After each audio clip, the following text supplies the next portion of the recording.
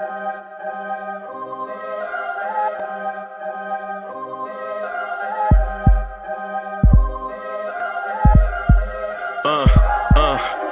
rank where the view is nothing less than phenomenal. For how I express and project from my abdominal. The only view better, both my daddy and my mama know.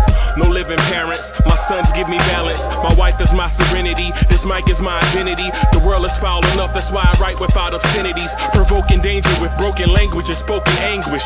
Begging to get hurt, why would you ask to go through changes? Yes, Lord, life's a chessboard, master the angles. Control the tempo, be the one who holds the info. Acknowledge is just as deadly as machete swings. When spoken, the truth is as potent as that Medellin. While others swear the style is free, I just let it ring. Our time is undervalued, soldiers make us better kings. My fam's on my shoulder, reaching after better things. Today I take the shot, for them I'd rather set the screen. My mama told me follow my dreams. My daddy told me get it by any means. Stand tall, make him bow to a king. But I've evolved, you can see the resolve. Look in my eyes when you speaking to God. Yo, what's good?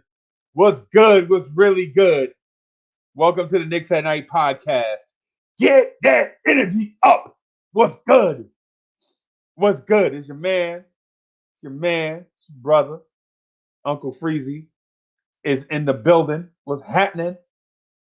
It's good to see y'all. I see y'all out there. I see y'all. Yes, I'm hyped. I think we're gonna have a good show today. I think we're gonna have a really good show tonight. I want y'all to participate too. Right? I'm putting a link out there in the chat already. What's good? What's good? Yo, the show, the Knicks want to drive this morning was fire. That was fire, bro. I had my main man, Jonathan Macri, on from Knicks Film School. You know what I'm saying? Shout out to J Mac, you know what I'm saying, for coming through, gracing us, you know what I'm saying? Dope intel. You know, it's good to have, you know, somebody, you know, an insider come kick it with us so we can ask those weird fan questions like, yo, so what's it like talking to Jimmy Randall? What's good? I see y'all. My brother Chris Chang is in the building. Frank Matos, what's good? City for Real, what's good? And Hoodie Kev is in the building for your viewing pleasure. What's good? Oh, another day down. Ready for the weekend. Another day, another dollar. It's good. Oh, I got that right.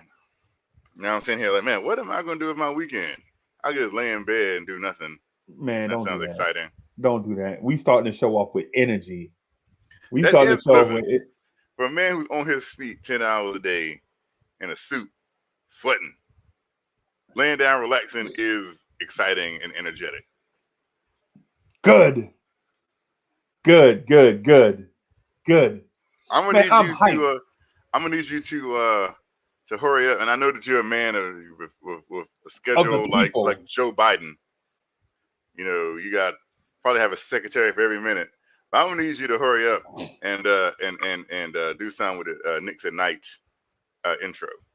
This is not Knicks Morning Drive. Oh, right. I played the wrong intro. I sure did. I'm sorry. Hey, man, I got an itchy trigger finger. My bad. I have an itchy trigger finger. My bad. I was like, what am I watching here? Hey, that song gets me so hyped, though. Hey, Shout out to Dan Johns, Divine Sons.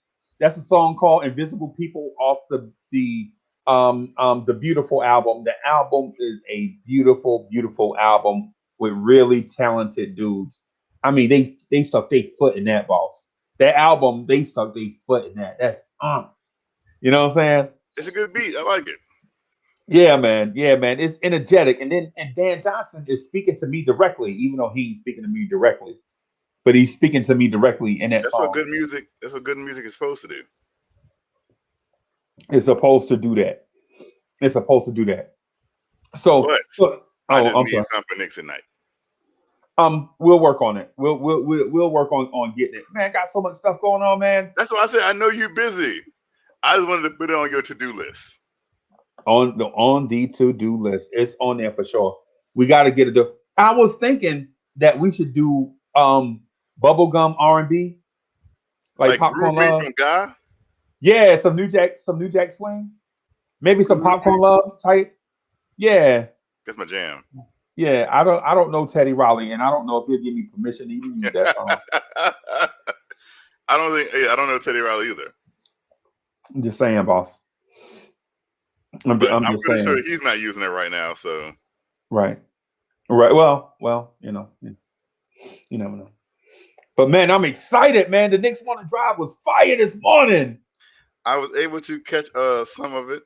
I was sorry I wasn't able to make it, but I was asleep. Yeah, you probably didn't wake up till lunchtime. Oh, I was supposed to do the sub. I'm sorry. I was supposed to pay for the sub, right? My bad. No, you are all right. Trust me, you are all right. You sure? Yes, absolutely. Oh, because we don't play. I try to be a man of my word. No, you're all right. What did I eat today? I actually did have just some sandwiches, but it was some sandwiches from the market at my job. Oh, okay. They make you pay for it at work? I'm just asking, bro. I'm gonna leave it at that. Ha ha ha ha! You think I'm gonna pay for something? Oh, I'm just saying. I don't want to get anybody in any trouble with any establishment, bro. The main thing I want to do is make sure everybody get treated fair. That's all. I don't know what they're gonna do that's gonna stop me from getting it. Oh, well, hey man. Hey, I don't want you to talk big boy talk around me, man. You know what I'm saying? Yo, look who it is. What's good? Hoodie Chuck is in the building. Big dog, you told me the 20th. The 19th and the 20th. You told me okay. Because I put an alert on my phone to call you first thing in the morning. I was gonna call you like 8 o'clock in the morning. Nah, for real. Seriously. Dog, the other day you told me the 20th. I thought I heard the 20th, so it might have been the 19th and the 20th. Yeah, 19th. If I knew it was the 19th also, I'd have called you this morning. I didn't think that he How you doing? I'm good. I didn't even think that Chuck B knew that the Knicks and Night was still on air. Nah, man. My man work at night like me. I tune in. Yeah, I work at night. You have seen me on this show at night and work in suit and tie working on the show. But Kev, all the three of us don't work at the same place. It's circumstances attached to this, man. It's circumstances attached to this. Like, I'm not on camera for a certain reason during that time because I can't let client stuff be seen while I'm, you know what I'm saying?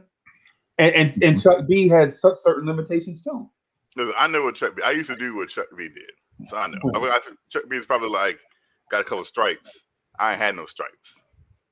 He looked like he got several stripes, or just at one. I still can't bring electronics into a prison. Right. Regardless. I know. I did the same thing. Mm-hmm. Right. So, I mean, it is what it is. I'm just good to see you, boss. Likewise. Yeah, man. Went shopping today. Just went shopping with the missus. Feel like I got a colonoscopy after I finished shopping. You know what I'm saying? It's not a good feeling. It's not good, Kev. I don't like spending money. Period. I made up my grocery list today, and I'll be going in the morning to Walmart to get me some milk so I can have some more kicks. You shop at Walmart, huh? I love Walmart. Walmart is one of the highlights of my life. Going to Walmart. Because you never know what you're going to get. Walmart is like opening a box of chocolates. It's like a box of chocolates. You never know what you're going to get. All the nasty coconut ones be up front. Oh, God. Yeah. Shout out to the chat. Ismail Rivas, what's good? City for real, I see you. Andrew Collinger, what's good, my brother? Will Salkin, what's good? I see you. Ismail Rivas, We in here chopping it up, man. We just chopping it up for a little bit, man. We're gonna get down to the nitty gritty, right? We're gonna get down to the nitty gritty. I'm sure some people will be frustrated, but we're gonna work our way through it. Omar Clever, what's good? We ain't gonna start that. We ain't gonna start that, Omar. Yeah, I know you joking or whatever, but we ain't gonna do that. I hope so. Nah, we ain't gonna do that. And I did not like Chuck's his intro. You didn't think I heard it. Why you gotta put me in check, Chuck? What? Hoodie Chuck? Oh, I think you said you putting me in check. No. I'm about to say, Chuck, we agree on more. You know, after listening to Chuck, I don't know if you watched Chuck. After listening to Chuck, I agree with many things that Chuck says. And it's weird how we've come to that point. But I agree. Yo, Pow was in the building. Hey, yo, Pow. What's good? Like, hey, Jonathan, JD, thank you for the super chat. JD said, shout out to Chuck. Stay out of trouble, man. Yeah, we stay out of trouble. nope. You know, we not starting no trouble. We just having some fun. He's Scott LaRock, and I'm KRS-One. Where you heard that before? That's old school hip hop right there. They send bums at me. I knock them out, send them back. But Kev, I listened to the shows, and a few times I wish I was there. Because I was agreeing with you when it was you versus like everybody else. Everybody else. Yeah. A lot of a few times it was the Tom Thibodeau thing, and the way he was the way he used the bench or whatever. Go ahead. I'm sorry. And I don't remember everything, but I know there was a few times, and people just wasn't getting what you were saying, and I was like, how y'all don't understand it? He's giving it to you directly, but they just didn't want to see it. Right? No, they don't, because they're so happy to be 21-21 that they think that they title contenders, and they don't want nobody to rain on their parade. They parade. Hey, what was the record last year? Exactly. Can't compare it to last year. You can compare it to that's why they call it a record, because you recorded. It's that exact same sentiment. They got Knicks fans feeling the way they do because they just been stuck in misery for so long that when something comes along and they want to make, what time is it? It's 11:59, so I'm not gonna say what I want to say, but they're gonna make Ish look like gold. It don't matter. You can say what you want to say. You know why? Because people watch it on replay. We got to be, you know what I'm saying? It's like, because if you don't watch it like what Chuck B said just now, man, watch it on replay. You know what I'm saying? And so I'm not saying say whatever you want to say. I don't want to mess up the monetization, because we use that money for stuff like branding and for the Blorange tiers, the debate league championship belt, stuff like that. So, but give me my belt. Okay. So Chuck B, I talked to you about it. I talked to Sports Vibes TV about it. I talked to Hoodie Kev about it. Once the belt comes in, I'm gonna make a formal announcement, and then we can get down to the nitty gritty. Like, we can get down and set the ground rules, and then it'd be like, it'd be green flag racing the rest of the way. I don't care who win the belt. I don't care who I gotta send it to. I just want the champ to be dope. I don't care. You know what I'm saying? I just want the entertainment value to be dope. That's how I win. I win by getting viewers to the channel, so that we'll, you know what I'm saying, so that we can keep supporting ourselves, keep the lights on. You know what I'm saying? So yeah. I don't care who the champion is, as long as it's a dope champion, as long as they ain't no crybaby. You know what I'm saying? I almost lost. You know what I'm saying? I ain't want to hear that. But we'll set the ground rules and stuff beforehand. Everybody know what the rules are. We will agree to them. Everybody that's in it, we'll agree to what the rules are before we start. And then once we start, you know how it is. Yeah, but guys might have to sign papers before these matches, because some people might take these debates as a form of bullying. Well, yeah, I'm petty. Well, I mean, we know that in some respects. I mean, look at the kind of car you drive. You know what I'm saying? You ain't supposed to be driving that and be around other people. People be jealous as hell. What's wrong with you? You think, hey, Hoodie Cab, he laughing.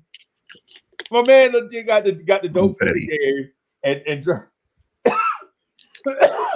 drive a dope car and then think cats ain't gonna be jelly. Cats is gonna be jelly. Nope, I'm petty. Yeah, well, I mean, my when I battle people, they call me a bully. So now I'm a bully. Well, whatever. I know the feeling. Trust me, I know the feeling. I was trying to talk to a young man, trying to get him up on how to, present himself on screen, and people thought I was bullying him. I remember bullying him. You was talking about that young boy, yeah. I was not bullying him. He you have to. He wasn't ready. Like how I speak to you, and how I speak to Chuck. Mm-hmm. Y'all understand where I'm coming from. Like a place of sincerity. Y'all know that I really love y'all and love being in y'all company. I enjoy y'all company, but I also look at the long-term goal for the Blorange Tears channel. You know what I'm saying? So I speak to y'all in a certain way because I'm looking down the road at stuff. I ain't looking at just today, right? But young people, the young fella that age, he don't understand that. He don't understand the future. You know what I'm saying? He 30. He don't get it.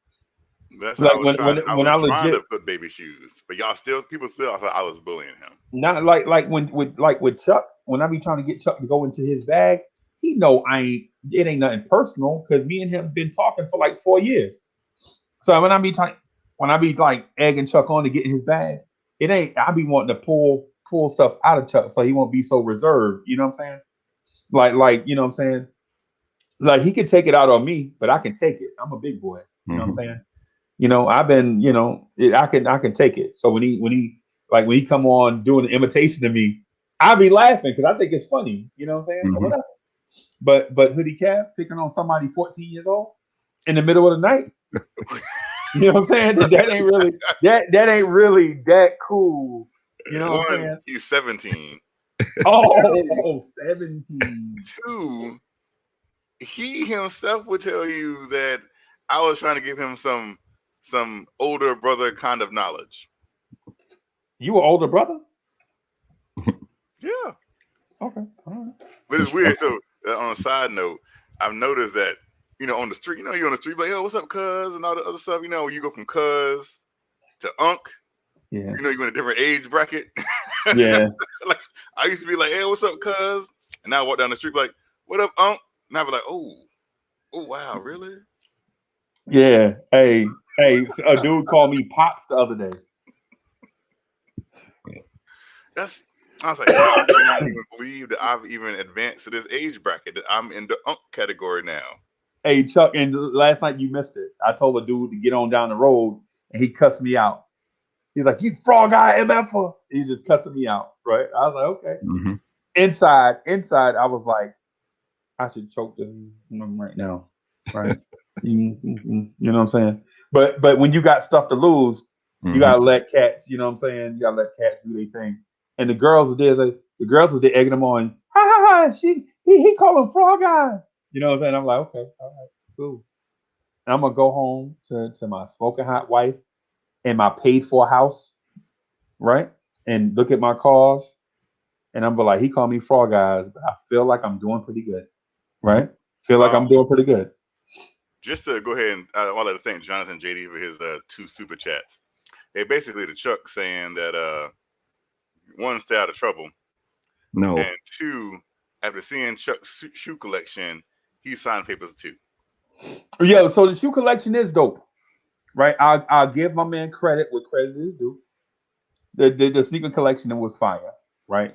Some of them I was like, I don't know if I rock that, but that's all about swag though, because I got some joints I know Chuck D wouldn't win at all. Facts. He would wonder why I even bought them, right? But that's my business. That ain't Chuck D business. Just like he got some shoes that I wouldn't wear. That's Chuck D business. That ain't my business. You know what I'm saying? Because you can't fit them. Right. Because they whack. No, because you can't fit them. Right. What you saying? You don't wear a size 15? No. Hey man, well, I'll continue to pray for you, brother. I'll continue to pray for you. Right? Because if you don't wear a size 15, I don't know what kind. No, I'm just talking. shout out to the chat, man. I see y'all. Haddock Sharon, what's good? What's good? Chris Chang, maintaining. Oh, I see you. I see you, Thugger Entertainment. I see you. What's good? What's good? Get that. So I wanted to talk to y'all about like just some stuff that everybody in the Knicks universe is talking about, but I wanted to talk about it in a different way. I intentionally don't cover topics that other people cover because I'm like, if you already heard it before all day long, I ain't gonna talk about that tonight. You know what I'm saying? Unless it's something obvious, right? But the deadline is next week, and this time next week, some longtime Knicks may not be here anymore, right? And so I want to get your thoughts on some of these longtime Knicks that might not be here anymore. And the first one that comes to mind, and the one that's thrown in every trade scenario under the sun, and even though it frustrates me and Hoodie Cav, I just want to talk about it real quick. Hoodie Cav, what happens if Kevin Knox goes to another team? I'm frustrated about a thought, by the way. Why would Kevin Knox go to another team?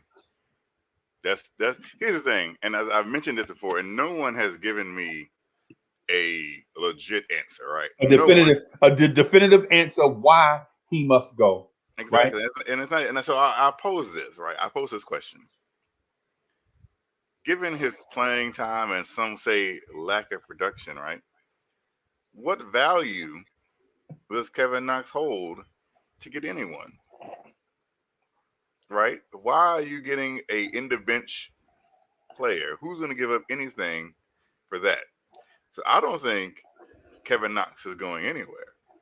Now, you will trade if you want to get something of value. You have to give up something of value. And right now, Kevin Knox has no value. According to what people say.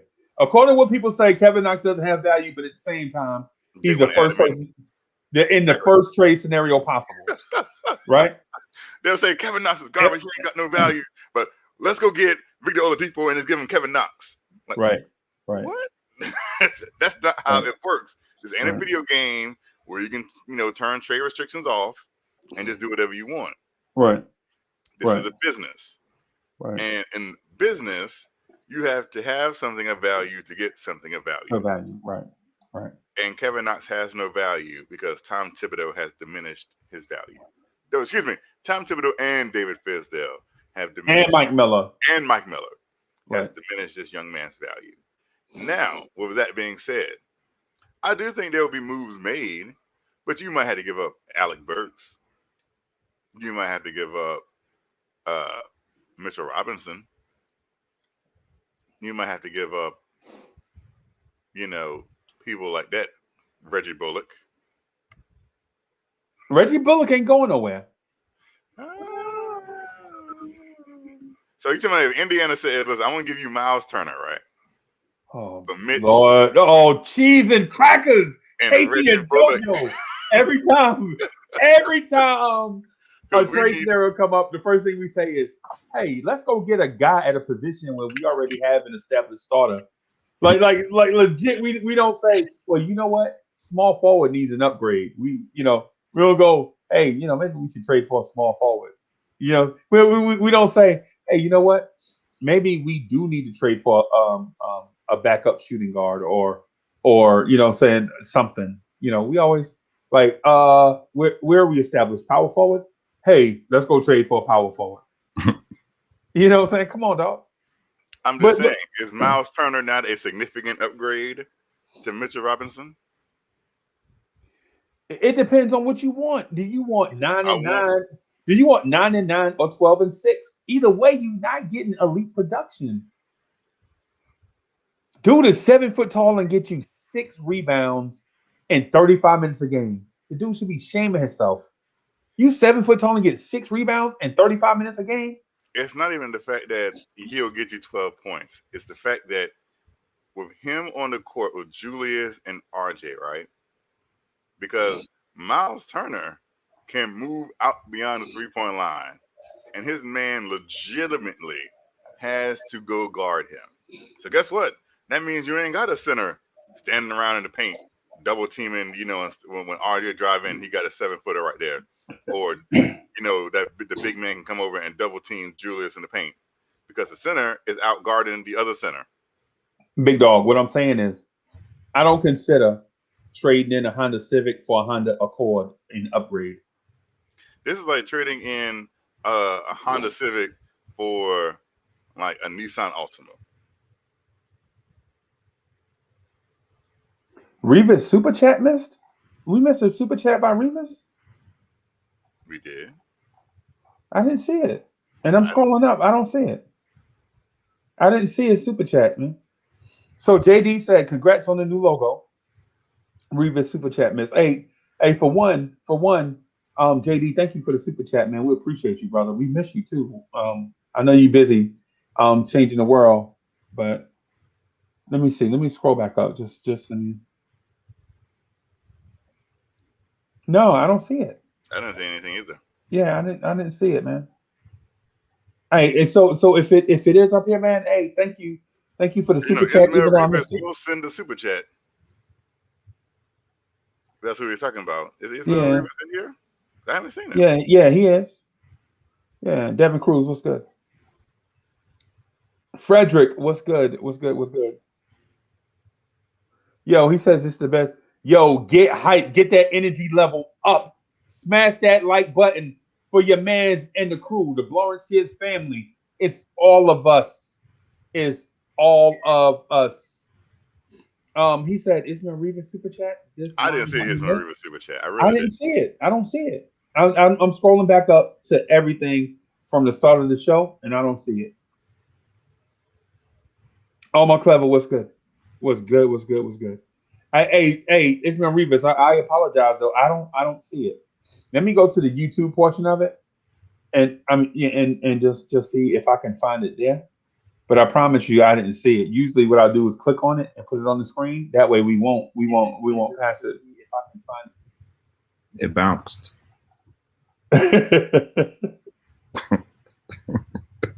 Yeah, I don't see it, man. I don't see it, and I apologize. Well, the only trade I want to make right now is Alonzo Ball for Quickly. So are you trying to get these people to hate you? I don't care. They already do. You can't trade the new prodigal son. Yes, you can. He ain't prodigal because he never left. To get a better one. Nah, man. It's about upgrading. Nah, man. Y'all. Bringing in defense. And 3-point shooting. And passing. Yep. And size. And I was about to say that. Pause. No more pause.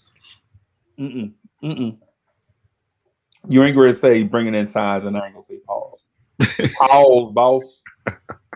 But you said it. You said it, though. Right. Hey, Eddie C, what's good? What's good, Eddie C? Yo, so here's the thing, though, with the Kevin Knox thing. I just wanted to touch on what Hoodie Kev said. So, Hoodie Kev, the first thing, though, about a Kevin Knox or any player X, let's just say player X, right? So the most valuable thing in a trade is the asset that you get in return. And the second most valuable thing is the roster spot that you have available. Because if you cut somebody, you have to pay that player's salary, right? But if you include him in a trade, the other team assumes that salary. Now you have a roster spot that you can fill without back paying the person that you cut, right? So I'm not saying cut Kevin Knox. What I'm saying is we should be open to all trade scenarios so that we can see what we can get, right? Hey, Kendall Rivera, what's good? Lonzo definitely going to be a Knick, whether it's at the deadline or off season. I feel you. Emperor Indica. He's a free agent this summer. Y'all tripping. Nah, man. You want to... he's a restricted free agent this summer, right? That means we have the right to offer, but New Orleans can match, and then we fresh out of Alonzo if they match it, right? We Unless you're fresh giving that out of poison Lonzo. pill. Right. Unless you do the poison pill, which GMs don't like. So you want to create bad blood between GMs, send them poison pills. Right. And then the next time you want to trade them, the first thing you'll say is, you remember what's the name, such and such? And then you're like, so you don't want to burn bridges. You know what I'm saying? With GMs, you want to kind of put up, you want to have good vibes around the league. People respect you for your intellect and such and your fairness. But at the same time, you do want to be as aggressive as possible for the things that you want to buy. Kind of like Chuck in his sneaker collection. Mad aggressive, but he's smart with it though. Facts. So what do you think we should give up Hoodie Cat for Lonzo Ball? Quickly. Do they need Reggie Bullock? No. Are you sure? Because I think they might need a 3-and-D wing. So No, they don't. Sure? No, they don't. Kev. You got to match the value. Kev. So for one, Reggie Bullock is a hero of New York. What are you talking about? For one, Kev. For the snide remarks and stuff about Bullock is outweighing the way you usually look knowledgeable. They have Nickeil Alexander-Walker and Josh Hart doing the same thing Reggie Bullock is doing right now for cheaper, right, on rookie contracts. So why would they trade for Reggie Bullock to sit him on the bench, paying him all that money? Fine. Well, so here's the thing. So that would take Kevin Knox out of the equation also, because you don't need Kevin Knox. Could they use probably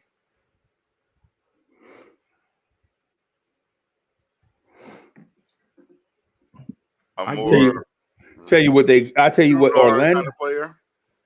Hey, look, I'm gonna pose this to you, Hoodie Cab, and you'll see the sense that I'm making with this when I say it, right? All right, let's see what this is.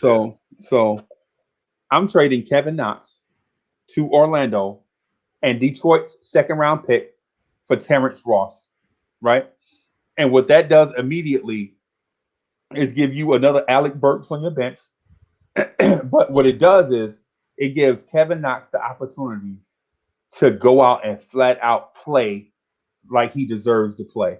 I'm sorry, what was that again? I didn't hear. You said Kevin Knox in the what? And Detroit's second round pick this year for Terrence Ross, right? We get another Alec Burke type player. They get a young stud to add to their young core of Jonathan Isaac and Aaron Gordon, and they get probably the second pick in the second round, which is mad valuable this year.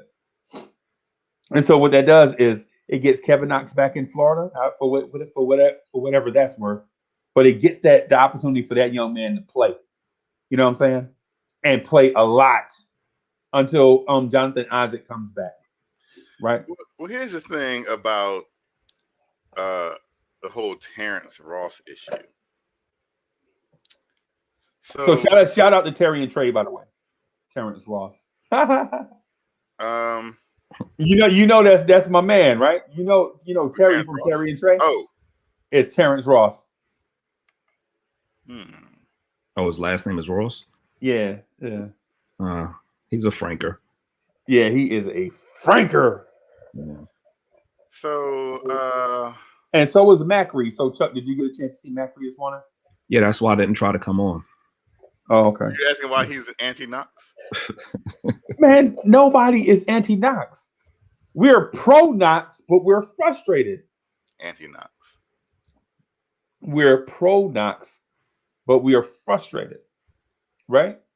The thing about, like I said, getting back to Kevin Knox. So I bought this dog one time. His name was Maximilian, right? Okay. Yeah, I bought a Yorkie Terrier. Yes, I searched the internet for Yorkie Terriers, and this breeder. Did we get it from there? I forget. But anyway, we paid a lot of money for this dog. He was beautiful, man. I mean, he walked around with his head up with his chin up in the air, like he was gorgeous, dog. I love that dog. I mean, I loved Maxie, right? And Maxie was beautiful. People would see him. They're like, oh, man, Uncle Freezy, that dog is beautiful, man. And Maxie was gorgeous and he knew it, right? But Maxie was dumb as shit, right? Maxie, it took us 3 years to house train Maxie. And then it was still hit or miss. You know what I'm saying? 3 years, dog. How long did it take you to house train a dog? Really? Like legit? Maybe a couple of maybe. After a while, they'd be so used to it that they'll go to the door and whine for you to. You'd be like, "Oh God, dog, is he trying to go outside? Let me," you know what I'm saying? Maxie, 3 years. I'm like, so I caught Maxie one time peeing in my D-bowls, right? I keep my D-bowls by the bed. You know, I got the bed. I want to put my house shoes on or whatever. You know what I'm saying? Walk around. I caught Maxie peeing in my D-bowls, right? And for those of y'all up north that don't know what D-bowls are, they just some beat around house shoes. It's like the ones that Debo wore in Friday. Remember y'all saw that movie Friday? Them house shoes Debo had on. That's what we call them around here, right? So I'm like, Maxie, you peeing in my D-bowls? Maxie looked at me like, why is he mad at me peeing in his D-bowls? And he just finished peeing in his D-bowls and tried to finish peeing in my D-bowls and tried it off. And I was like, you know what? That's Kevin Knox right there. He looked the part. Oh, he looked the part. Oh my God. When people see him, like they see our pictures on Facebook and all that stuff, or you like see me holding Maxie, they're like, oh my God, the fat guy is ugly, but that dog is beautiful, right? That is Kevin. When you see Kevin Knox, when you see a guy 6'9", 220, you know what I'm saying? Baby face, you know what I'm saying? Beautiful shooting stroke, come from a blue blood. Father was a pro athlete.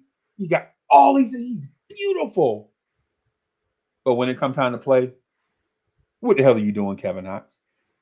Kevin Knox, why on this screen or role play, why are you standing on the block calling for the ball when you know you don't like contact?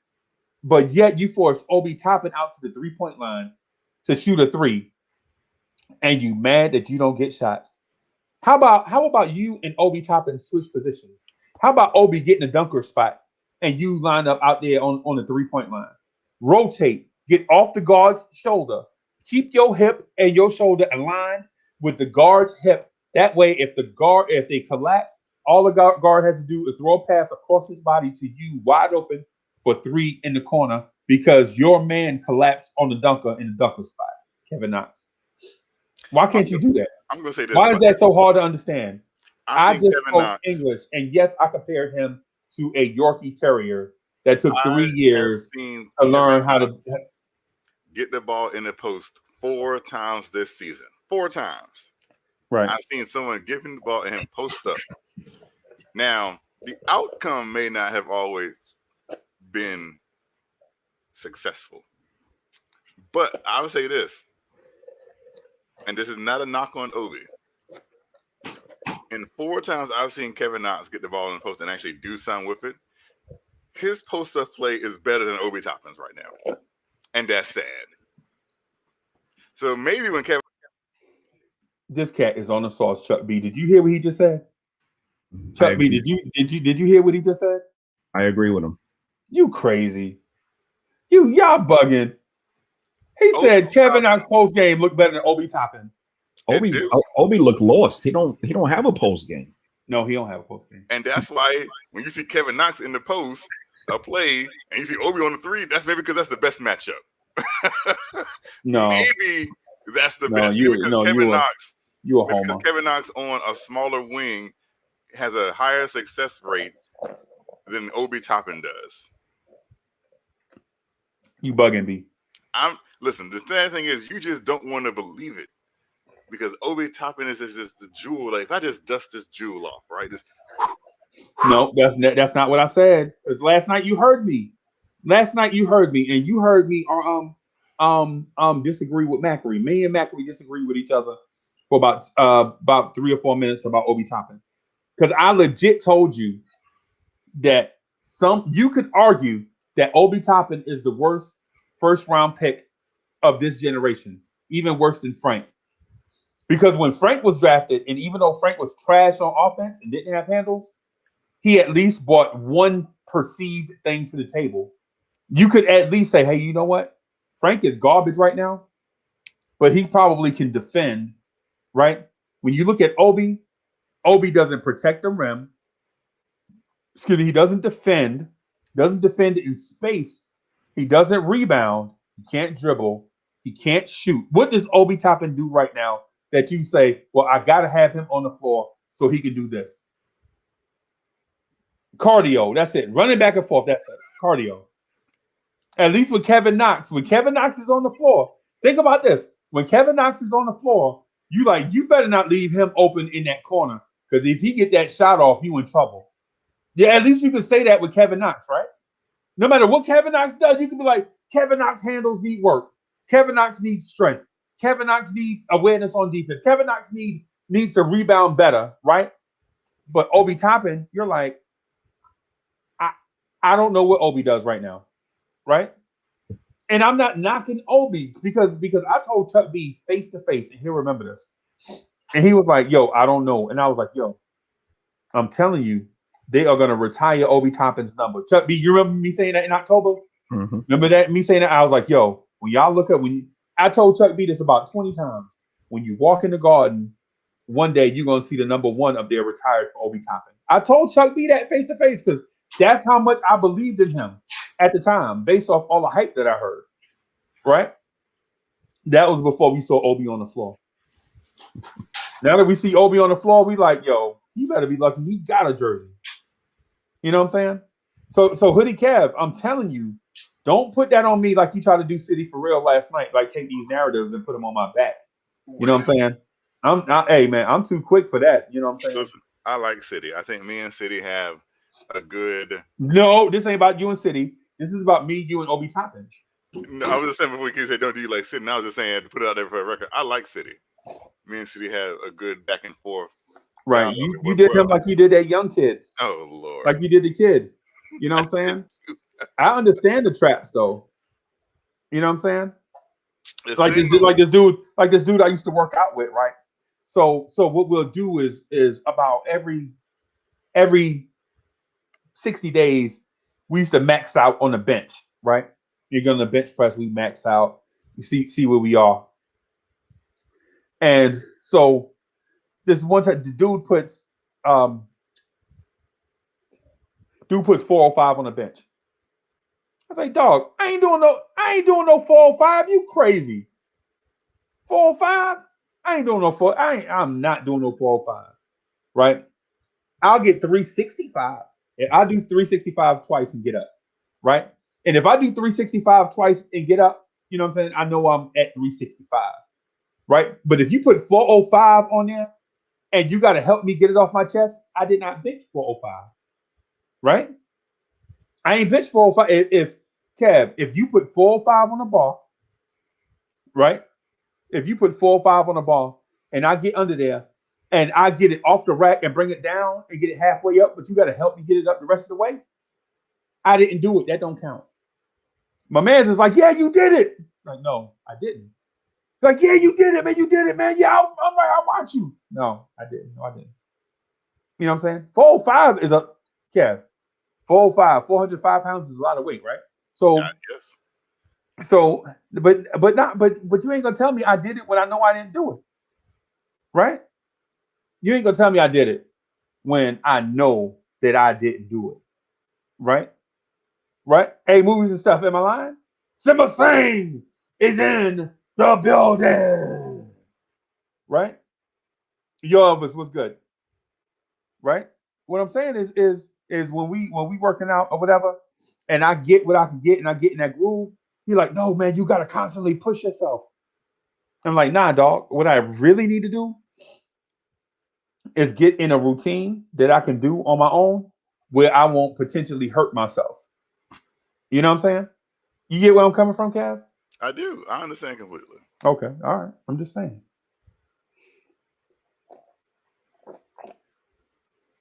But like I said, what does that have to do with Obi Toppin, right? A little bit, but I do believe that Obi will be fine. I really do. yes, there are times where you can look at Obi on the court and you're like, well, Obi isn't giving you nothing. Like diddly at all. But I blah blah blah blah. I don't know. I don't know. Hey, Johnson, what's good? What's good? Chuck, you still there? He might be in the bathroom. We don't want him. He might be.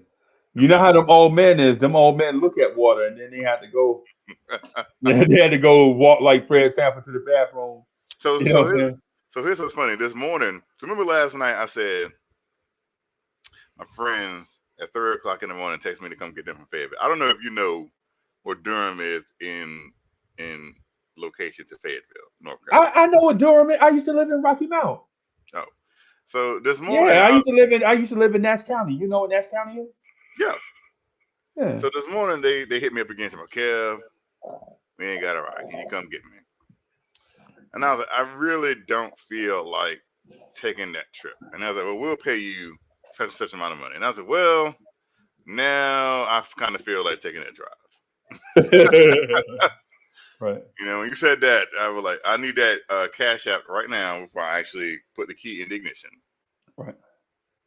Because you know, if you send it to me, I am going to be there.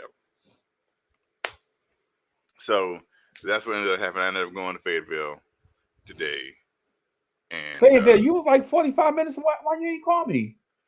I don't, because I wasn't really thinking of anything other than going out of your way. You didn't really feel like, you know what I'm saying? I didn't feel like going to Fayetteville. Okay. But I was being a friend. I wasn't gonna be a good friend at 3:00 in the morning. Okay. But yeah. So that happened today. And then I had to go to work. But I kind of slacked off. There's people weren't gonna worry me today. They weren't gonna worry me. Is what they weren't gonna do. Right. So you running on fumes right now then? Because you took a 4-hour round trip drive, maybe 5 hours, right? It's like 4. I can listen when I get on the road. I'm on the road. So what do? Listen to the Knicks at Night podcast while you riding? I did go back and listen to the morning drive. Okay. And then I was listening to some music, singing along to some tunes. I know people in other cars like, what is he doing over there? He is getting it. Right. So Right. But yeah, that's usually how I do my jams.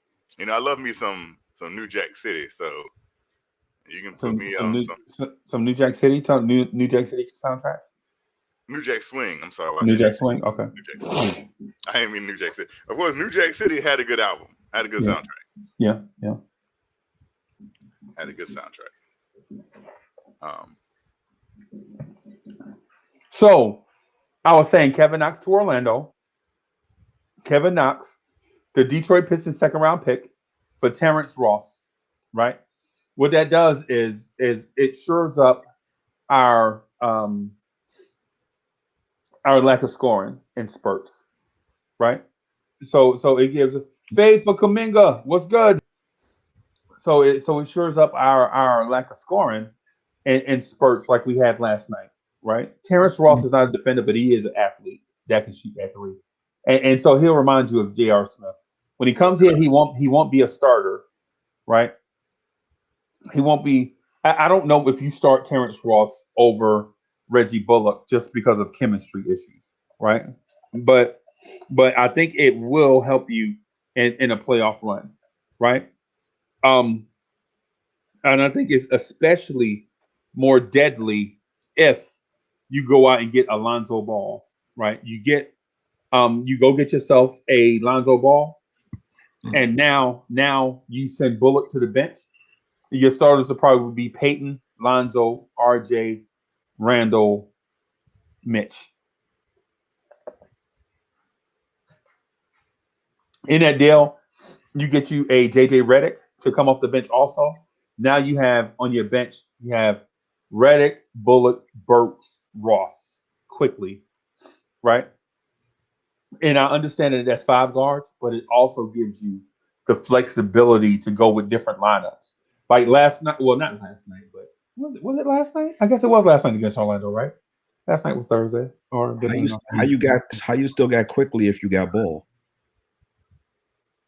Chuck, stop trying to be the antagonist. Just play along. No, but all right. So who you giving up? You're still naming all the players. No, you're giving them draft picks. What's the name? Don't need players.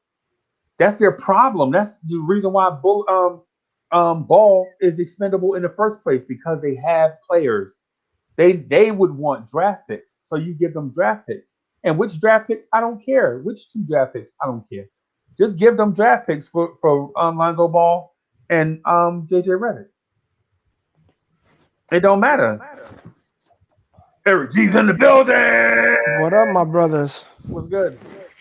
Shit, So, man.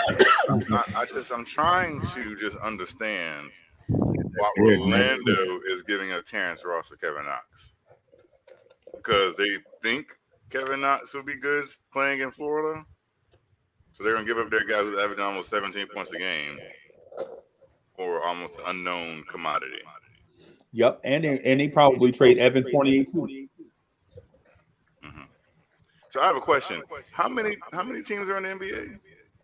You know how many teams in the NBA? Don't be asking me no minor league questions. So are the Knicks? So are you trying to say that a package of Kevin Knox and a second rounder is the best package Orlando could get? I don't care. If they put Terrence Ross on the market, the best they can do is Kevin Knox and a second rounder. I don't care. They care. Right. Well, what I'm saying is that's the offer. They can take it or they can leave it. And so a contending team like Denver or the Suns probably can't come up with a better package than Kevin Knox in a second. Kev, they can take it. You don't want Terrence Ross, I see. Okay. No, I think your logic is crazy. I think my logic is sound. I sound like Spock from Star Trek right now. Hold on. Is that me with the echo? Let me do. How about now? I sound better? I sound better? You hear echo? No. Bam, my guy is in the building. What's up, SB? How you doing? Yo. Salute. Uncle Where you Freezy been? in the panel. Where you been, my guy? Where you been? I've been here. I always come through, watch the chat, show love, hit the like button. I'll be in the chat. I've been a chat warrior for the last couple of days. I've been in the chat. I've been a chat warrior. I noticed, and you know what? I'm gonna say this, and it's all in fun, man. It ain't no disrespect. I think what it was is Chicago started leaking oil. Yeah, man. We got the losing. We just gave another lead. I had, had to avoid that smoke, man. I didn't even want to hear. We gave up another lead today, man. Yeah. Oh, get out of here. You said, I hear the care in your voice. I hear. Hey, so let me ask you this, man. Let me ask you this. Is it time, bro? Is it time for Chicago to do something? Ooh. Time what, to blow up the team? Something. I don't know what. Is it time for what, to blow up the team? No, it's definitely time to make a move. Right. Is it time to get Zach LaVine some help, or is it time to move Kobe White to the 2 and trade Zach LaVine for multiple draft picks? No, Zach LaVine ain't going nowhere. He gonna stay. We need to build around him. Now Kobe White playing better off the bench, so we need Kobe White to come off the bench with Wendell Carter. We need to trade for a point guard right now. Saturansky is a starting point guard, but Larry Markin definitely can go. He's on the trade block. He can go. Wendell Carter can go, or unless he's going to come off the bench. But Larry Markin is available. If the Knicks want him, y'all can have him too. Larry Markin got to go. So who's starting at center for y'all? Gafford? Right now the lineup. No, Larry Markin is starting at center. It's Saturansky, Zach LaVine, Patrick Williams, Thaddeus Young, and Larry. Wow, Thad Young is starting. They changed the lineup. Okay. So y'all went more agile with that, because if you starting Thad Young and Patrick Williams, then you're probably more agile at the wing. City, what's good? You said who? What was the one who? Thad Young. If you play, you said me. I'm always polite, man.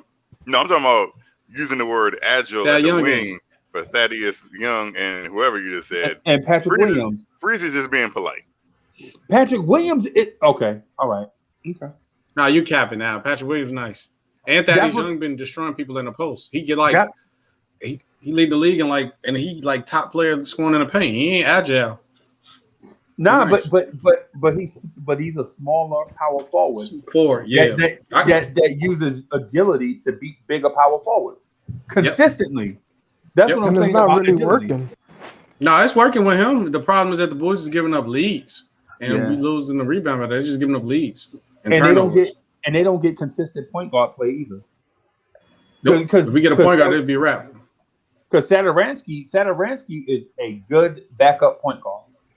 Exactly. I would even say really good backup point guard, right? And he was good in DC. But in 100% agree with that. But in terms of being a starter, no, not so much. You know what I'm saying? Not so much. Yeah, you know what I'm saying? If they had a dynamic, I know, like with, go ahead, man. Yeah. Oh, you trying to say if they got Lonzo Ball? No, I said like for the Knicks situation, like y'all got Alfred Payton. But like we got the same point guard problem too. When if Satoransky and Zach LaVine, your two best playmakers on your team, that's a problem. A problem. That's and a problem. And Kobe White gives nothing. That's a problem. At the PG position, he can score though. He's like a quickly. He's a combo guard. He's better at scoring. Right. That's it. Right. That's tough. So Lonzo Ball needs to. I ain't gonna lie. One of us need to get Lonzo. The Knicks and the Bulls playing. Somebody need to go grab. Yeah, I'm thinking that the Clippers are going to offer something whack, and New Orleans is going to take it for Lonzo. Yep. Nah, they should not take it because they're in the West. I'll send him to the East. Mm-hmm. Nah, well, you got to be smart in that situation. If it's a similar deal, you send him to the other conference. Yeah, the best two situation for Lonzo to go for him to be a better player as a star, and he gonna be like the lead guard of the team is the Knicks and the Bulls. That's the perfect fit, but where he need to be. So the Pelicans don't appreciate him, and LeVar coming out saying that he don't like that though. So that's the best place for him to go if he want to really flourish and be the man. That's two teams who need a point guard bad, and he would change the dynamic of their team. I think if Lonzo go to the Bulls or the Knicks, they instant playoff team. Instantly. And the thing about Lonzo is he's not worth all that money. Eddie C, how you gonna come in and they ain't even gonna speak, bro? Hello. What's up, man? Yeah. Hey, y'all guys was talking, as B was talking and stuff. Yeah, man. Hey, it's good to see you though, for real, man. You know, you too, bro. You too. Yes, man. How everything going? Everything cool, man. Everything cool. Good. Just got off work. Just went and walked the dog. Oh, came in the chat. Hey, what kind of dog is it? A little small one, ain't it? Yeah, I got a little bully. Yeah, I got a little. Nah, I'm saying, come here, Figaro. I got my daughter dog. Yeah, man. Look, this is my daughter dog right here. Oh yeah, look at it. Look at her. Yeah, it's like a little grandma. He do. What up, Figaro? That's what's up. Yeah, that's my daughter dog. That's a nice dog, bro. But he under me all the time. Yeah, I be messing with those micro bullies. Those micro bullies. Yeah, I'm gonna try to get a husky once we get a house. I'm in the process of getting a crib. I'm gonna get a husky though when I get the crib. You gonna stay in Chicagoland area? Yeah, for now, because pretty much like COVID messed everything up, and then it's like me trying to get like a job at like a sports station. Pretty much, if you ain't got like experience, we can't get no experience if you don't hire nobody. So. Right. Yeah, it can't move with another baby on the way though. So I got another baby on the way. So I'm gonna stay home. Hey, congratulations, Thank you, man. A lot of blessings. Grown up stuff. Yeah, man, a lot of blessings. Number 2, I'm done. I'm done though. After this, though, it's over. Ain't no more. I'm done. Hey, you crazy? You must gonna buy you a big TV to watch that night. Nah, I'm gonna have my own little office space, man. This whole studio. Look, next time y'all see me on here, it's gonna be all studio set up, man. I said, hey, my little cousin, man. I saw him like 10 years ago, right? Mm-hmm. And he had a little baby in the car seat in the back. He was like, yo, Uncle Freezy, man, I think I'm done, man. I can't hardly get no sleep or nothing. And I see him like 10 years later, he got like 6 kids. I was like, dog, you must have a small TV in your bedroom. You know what I'm saying? Instead of looking at the TV, you looking at her. That's why you got 6 kids. You know what I'm saying? Yeah, nah, I'm good. Nah, because I wanted a boy, but then I wanted one of each, and I got 2 girls now. Because I want to end up with like 4, 5 girls trying to get a boy. I'm good. Yeah, little SB Junior. I got 2 girls. I'm finna have 2 girls. Yeah, my one daughter, she 4, she finna be 5, and then the next baby coming in July. I got a 12-year-old daughter, and then I got a 6-year-old boy, and then a 3-year-old boy. So I'm ready with you, bro. Oh, wow. Yeah, I know you done though, right? It's over. Over. It's over. Look, it's over. Yeah. I talk You about guys are them rookies, babies, man. You guys are rookies. I got a 17 and a 16-year-old. You an old man. Wow. Your kids are grown. Pushing 40. Yeah, your kids are almost old enough to do their taxes. Yeah, your kids are old. Yeah, man. Yeah. So SB, what you gonna do when little SB Junior, you know what I'm saying? If y'all go that way, and little SB Junior come in the room and be like, hey, Pop Dukes, I got something to talk to you about. And you be like, yo, wait a minute, I just got this Jordan throwback for you. You know what I'm saying? For you to wear to school. He's like, nah, hold on with the Jordan throwback. Let me talk to you about something. Yo, I'm a Detroit Pistons fan. Oh, and he's like, what? Yeah, I thought you was gonna say Knicks. Nah, you can be a fan of who you want to be a fan of, but growing up, you're gonna be a Bulls fan in this house. And then when you get a little older, by the time you get like 13, 10, and you really understand basketball and the sport on your own, you can be whatever team you can like whatever team you want. Yo, I did that to my pops with the Dodgers. My pops was a Dodgers fan. Mm-hmm. It was like, and he used to take me to State Stadium to see the Dodgers all the time, right? And then I wound up being a Mets fan, right? And then me and my son used to play 2K all the time, right? I used to drag them with the Knicks, and you drag them, just run the same play over and over with Melo. Right? Yeah. Just run the same play with Melo. Melo will have like 75 points or whatever. I used to just pump fake and drive baseline. In fact, the game was so glitchy that it'll get into the animation and you couldn't stop it, or it was a foul, right? So he walks out the room one day. With this T-shirt on that say "Trust the process," and I'm like, "Son, what the hell is that?" Right? Like, oh yeah, man. I meant to tell you, I'm a Sixers fan. Dang, heartbroken. I was like, yo, pack your bags. Don't go on my refrigerator. Don't go on my refrigerator. Pack your bags. They're bugging in the chat. Oh boy. Let me see. Yeah. Wow. Why we going that far, yo? We just talking sports. He called me a Mama Beach. You know what that is?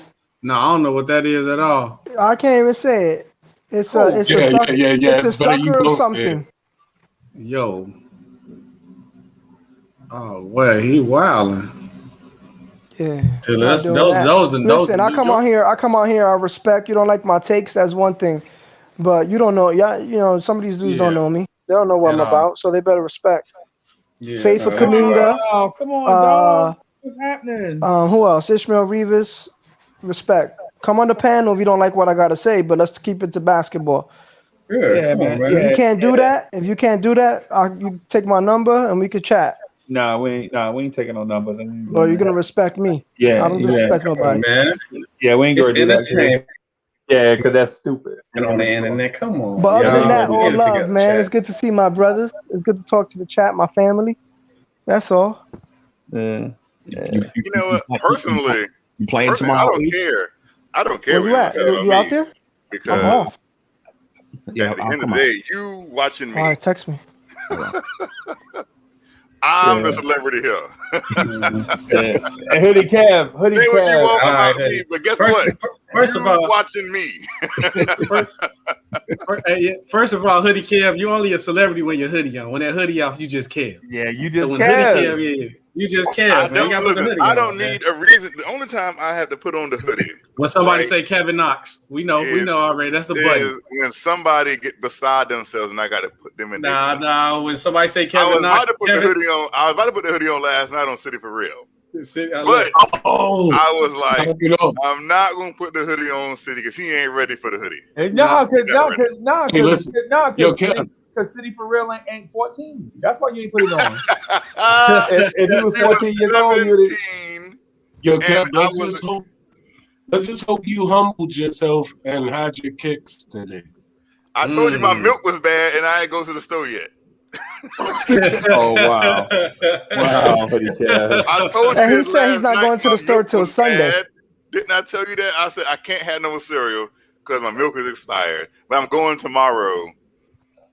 Listen, we had how many hours since last night, and you still ain't go get that milk? Hey, City, I had a run to do. Hey, City, you got to tell them like Friday. You better put some water on that cereal, boy. You better put some water. You better put some water on that cereal. So I'm going to tell you an embarrassing story about me, right? I'm 35 years old, and I live by myself. Wow, that's the end of the story? What kind of story is that? So, I'm like a single bachelor. I'm like the epitome of a single bachelor, right? So I don't really cook that much, like almost at all. I eat out or I eat at work, either or. So pause. Yeah. So I was at home and I was like, you know what? I got this manwich, and I remember eating manwich, and it's really good. And I really wanted some manwich, right? I really wanted some manwich. I got the can. I ate this manwich. I'm about to eat it, GQ. I'm about to just destroy this manwich. Oh. And then I looked at the can and I was like, wait a minute. I need ground beef for this? For the longest time, I thought the manwich was just the stuff that was in the can. You lying. Oh my God. I was like, I actually need ground beef with this. So you were just eating sauce and bun. That's pretty much you were just eating sauce and bun. I didn't open up, I was reading the can, because you read it to do the instructions how to make it and everything. And it's like, put it on the ground beef and da-da-da-da. And I was like, wait a minute. Ground beef. Hey, Chuck can't believe you eating that. Look at Chuck's face. Chuck can't believe you just said like, hey, legit. We like legit. I don't even know who Hoodie Kev is no more. Why I thought you was Sloppy one thing Joe? and he wanted to be another. Sloppy Joe sauce bread. That's it. That's it. Like you don't say manwich. You just eating ketchup on bread, like pretty much. What you doing? I know we came from the struggle, but dang. So that was the thing where you take your biscuit and you drag it across the turkey gravy when you're having dinner and you eat that. That's what he was doing. So tomorrow I have ground beef on my grocery list, so I can go out there and make me some manwich tomorrow. How long you been eating the sloppy Joe like that way, Hoodie Kid? I've never had. That's what I've never had it. Yo, I thought you was gonna say. I thought you no lie. I thought you was gonna say. I looked at the can and the expiration date said 2007. Right. That's what I thought you was gonna say. Damn, you had a can of manwich for 15 years. So I legit you know what you do with that? You add a little slice of provolone. You gotta dress it up. And listen, and you throw a little A1 sauce on that, and you'd be good. So I bought the cans of manwich, right? Mm-hmm. So I never paid any attention. I was like, "Ooh, manwich, that'd be good when I'm gonna make that." So I had it, and I never really paid any attention to it. I just put it in the cabinet and everything else. So when I went to finally get it to eat, I was just like, I think I actually need the ground beef to go with this. That's tough. Right. Now, hey man. Hey, let me do something real quick. Hey, so Ismail Rivas, man, I apologize. If I said something to you that was disrespectful, you know what I'm saying? It was done unintentionally. It wasn't done intentionally. You know what I'm saying? I'm a man, you know what I'm saying? I just want to make sure I tell another man that if I did something to upset you, you know what I'm saying? I apologize if you took it the wrong way. You know what I'm saying? Sometimes we joke and stuff, but that ain't where we trying to go. You know what I'm saying? We be trying to get on here to fellowship, Ismail Rivas. And you know I like you. I shout you out a lot. You know, you my dog. So if there was a misstep that was taken, it was look at it like it was a misstep, and I apologize for it. You know what I'm saying? So I'm sorry if you offended, but that ain't what we trying to do. You know what I'm saying? We ain't trying to drum up no beef or nothing like that. That ain't what we trying to do. You know what I'm saying? That's my Ismail Rivas. That's my apology to you. You know what I'm saying? We ain't trying to do no fake fraudulent internet tough guy wars. You know what I'm saying? We just trying to kick it. You know what I'm saying? So yeah, so I'm apologizing to you. You know what I'm saying? And you know what I'm saying? And that's sincere.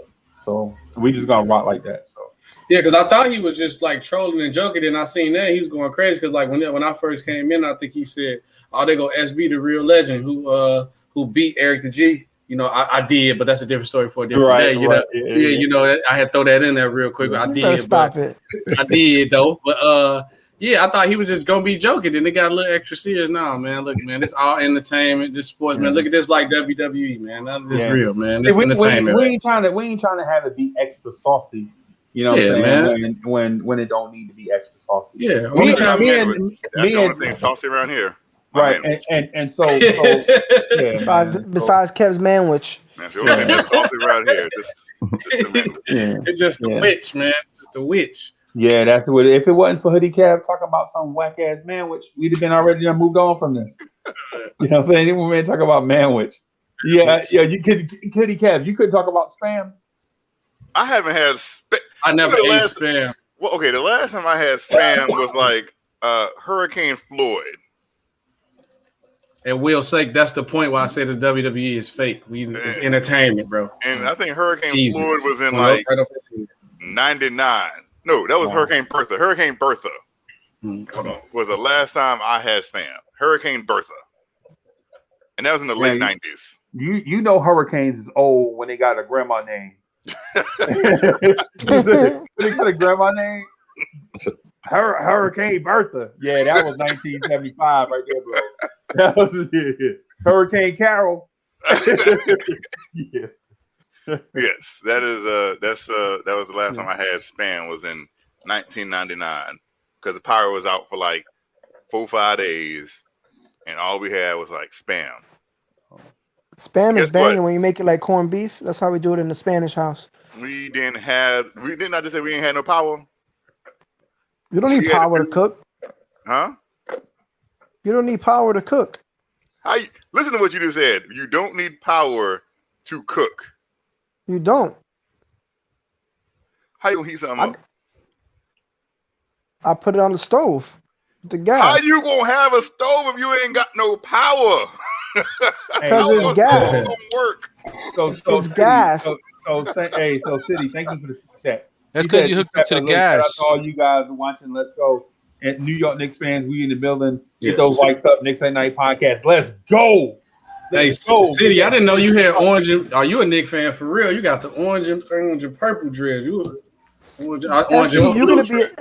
gonna be a Knicks fan too soon. Don't worry. Nah. Hey, let me say this. If you would have seen me way back, it was like 2 years ago, probably on MBK. I had the orange and blue dreads. Like, you know what I'm saying? Mm-hmm. Filthy. Like, you know what I mean? Like, you know what I'm saying? But bring those back. Yeah, I'm about to. If we go to the playoffs, you got to bring those back. All right, I'll tell you what, my man Eric G. If we hit the playoffs, I'm bringing it back. Bring it back. Let's do it. I'll bring it back. One thing I'm gonna say, I give Knicks fans credit for real. I'm gonna say real Knicks fans, y'all real riders, y'all real ride or dies, bro. When it comes to y'all team. Right. I give y'all that. I respectfully give y'all that because a lot of teams, other people's team be bandwagon. When the team get bad, they be gone on to the next team. They ghost. You know what we gonna if the Knicks were no lie, if the Knicks were 0-42 right now, right? We'd have 200 people in the chat, and you know what we'd be talking about? How bad we'd be talking about how Nerlens Noel did set that screen right on a plate in the third quarter. You know what? If we was 0-42, we'd be like, yo, Nerlens Noel didn't set that screen right in the third quarter at such and such time when Alec Burks came around and did such and such. Dog, we hardcore for real. You know, we hardcore for real. Like we don't do that. We don't do that phony baloney Golden State Warriors. I've been a Warriors fan since such and such and such and such time. Nah, I've been a Nets fan since forever. Nah, we don't do that phony baloney. We know that yellow jersey you got turned inside out is a Lakers jersey. We know that. You know what I'm saying? You know, we don't do that. We don't do that around here. You know what I'm saying? Like when me and Chuck B be heated, me and Chuck B be heated for real. Like Chuck B said something to me on Twitter one time. I wish I could have reached the phone. Like, I swear to God, I wish I could have put my hands on Chuck B because he was legit talking about Jarrett. Chuck B, you remember us talking about RJ Barrett? Like, what you think he need to do with RJ? And I went out and said on Twitter, right? I said the Knicks need to trade everybody they have right now, right? Trade everybody, bring in some scrubs, and tank for RJ Barrett. I put that out there on Twitter, right? Right? Chuck B, am I lying? Didn't I say tank for RJ Barrett? Did I not? What did I say? You said. I'm surprised I didn't think y'all. A lot of y'all was saying y'all was getting Zion. Chuck B made me so funny. Chuck B made me so mad. I swear to God. I'm glad we social distancing right now. You know what I'm saying? Because Chuck B will make me so mad, man. So Chuck B was killing me talking about what do we need with RJ? We need to see if we can get John Morant. Remember that? Remember John Morant? Me and you and John Morant conversation on Twitter. Oh yeah. He like, yo, what did I say? You know what you said. You the one tweeted it. You know what I'm saying? Come on, dog. Like RJ Barrett can't shoot. He too stiff. He looked like and all this stuff about RJ Barrett. I was so mad at Chuck B. I was like, Chuck, you know what I'm saying? I like John Morant. But where I live in the country, I saw in this area of the country I live in, my sons played in the same basketball conference as John Morant. And I legit saw John Morant as a high schooler with my own eyes, right? And I was like, yo, he looks like the kid at a high school that plays point guard, center field, and quarterback, right? For the best athlete or whatever at the high school. That's what he looked like. Right. But the skills, he wasn't a skilled passer. He wasn't a skilled shooter. Right? He didn't have none of these skills or whatever. I saw him with my own eyes, dog. I saw him. Yeah. Right? So I was like, yo, I like Ja, right? I just think he has an explosive ceiling. Yeah. Right? Like I believe he's a super athlete, you know what I'm saying, with skills, with these skills to be good, really good. Yep. I just at the time I didn't think he was gonna be great. I was gonna say, did you apologize to Chuck? Because Chuck was right. John Morant better. Did you apologize to Chuck? Well, no, I don't know. He was right now. He's better right now. Way better right now. But not even close. I want to ask Freeze, if we had the number 2 pick, would you still have taken, knowing what you know now, would you still take Barrett or no? Or go with Ja? I would take RJ Barrett. Oh, you capping? Me too. You capping? Y'all lying? No, I would too. I would too. Hey, SB, listen to me. Listen to me. Hear me out. Chuck B is there. He saw the lines and lines and lines of tweets about me saying tank for RJ Barrett.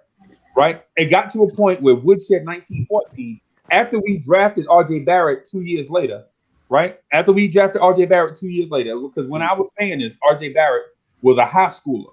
Right? He didn't even commit to Duke yet. Right? Okay. And so I was like, yo, I'm watching that high school kid dominate all the other high school kids around the country in U17 basketball for Canada, right? And then I'm watching John Morant in person in our gym. I'm sorry. I'm watching John Morant as a freshman at what's the name? Whatever school he went to. And we like, yo, I see when he's an athlete, but I remember when he was at such and such place. Right. Yep. I saw John Morant with my own eyes, and he was a great athlete. But great athletes come through high schools all the time. What about great basketball players, right? Yeah. So Ja goes on and he becomes a great player, and you see what he is today. Yeah, because I think if you're asking me if you're asking me back then, would I have, if we had the number 2 pick, would I have taken John Morant over RJ Barrett back then? I say no. Ooh. Right? I say no back then because I saw this player in person, and then I saw all the tape on the internet about RJ Barrett. So I was like, no, give me RJ. Because what the Knicks need right now is heart. Because at the time, the Knicks didn't have heart. They didn't always play hard. Like this Orlando game the other day, the Knicks would have 2 years ago, they had lost that game by 33. Yeah, right? But I know. But my whole point with Ja though is, yeah, in high school he was different. That's why he wasn't recruited high. But he developed all his skills when he college. I think he was in college for like two years, maybe 2 years. He didn't go. He wasn't the one that done. Right. But and then also he took a Memphis Grizzlies team to a playoff position. Honestly, if Kobe didn't hit, they wouldn't go make the playoffs. So, but you got a guy like RJ did not contributing to wins though. But Ja make your team a winning team. But that's after me and Chuck B had the argument. Me and Chuck B had the argument going into the draft. Right? This is legit their second season. What I'm saying is at the time, at the time we're going on what RJ Barrett was doing at Duke. Like the Florida State game where Florida State triple teamed RJ Barrett so he couldn't hit the game winner, and they left Cam Reddish wide open for a 3 to win the game. And people were jumping up and down about how Cam Reddish is clutch, but they didn't watch the play where one Florida State guy was pulling RJ Barrett's jersey, one was face guarding him, and the other one had his hands up to block the entry pass to RJ Barrett. Like nobody was watching, they wasn't watching that. They was watching a wide open Cam Reddish knock down the game winning 3. But they don't see how he got to be wide open. So me and Chuck B was debating in real time because Chuck B was like, the Knicks need a point guard. The Knicks need a point guard. The Knicks need a point guard. You know what I'm saying? They still do. Exactly. But what I'm saying is at the time, in real time, even though it's past, in real time, Chuck B and myself we're arguing over RJ Barrett and John Morant, and he would say snide stuff on there like RJ Barrett moves like a board. all kind of stuff like that. I got a question for you. So if RJ wasn't on the Knicks right now, I think RJ started the 2 or 3 on the Knicks. 3. I think he's playing more 3. Nah, he's the 2 though. Okay, so if RJ wasn't on the Knicks right now, so who would be the starting 2 right now? Or RJ plays if it wasn't RJ. Does it be Reggie Bullock? Who's currently on the roster? Currently on the roster. Bullock. Okay, so would you deal with Elfrid Payton? Okay, would you deal with Elfrid Payton and Bullock or Burks, or would you rather deal with Ja Morant? Bullock and Burks, Ja Morant, Bullock and Burks, or the 5 you got now? Because now your point guard position solidified. I feel like that is going to make me sick just now, just thinking about it. I mean, your boy Kevin Knox probably could start, Kevin, with that team. With Ja playing. Ja making players look good. Bullock and Burks. There was somebody that said in the chat that RJ's just going to be more durable throughout the rest of his career, which I think that's the case. I can agree with that. I can definitely agree with that because how Ja Morant play. I could agree with that. Right. Yeah, and I would say, and this is, I would say that Chuck B was not wrong in his assessment. Yeah. I agree with that. What I'm pointing to is the disagreement that he and I had that was in real time. Like we were arguing while these two guys were competing in college, is what I'm saying. Right. I mean, now in retrospect, when you look at it, if the Knicks had the number 2 pick, I'm sure they would have taken Ja Morant. I don't know though. I think because RJ had ties to the Knicks, right, or New York or something, right? That he wanted to play there. The Knicks might have would have took it. They might would have still took RJ. You might be right. You know your team. You know they might would have still took RJ. I was actually thinking at some point Memphis was going to take RJ.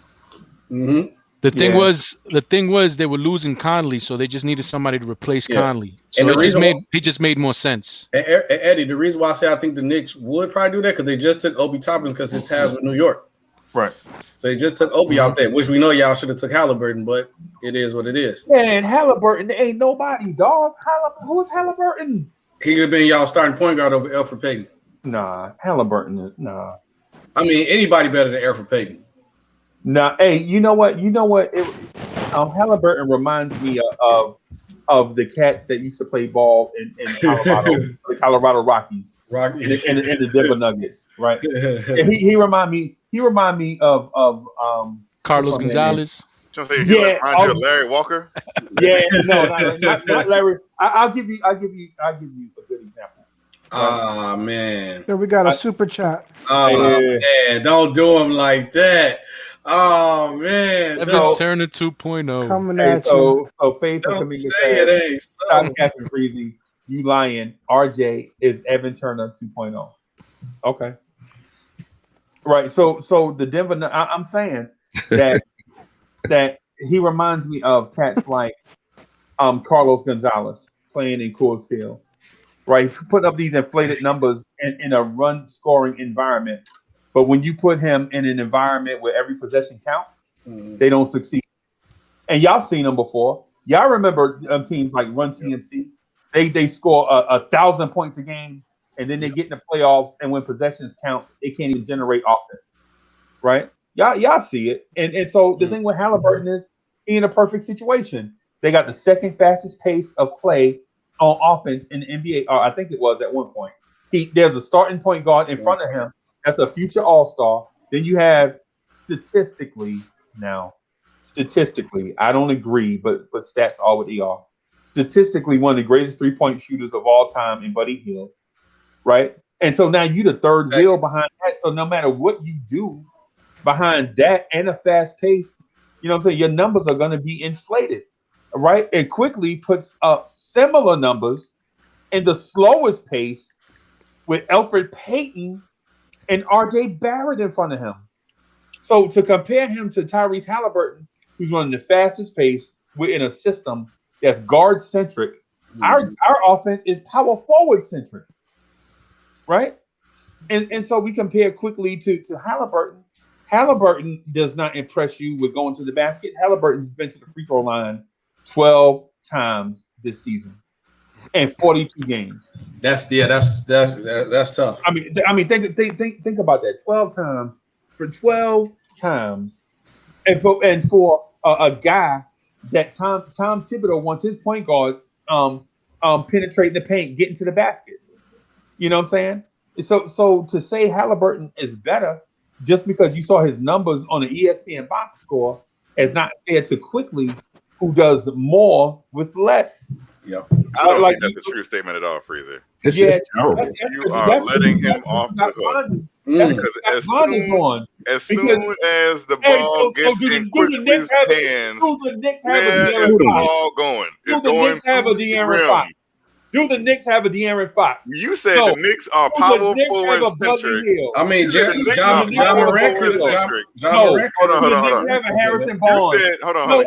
I'm not holding on. Are guard centric, and the Knicks are power forward. Like we got like 3 or 4 power forwards dominating the ball. We got one power forward. One power forward. You literally just said the Knicks are power forward centric. What you're saying is so impressive. Who made the All-Star team for the Knicks this year? And if you say a power forward, your ass is ridiculous. Hold on. Because our All-Star is a power forward. What guard on the Kings made the All-Star team in that logic? So since nobody, how are they guard centric? Because your logic is Fox is a nobody. Your logic is he's nobody because he didn't make the All-Star team. He's nobody because he didn't make the All-Star team using your logic. Using your logic, De'Aaron Fox is nobody because you just said out your own mouth the Knicks player that made the All-Star team is a power forward. That's why we're power forward centric. But then you say the Sacramento Kings are guard centric, even though their guard didn't make the All-Star team. So which one is it? Which one is it, Freezy? He might got you right. He might got you right there. I don't know. Goody Cab is using gas station lawyerism to convince y'all, right? Because first of all, hold on, you got to explain that to me. What is that? You just said 2 different teams. You said the Knicks, and then you said the Kings. So automatically, that's 2 different teams. All I'm saying is this. That's not all you're saying. You said the Kings are guard centric. You said the Knicks have this and the Kings have this. So you use 2 teams to use one comparison.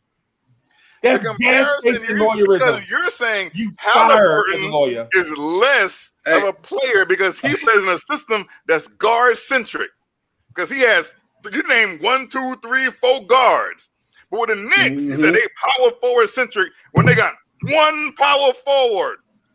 Really? So which one is it? I guess the offense is running through Obi Toppin. So I guess the offense is running through Obi Toppin too. That's the other power forward. I just explained to you the offense is running through Taj Gibson. Kev, you are so desperate right now. You are a horror for attention right now. With this logic that you're putting out there. You are whoring yourself out to be right, and you are absolutely wrong. Right? You a cheap trick right now, Hoodie Cav. You are a How am I wrong? Right, because for one, I mentioned two teams, and I mentioned the disparity between the two teams, and you took what I said and transposed it on another team. But you can't fool me because I'm too smart. I'm too slick for that. Right? So I said the Knicks are power forward. Here's a stat for you. Here's a stat. Our power forward had 17 assists in the last game he played. Here's a stat. He had a Emmanuel triple-double. Played with He had a triple-double. Okay. Since Derrick Rose has been on this team, because I'm gonna eat you alive after this. Since Derrick Rose, I'm gonna let you have. See, Breezy does this on purpose, right? Because he know he wrong, and he got to go in the back to get some ammunition because he know he wrong. He know he wrong. I'm right here. Since Derrick Rose has been on this team with Emmanuel Quickley has the highest usage rate of any player on the team. Emmanuel Quickley is going to jack up that shot every chance he get it. Every chance he get, he's jacking up a shot. Good, bad, mediocre. Emmanuel Quickley is going to shoot that ball. Facts. I say, Unc, I love your gas station slogan, but I don't know. Hoodie Cav kind of got a point. I ain't gonna lie. Hoodie Cav whored himself out to be right, and he absolutely wrong. Lord. Right? Because I mentioned facts. A fact is the Sacramento Kings have De'Aaron Fox. That's a fact. The Sacramento Who is De'Aaron Fox? Is he an all-star? Is he an all-star? We would trade an all-star because you didn't say the Knicks had an all-star. You would say trade the Knicks have an all-star. Right. So is it De'Aaron Fox an all-star? You keep saying the same thing over and over. It don't make you right. It makes you look wronger. No. Use some logic. You claim here. Like you keep saying emphatically. Hey, so watch this. Hoodie Cav is gonna say the same thing over and over. They keep saying the same thing over and over, Cav. You sat here and emphatically said the New York Knicks sent a player to the All-Star team, All-Star game. You just said that. Power forward. You just said that. So please tell me what representative the Kings had in the All-Star game. You just I'll wait. You just asked that. I'm waiting for it. You were so right, and you just said that too, right? if you had a smart argument, your argument will have some depth to it, where you wouldn't have to say the same things over and over. I did. I gave you a stat. I said since Derrick Rose has been a Knick, the player with the highest usage rate. Did you say that already? Did you say that? The player already? with the highest usage rate is who? Is it Julius Randle, right, the All-Star? Right. So is it RJ Barrett, the up-and-coming second-year guard? No. Right. It's Emmanuel Quickley. Over and over don't make you right. Saying the same thing over and over don't make you right. It just saying facts. It was what makes me right. No, not saying the same thing over and over. Because legit, you are saying who is De'Aaron Fox, and you yourself would trade Kevin Knox for De'Aaron Fox in a heartbeat.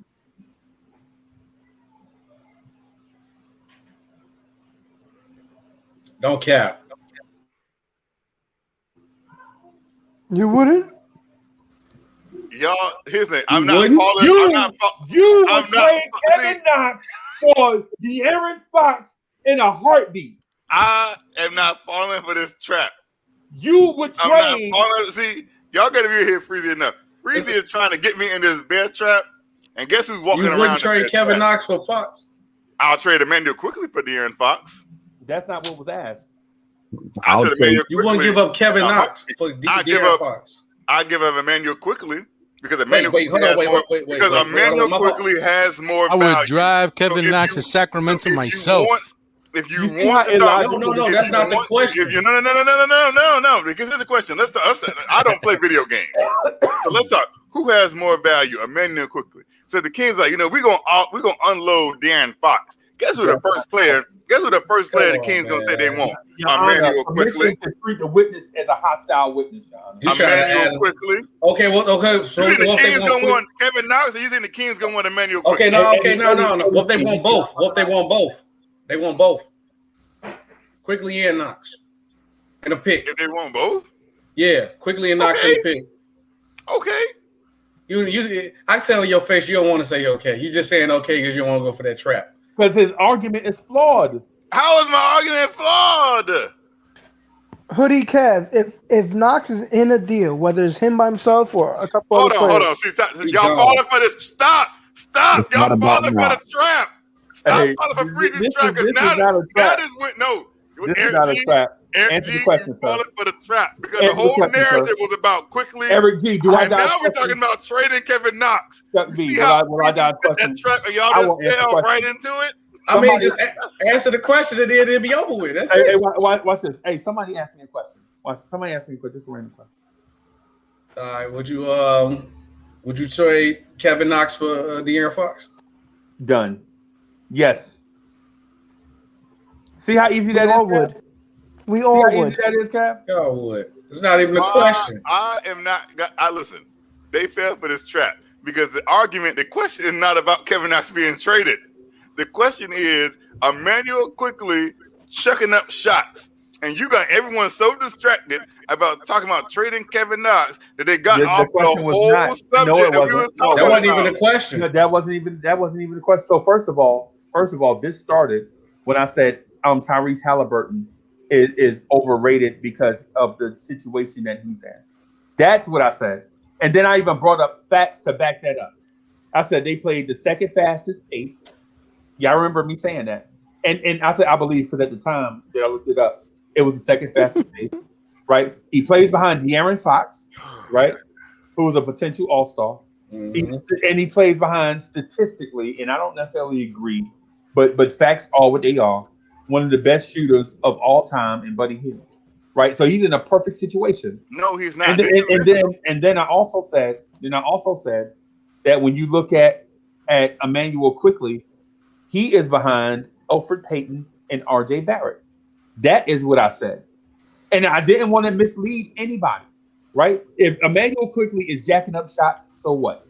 What I'm saying is that one player plays behind Fox and Hield in the second fastest pace in the NBA at the time that I looked it up, right? So his numbers look inflated. And then I compared it to players that played baseball at Coors Field. That's what I said. And then I said Emmanuel quickly plays behind R.J. Barrett and Elfrid Payton and the slowest pace offense in the NBA. That's what I said. To be fair, with the Coors Field analogy, I get it. But people did the same thing with DJ LeMahieu, and he's top 3 best hitters in baseball. Yeah, but LeMahieu is a contact hitter. He's not a power. Well, right. And Cargo is a contact hitter, but he was hitting for power in Coors Field. I'm just saying, LeMahieu. Well, what about Charlie Blackmon? So you brought up the anomaly. What about Charlie Blackmon? That's a great. Yeah, Charlie Blackmon might be the same thing. How we know?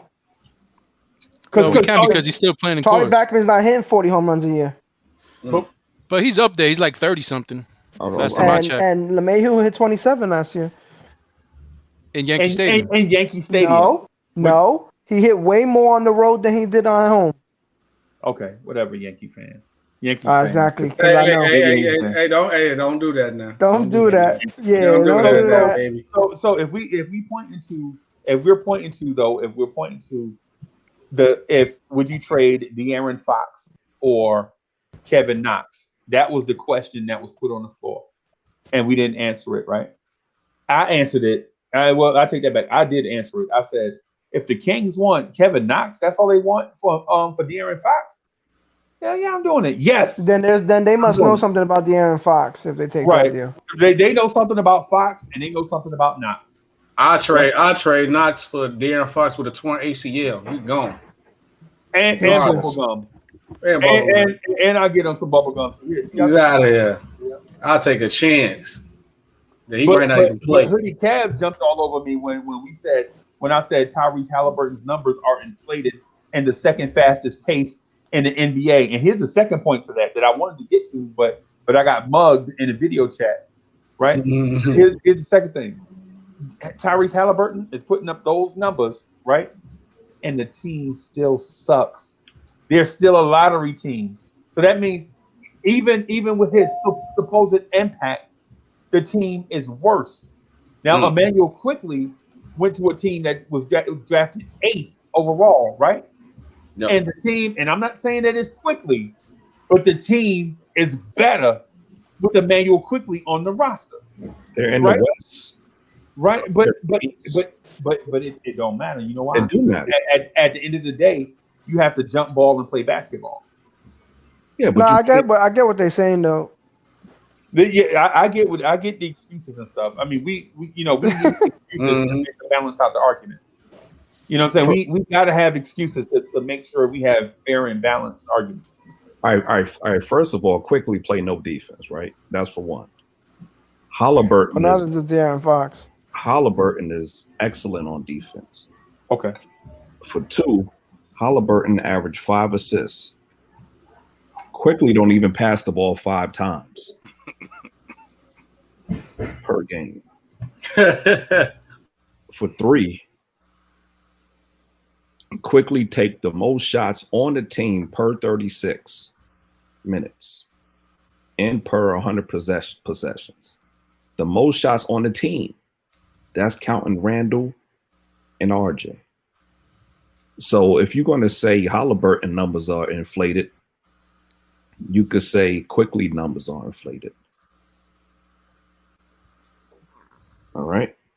Damn, I really want Lonzo, yo. Halliburton's field goal percentages are higher from 2 and 3 than quickly. Okay. That will happen. Whoa. You can't put pace on that. Those are shots. Right. Yeah. And so quickly is only better from the free throw line. And Halliburton is 82% from there. That's the only place he's better at. Free throw line. So, hey, that's good, Chuck. Hey, I'm glad you brought that up because the first thing I wanted to do was look at the most recent stuff. So Tyrese Halliburton played tonight. Guess what his line score is? 1 for 6. What he got? 0 for 3, 2 for 2 from the free throw line, 5 rebounds, 7 assists, 2 steals, 1 block, 3 turnovers, plus 8 for a grand total of 4 points. Okay, now my turn. I looked at the most recent too, and quickly 0, 0, 0, 0, 0, 0, 0, 0. The best ability is availability. Oh. You brought up stats in the game that he didn't play. Chuck, come on, you a jerk for that, Charles. You got to be available. The key word is he didn't play. Exactly. If he would have, we would have blew Orlando out. You can't say and that. If I won the lottery, I'd be rich. You can't say what you do. He would have missed shots that somebody else made. That's true too. You're right. So okay. Yo, listen, real quick. I just have Alonzo's shooting 39% from 3. Wow. And he's like he shoots more threes this year than Trae Young. Yep, he shoots 8 a game. Because they're leaving them open. Well, that's what you do. You make people pay. They're leaving them open on purpose. He's hitting them. Why? He's good. They've been doing it all year. You don't. I don't know, man. I ain't on this Lonzo train. Valentine's Day was last month. Okay. So Chuck D, I just want to throw something out there. You said the best ability is availability. So I just wanted to check to make sure that Tyrese Halliburton played in all 44 games. Guess what? You're the one that said recent. No, the last game. Your Honor, permission to treat the witness as a hostile witness, Your Honor. Your Honor, the witness said that the best ability is availability, right? And Tyrese Halliburton has only played in 80% of the possible games played by the Sacramento Kings. And you just said the best ability is availability, right? So what I want to do, Your Honor, I want to retract that statement from the record, and have unapologetic rethink his answer before we jot it down, Your Honor.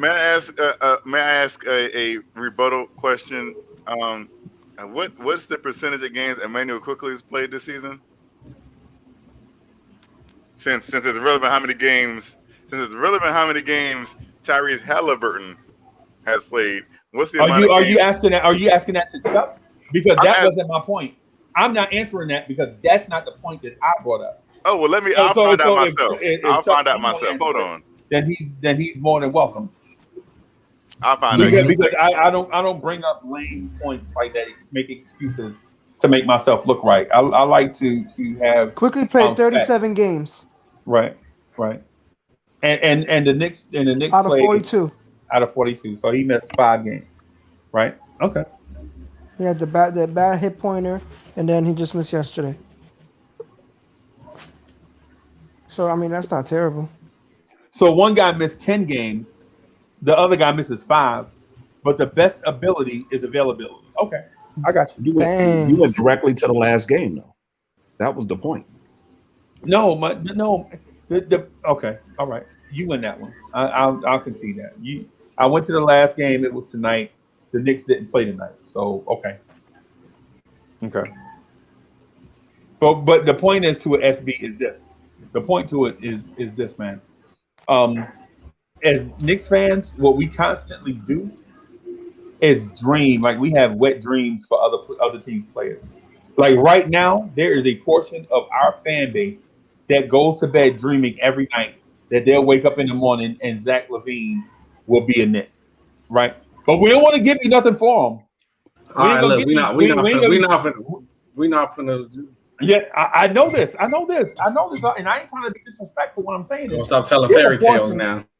Bro, there's a portion of the Knicks fan base that legit want y'all to take Kevin Knox for Zach LaVine straight up, right? And they think that like it's fair. That's like not gonna happen. Our fan base is smarter than y'all's fan base. Hey, take Kevin Knox and Theo Pinson for Zach LaVine and give us a first round pick. That's Zach LaVine better than everybody on the Knicks team. That's crazy. You're crazy. Yeah, except for a couple of people, but yeah, I feel you. I feel you, and I ain't trying to be grimy. Who better to talk sideways? Wait, who better than Zach LaVine on the Knicks? Him. It don't matter because it's conjecture. Randall had one good year. Zach LaVine had a couple good years. Can somebody ask a question? You're not gonna do that. Who's better, Julius Randle, Damian Lillard? That's stupid. Yo, why Damian Lillard? All right, Damian Lillard, easily. City, he's throwing you under the bus, yeah. Damian Lillard, that's not even a question. He's trying to get me riled up. Nah, don't get riled up for nonsense. There's not 6 guys in the league better than Lillard. Yeah, come on, man, stop it. Who thinks that? Who somebody on the panel really think Julius Randle better than SB? Listen, what I said was I give Damian Lillard, yes, I give him, he's a better offensive player than Julius Randle. Yes, he is a better offensive player. But at the same time, you got to measure things and really look at it and say this, right? Oh God, here we go. Are you a better player because you could score 50 points a night? Yes. Am I a better player because I can grab more rebounds than you? No. They don't play the same position. You comparing apples to oranges. But you saying one guy who led his team. I'm not talking about positions. But but look, then we got to compare it to winning. You talking about a guy who led his team to the Western Conference Finals. Well, if you ask Freeze, that don't matter. A dude who barely in and out the playoffs. Yeah, that's the most important point. Hold on. Let's be real. Freezy argued with me on that. He said it didn't matter. Randall defense don't separate him from Lillard. Like it's not like. Oh no, man! I disagree with that, man. What? I ain't never. Hey, look, you know what I'm gonna start doing? Hey, look, as a chat, I'm gonna start seeing Trey Randall. He definitely does. He dislocated. Stop doing that, Freezy. Hey, this is what I'm gonna do. Since y'all doing this, I'm gonna start saying trade Otto Porter for Randall. Since y'all doing that knock, so Randall and LaVine on the Bulls is better than Randall by himself on the Knicks, man. So send Randall to the Bulls for Otto Porter. How did that sound? Would y'all do that? No, not Otto Porter. You got to give us Otto Porter to give us Denzel Valentine. He's trash too. I don't want Denzel. Oh, yeah, Denzel Valentine even better. Eric T missed the whole joke. I know the joke, but I don't even find that funny. I get the attempt at a joke. It wasn't funny though. But here's the thing. Nah, matter of fact, I give you Felicio for Randall. Oh, you gonna give us Feliciano for Randall? Straight up? Yeah, Feliciano straight up. Straight up. Hey, we're honored. We're honored. No problem. We're gonna have us a press conference 7:30 in the morning for that. Listen, the only way I would trade Randall to Chicago, not one, not two. Hold on. If you give me the only way I trade Randall to Chicago is if you give me Lauri Markkanen and Zach LaVine. No, right. We give you Lauri Markkanen and Wendell Carter and a pick right now. The same player. So SB, let me get to some real talk. Let me get to some real talk. Right, go ahead. So we have a rookie front office, right? The most experienced guy in his position is Scott Perry. Even though we bring in guys, even though we have guys that have a lot of league experience, they're not experienced in the new positions that they have in the Knicks front office, right? But you know what though? The Bulls are in the same situation, right? So do you think, and this is me asking you, so there is no right or wrong answer. I just want to get your opinion and your feedback. So there's no pressure to be right or wrong. And I know people want to jump in and say, no, blah, blah, blah. I just want to hear you out on this. Do you think the rookie front offices around the league, I think there may be 3 or 4 of them, right? Do you think the rookie front offices around the league are petrified of making a move at the trade deadline that may set a bad precedent for their front office? Like say for instance, like this new front office that the Bulls have, their first major move is trade Zach LaVine. Do you think they're scared of that? Yeah, I'm gonna say I wouldn't necessarily say scared, but when your first year and you know you got time, and then it's like with the Bulls situation, one with the rookie front office, like I don't know exactly how much history he got, but we know that AK he built a different Nuggets team, so he got a good track record coming through the door. So any move he do make is like, okay, we got good intentions that he kind of know what he's doing. He already built the Nuggets. He didn't build the Denver Nuggets. He helped build. He helped. Like so he kind of know what the co-pilot, not the pilot. Yeah, he kind of know what he's doing. So my whole point is this. So yeah, I feel like when they first year in, you just want to fill the team out anyway, just see what the team can do, and then you just go in the off season with more time, and then you would just make the move like that. So I wouldn't say they scared. I just feel like they're just gonna wait and just see what the team. Just wait till the off season.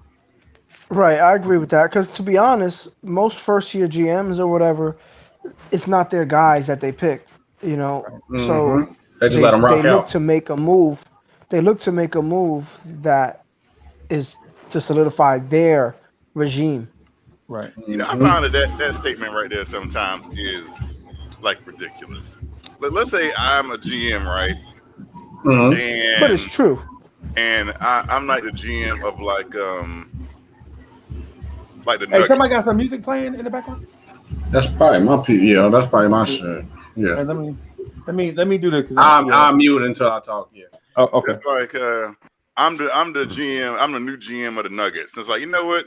Jokic is not my player, and that's different. I really want to build this team in my image, so I'm gonna get rid of Jokic and Murray because they're not my players. Hey, everything's unfinished. Everything's unfinished. So we can hear more. It's like they're not my players. I didn't draft these guys. I didn't draft Michael Porter.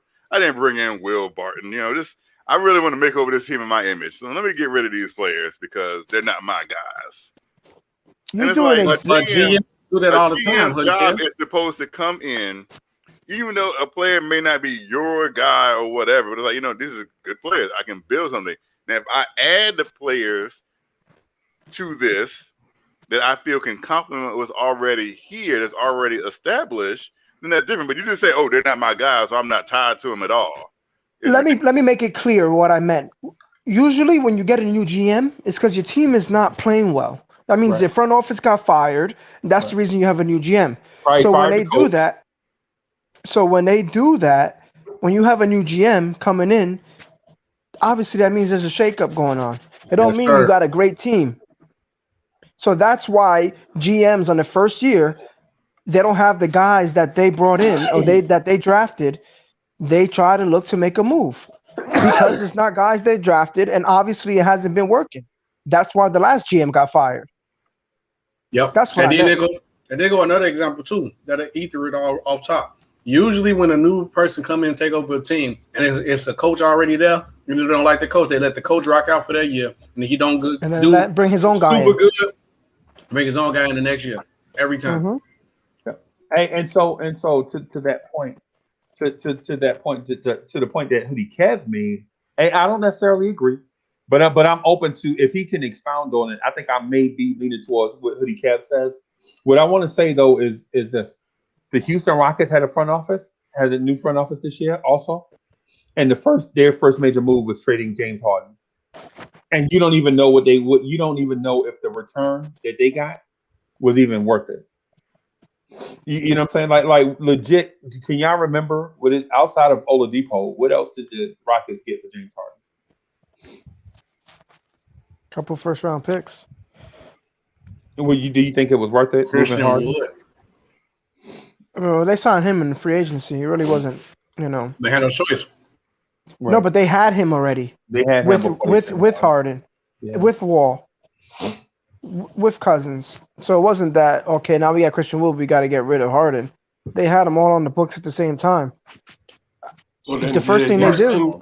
So then did Houston get did they get a couple of first round picks? Yeah, but they traded Westbrook. Right. Then they tried to make it work with Harden, and it wasn't working. He wanted out. He put the fat suit on, act like he was overweight, didn't want to play there. And now he's the leader in triple doubles in the Brooklyn Nets franchise in 30 games history. Right. So it's safe to say it's safe to say that James Harden he fleeced them. He fleeced the league. Yeah, he fleeced Houston because he told them the only place he wanted to go.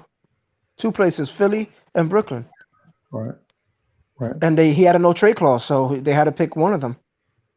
Right. If not, he was making everybody's life miserable in the locker room. Yep.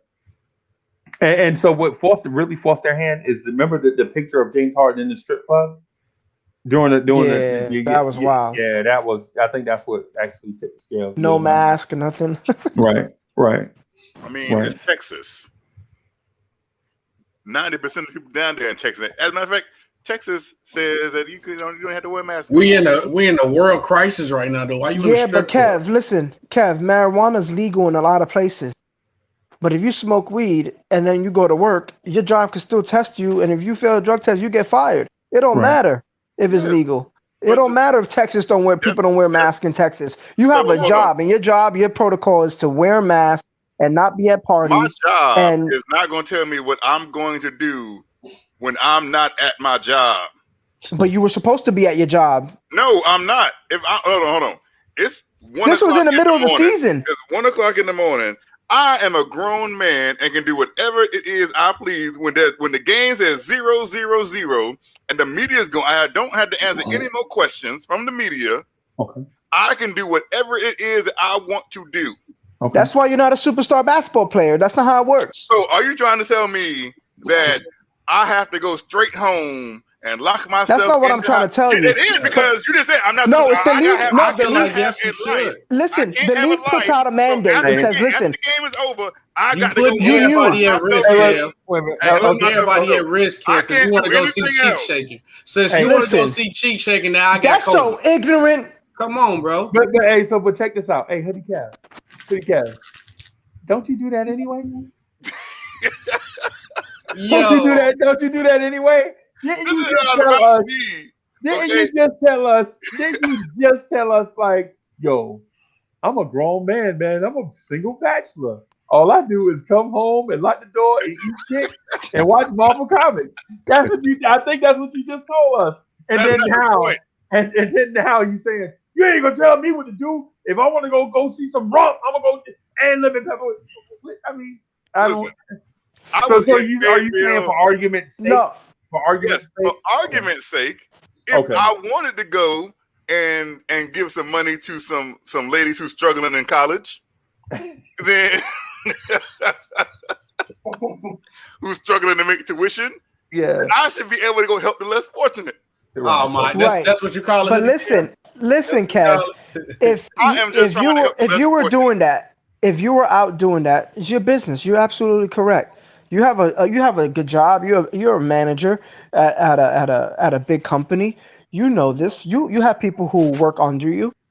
If you go out and you do that in the middle of a pandemic, and your job had sent out memos, emails saying, "Hey, listen, we would really prefer you guys don't do this, boom, or you have to quarantine, blah blah blah blah blah, whatever." And then there's a picture or whatever floating of you at a strip club with 45 people within inches of you, and then you get in trouble for that. It don't matter. So let me ask you a question. So let me do this real quick. Let me do this real quick, y'all. Let me do this real quick. I'm sorry for interrupting. I'm gonna just do this real quick. Yo, Devon, what's good, bro? Devon Fisher, I see you. I see you in the chat, man. I think I got one of your things up here. Devon, what's good, man? Why you ain't been coming on the live stream? What's happening? We miss you, bro. You know what I'm saying? You and Mo, we used to go at it, man. We used to have y'all up here, man. Y'all used to go at it. I hope everything going good in Cali, right? But we miss you up here. We thought you was Blorange Tears family. I don't know what's going on. I hope everything is straight. You know what I'm saying? But dog, we miss you going ham, right? One of these days when you get back right, just consider coming on back, man. Ain't no hard feelings, nothing like that. But yo, you can't come up here and have fun with us and just disappear. That ain't right. That ain't how you do your friends, bro. You and D is balling. Like I reached out to D is balling, man, because he used to come on and legit we used to chop it up and laugh and joke and he just disappeared. You know what I'm saying? But with you, now that I see you, I'm like, yo, was really good, right? And yo, reach out to matter of fact, I'm gonna reach out to Mo right now. I'm gonna call him. Like, what time is it? It's like 1:45 in the morning. I'm about to call Mo right now because we miss y'all, man. Y'all come on back, man. Stop playing. My bad, dog. My bad. Kev, if you clocked out. Hold on. So no, you ain't hold on. I was not done. I was speaking. Done. I was literally talking. Breezy cut me off. Listen. That means you was done. Listen. I'm not done. Please. I'm not done. Then you can have the floor. I'll mute after this. You can have the floor. But if you clock, your boss it don't matter, right? What your job says after you clock out. Go ahead. That's how you feel. I'm about to kill you on this. Go ahead. No, listen. It don't matter. But if you go and clock out, and then go smoke a joint, and on Instagram, and you live on Instagram, on Facebook, and you're smoking a joint, and your workplace is you can't smoke marijuana, and you get fired. It don't matter what your job thinks, right? Because you clocked out. You can do whatever you want after that, right?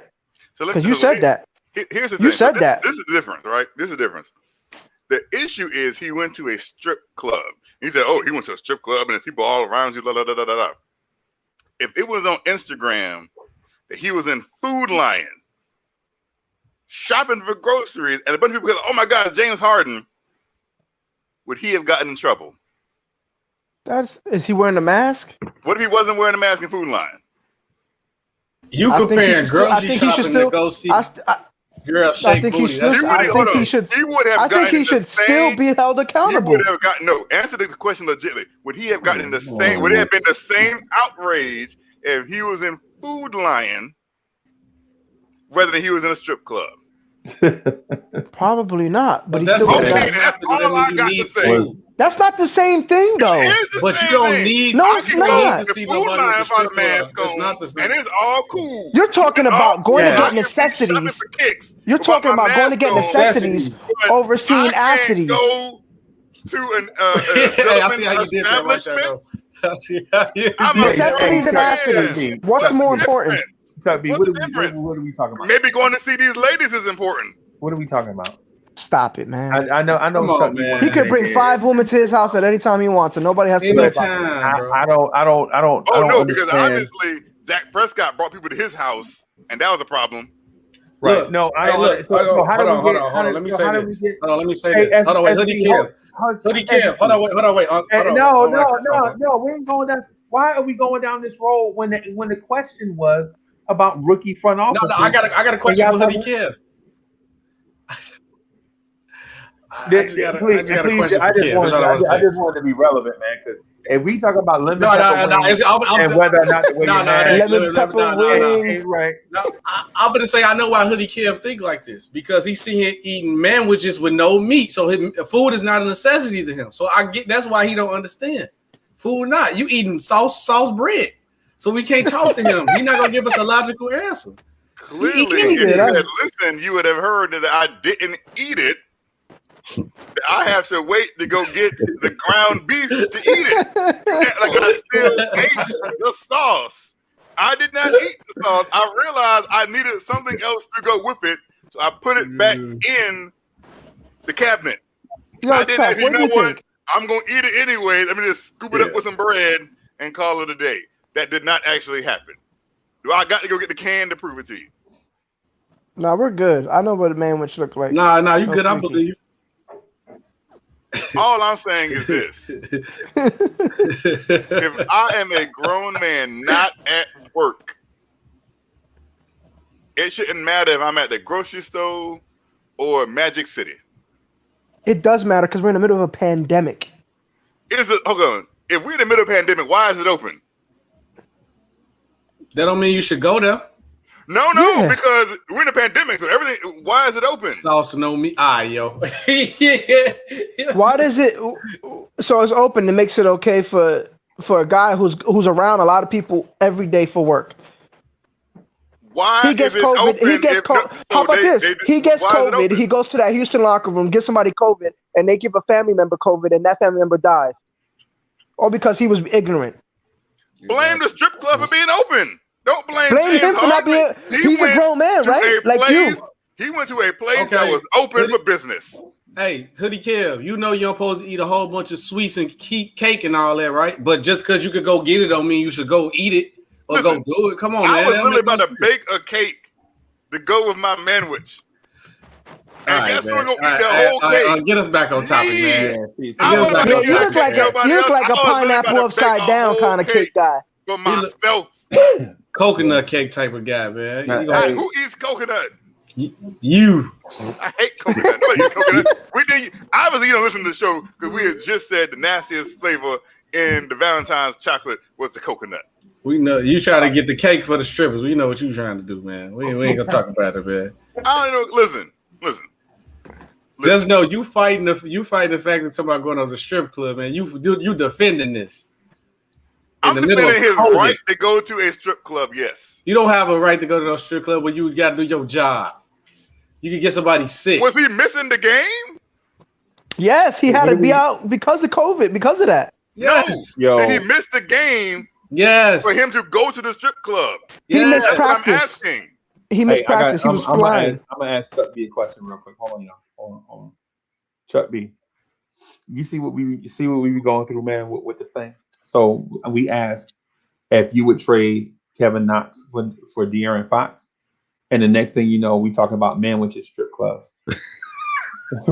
What's going on, dog? You remember how you know what I'm saying? Like legit, I be trying to talk to you about Knicks stuff and see how we be getting sideways, and then the next thing you know, somebody get offended, and then it lead to some, you know what I'm saying? Like, what are we even talking about? What are you talking about? We asked, would you trade if De'Aaron Fox is nothing, right? Would you trade Kevin Knox for him? And the next thing you know, we talking about manwich with no meat and strip clubs. Right? I just wanted to bring some levity. I just wanted to bring some levity to the joint, man, because I know a lot of times we get sidetracked. Like when I ask you a question, right? I back up, give you space for you to take your time and answer the question, right? Whether we agree or not is not the point, because I don't want you to be telling me my opinion. I already know my opinion. I already have my opinion. I know what it is before I share it with anybody else. Just like you have your opinion on stuff before you know what your opinion is, before you share it with the world, right? Right? So yeah, and I respect that. Like if I ask you a question, like you said, when I asked you what would you trade for Lonzo, you said Emmanuel quickly, right? And even though I don't agree, guess what? I didn't argue you down on it. You know why? Because that is your opinion. I asked you for your opinion, and you gave it to me. You know what I'm saying? Mm-hmm. So anyways, what I want to do is ask you this before we get back to the gangsters in the chat, right? Because these dudes is gangster, bro. Like I legit ask a question and they coming for heads. You know, so they putting heads to bed. They straight out the box. MCs, I'm knocking out C's and socks. You know what I'm saying? They legit come on. They going after heads and stuff. But what I wanted to ask you is this: do you think the Knicks are gonna make a move where a longtime Knick may be on another team after the trade deadline? A long time Knick. There is no long time Knicks. Yeah, like I'm talking about the 3 or 4 year guys. Oh. That would have to be Knox or Mitch. Those are the or Frank. Yeah, those are the longest tenured guys. Yeah, Knox, Mitch, Frank. Right. But I don't see it being Mitch at this point, unless it's for another center like Turner. I think Knox or Frank will be a throw-in to a trade if there is a trade. They won't be the main piece. They'll be a throw-in to a trade. But what I hope for is Alonzo. And if that happened, maybe one of those two will be a throw-in. Okay. Or both of them with a pick. Right. Or just quickly and no pick, just straight up quickly. That'll be ideal for me because it's the same position. So you're not stripping yourself of depth. You're keeping the same depth, but you're adding to it with a better player, in my opinion, like more verse player who do more things. Quickly's just out there to shooting. Ball gives you more on the court, all around. You know? So why not address the small forward position? I think. And I'm asking because I think ideally you would if the Knicks left the trade deadline with Lonzo Ball and Miles Turner, I think you might be satisfied. It's basically my feeling. I don't know if that's totally accurate, but it feels to me that way. Yeah, because I see RJ as a small forward. Okay. So my thing is addressing the shooting guard because I see RJ as a small forward going forward. Okay. And shooting guard and small forward is usually interchangeable anyway. Right. So and some small ball forwards too, by the way. Because Josh Hart for the New Orleans Pelicans is a plays small ball forward, even though he came out of college as a shooting guard. But he's stocky though. So it's yeah. Okay. So I think our two needs remain to be point guard and a wing, whether it be a shooting guard or a small forward. Okay. But I prefer a shooting guard, somebody like Redick, but younger, like a younger JJ Redick. Like you know who would have been perfect if we kept him and you put RJ at the 2, McDermott. Okay. If we'd have kept McDermott, had him at the 3, had RJ at the 2, and then Ball at point guard. Point guard, right? Yeah. All right. So I'm gonna ask you this last question while I got you isolated. Mm-hmm. All right. I'm gonna give the guys a few minutes to get their engines revved back up. With all those moves made, what do you do with Elfrid Payton? Bench. If he's not part because he got the no trade clause, so he's either going to the bench or if he accepted trade, you know, I would move him. But but he's definitely a good bench, a backup point guard. You don't want him to be your starting point guard for a contending team. You definitely want him to be your backup. Right. So I would keep him at the backup. So, all right. So what do you think about THT, Taylor Horton Tucker from the Lakers? The big stocky shooting guard for the Lakers that can shoot. Oh, you know what? What about Desmond Bain? because he falls into that same thing where he can maybe play the 2, the 3, or some small ball 4. What do you think about guys like that?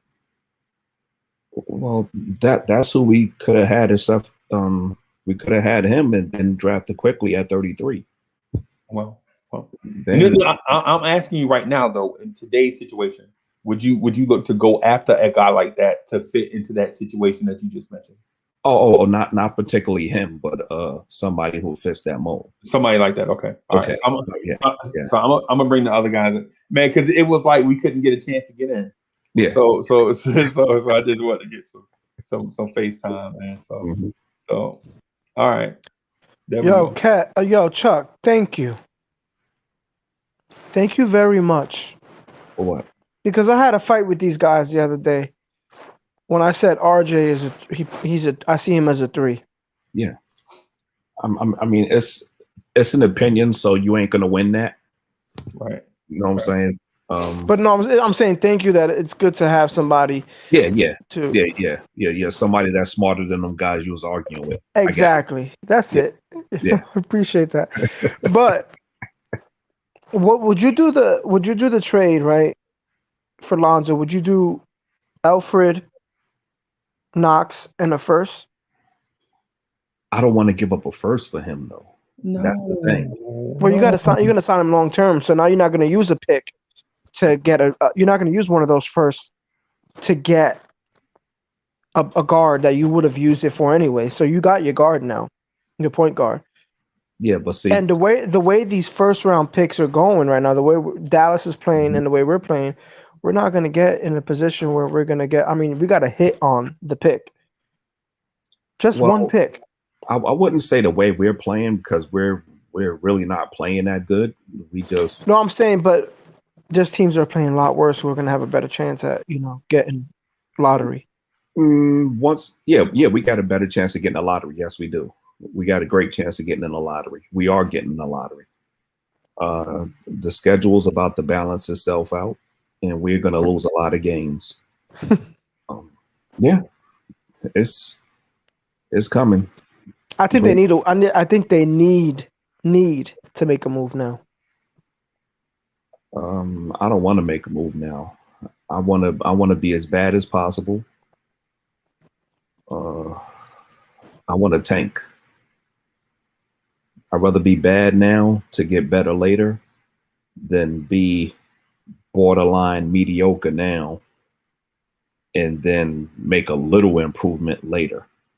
You know what I'm saying? So I'd rather be as bad as possible to get the best possible draft position to get the highest level, to be in position to get the best player available. Not the best player available, but the best, the highest pick.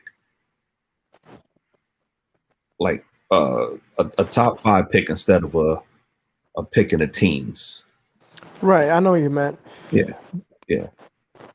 So you wouldn't make that. You wouldn't make that move then? For who? Ball? I would do it for quickly. Yeah. No, I'm saying, what if the Knicks don't want to give quickly up, but New Orleans will take Knox, Alfred, and the first. I hate giving up the first. But would you do it? And Lonzo agrees to a extension. Why wouldn't they want quickly? So let me get this straight. So the sticking point is they don't want to give up quickly, but they'll give up. But New Orleans would just settle for, Knox and Alfred Payton. Yeah, because Alfred Payton already is played in New Orleans. What do they got to do with the current New Orleans? He's from New Orleans, and he could give you depth he can give you that defense that Stan Van Gundy needs and loves that he doesn't have now off the bench. And you have Bledsoe you start, and he comes off the bench, and you could bring a couple other guys, and you can move some guys around, maybe bring Hart to start. So yeah, I think it would work because they don't have a defending guard off the bench, and they need that. because that's how Stan Van Gundy runs his teams. He did it in Orlando. He did it in Miami. That's just the kind of coach he is. He's trying to run defense, but they can't. They don't have it. But it's so I was looking at. So you saying that they would want Kevin Knox, who Tom Thibodeau doesn't because he doesn't play defense, but Stan Van Gundy would love to have Kevin Knox. No, because he's a young player. But you just said he's trying to build up a team in his image. Right, but Kevin Knox is not going to play. You throw him in there because he's young. Because you're going to get he's a throw-in. He's a throw-in. Why would they need a throw-in though? Because you try to make up the value of the trade. But there's no value because we have cap room, so we don't need value. We don't need that. We don't need to make up that because we have $13 million. We got to get rid of Knox, bro. Stop trying to defend him. Why do you say we had to get rid of Kevin Knox? Why do you have this love affair? Why do we have to keep him? Lonzo Ball. I mean, because he's better than any guard we have on the team. He's better than Quickly? In probably the last 10 years. Better than RJ? Who? He's better than RJ. I'm talking about possession guard with the ball. Hey, listen. And RJ's a 3, really. Come on, we're not going to talk about this no more. No, he's not. He's listed as a 2. He plays a 2. He's listed as a 2, but he defends the 3 and he goes against the 3. He's listed as a 2 and he goes against the 2. He doesn't go against the 3 all the time. No, he doesn't. He literally does. Yo, so you guys do know that, like, as much as they say our schedule is hard, there's other teams, right, in our conference right now that have hard schedules too. Like, you know what I'm saying? Like, we're not the only ones that's gonna go through the emotions. So I would say this, right? Check this out, right? We play Sunday, right? Correct? We play Philly on Sunday. Right? Mm-hmm. All right. So the key game to that is, I think. Oh wait, hold on. Let me pull it up. What happened? We play Philly, then we play Washington back to back. We're not getting one of the key games is this, right? The Hawks. They play the Lakers. Right? And every team we needed to lose tonight lost. When we look at our schedule, the Hawks play the Lakers, like I said, right? Boom. Now we gotta attest, like, we can't bank our things on everybody else. We just gotta take care of the things we need to take care of. But then when you look at Sunday, listen, the Pacers play the Heat. We are jockeying for position right now. Like, you know what I'm saying? And this is with all of these teams right now. That's what we're doing. But at the same time, like, you know, you got to look at Mondays games. The Jazz play the Bulls, right? If the Jazz do what the Jazz do and they are, you know, dominating how they was before, like, but then again, like I said, you can't expect it. But, like, you know, if they do what they're supposed to do, then, you know, it is what it is. And then you got the Rockets and the Raptors, Toronto. And then we got Milwaukee and Indiana. These is all teams that we are lobbying for positions for. The only thing we need to do, we need to get that win streak going. Like, you know what I'm saying? That's what we need to do, and find a way to separate us from the bottom of the barrel. Well, that's not going to happen. Well, of course, according to Chuck, of course, but, like, you know what I'm saying? So you can stop believing you can achieve. I think it's going to happen. I do think we're going to beat the Sixers on Sunday. Well, think again. I mean, you thought we were going to beat the Sixers the other day too. So I mean. Yeah. I did, and it was a good game, and we led that whole game. until the last 4 minutes. So did we get a win for that, or did we get a loss? No, I'm just saying it's not like I was just speaking out of my ass. Is what I mean. It's not like it was far fetched. They lost by 3 points. I mean, on the back to back, both games on the road. So it's not like I was talking crazy. By 1 point, we still get a win for that, or yeah, no. But what I'm saying is, don't say it like if we lost by 40. We lost by 3. Loss is a loss. It doesn't matter if you lose by 1, if you lose by 50. I know, but you're saying, we thought we were going to, like, if, oh my God, there's no way. Looking at that game, there was no way the Knicks were going to beat the Sixers. Well, looking at the game, the Knicks were winning that whole game the whole time. So it's not like I'm talking crazy. In the box score at the end of the game. Yeah, I know what you mean. You like to change the argument for you when it's your turn. I'm not changing an argument. You said yes, you do. You like to do that all the time. The 76ers, and I said you said that last time. And regardless of what happened in the game, right, but it wasn't a game. It wasn't far fetched in the game. It wasn't far fetched. Game at the end. It wasn't far fetched though. Okay.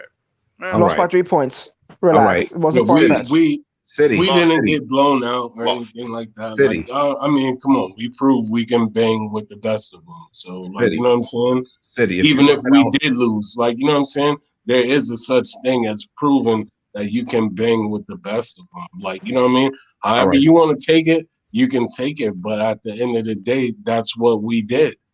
We banged the best of them and hung in the game, even when we didn't have certain players or whatever. Like, you know what I'm saying? I said this the other day. I said if moral victories counted, we'd be championship contenders right now. Mm-hmm. But guess what? Moral victories at the same time, count for jack. Look, nothing. Sometimes you I feel like this, right? This is my opinion. I feel like sometimes you got to count the moral victories because that boosts team morale. Like, you know what I'm saying? Like, you can't just go out and just say, "Oh, hey, guess what? We got blown out. We lost." And you can't just turn around. That's like giving a kid a participation award. You showed up. Let's give you an award. Hold on. Let me finish. It's not about just showing up. It's how you show up. See what I'm saying? You see what I mean? You want to talk about showing up? It's how you show up. Okay? Like, you know what I'm saying? Let's get that straight. Let's get that straight. And when our team does the things that they need to do, they show up. Yes, we hung in there with the Brooklyn Nets. Yes, the Brooklyn Nets didn't have KD. Okay, we understand. Okay. But guess what? Y'all still had 2 of the top players in the NBA, and we still hung with y'all. Can we not be happy about that? No, like, we can't. Are we supposed to say? Why do we need to be happy that we lost the game? Why do we have to be happy that we lost? Because we played them close? We lost. I'm not happy about losing. Bro. But why do we have this mentality that we got to be happy that we lost the game? Listen. It's not about that, Kev, because we're not supposed to be here. We're not supposed to be here, Kev. That's why. Because they said we were going to have the worst record in basketball. They said we were going to have the worst record in basketball with just 22 wins. And today we have 21 wins. Competent basketball players. But guess what? Jesus. We're not as good as sometimes you talk out of your ass, bro. At the end of the game, we lost. We lost against them. That's the only thing that matters. At the end of the game, we lost. I don't care how we lost. And I'm not going to sit here and celebrate it. That's not the same thing. It's not the same thing. We didn't do if you know anything about sports, if you know anything about sports, if you know anything about sports, we played them close. If you know anything about sports, it matters. It doesn't really matter. I don't it care. Matters. We lost. It doesn't matter at all. It does matter. If you know anything, it matters. You have never played sports in your whole goddamn life. If you feel like you lost the game, it matters. I play sports. I play college baseball. It matters. If you sat in the locker room at the game, I play college baseball. It matters. I'm so happy that we lost this game. It matters if you're playing it matters if you're supposed to be the worst team in basketball. I have never in my life. It matters. It matters. You may not want to lose. You may not want to lose. I've never in my life said that makes you a loser. That makes you a loser. You may not want to lose. You may not want to lose, but if you're playing the best team, if you're playing the best team and you're supposed to be terrible and you lose by a 1 or 2, I have never in my life you can run with them. You can run with them. They are happy. You can run with them. And you want to say you can run with them. I never said I was happy about losing. I got to be happy. I never said I was happy about losing. You just said you were happy. I said it was a game where they could have won. I said it's a game they could have won. Your mouth and said you were happy. I never said I was happy. Never. You said you were happy with the game. I was happy that they were in the game. That they were in the game. You were happy that they lost. No, I wasn't. Did they win? No, I was upset about it. That they lost then. No. Yes, I was happy with the effort they gave. You said you were happy with the game. Listen, I was happy that with three guys out, with three players out, who played 30+ minutes, three players out who played 30+ minutes, three players who played 30+ minutes were out on that game on a back-to-back, and the Knicks lost to a better team, the top team in the East, by 3 points. I was happy that they were even that close. That's what I'm happy about. I'm happy that the Knicks have 21 wins and 21 losses, and they were really supposed to only have, at this point, maybe 12 wins. I'm happy that we only supposed to have 22 wins on the season, and we have 21, and there's still 30 games to go. That's what I'm happy about. I'm happy that I see. I'm happy that I see some continuity and some growth. Growth. Odds in Las Vegas. You are basing this. Because Las Vegas said no. Because you just said because I used it, just because I used it as part of the argument doesn't mean I'm basing it solely on Las Vegas. That got to be an idiotic statement from you. 22 games and we're at 21. I'm asking you, who is they? Who's they? Yes. Everybody. Even Knicks fans thought that. Even Knicks fans thought they were going to be terrible. I never thought that either. I never thought that either. You can go back on my Twitter and see I said the Knicks are going to be in the playoffs.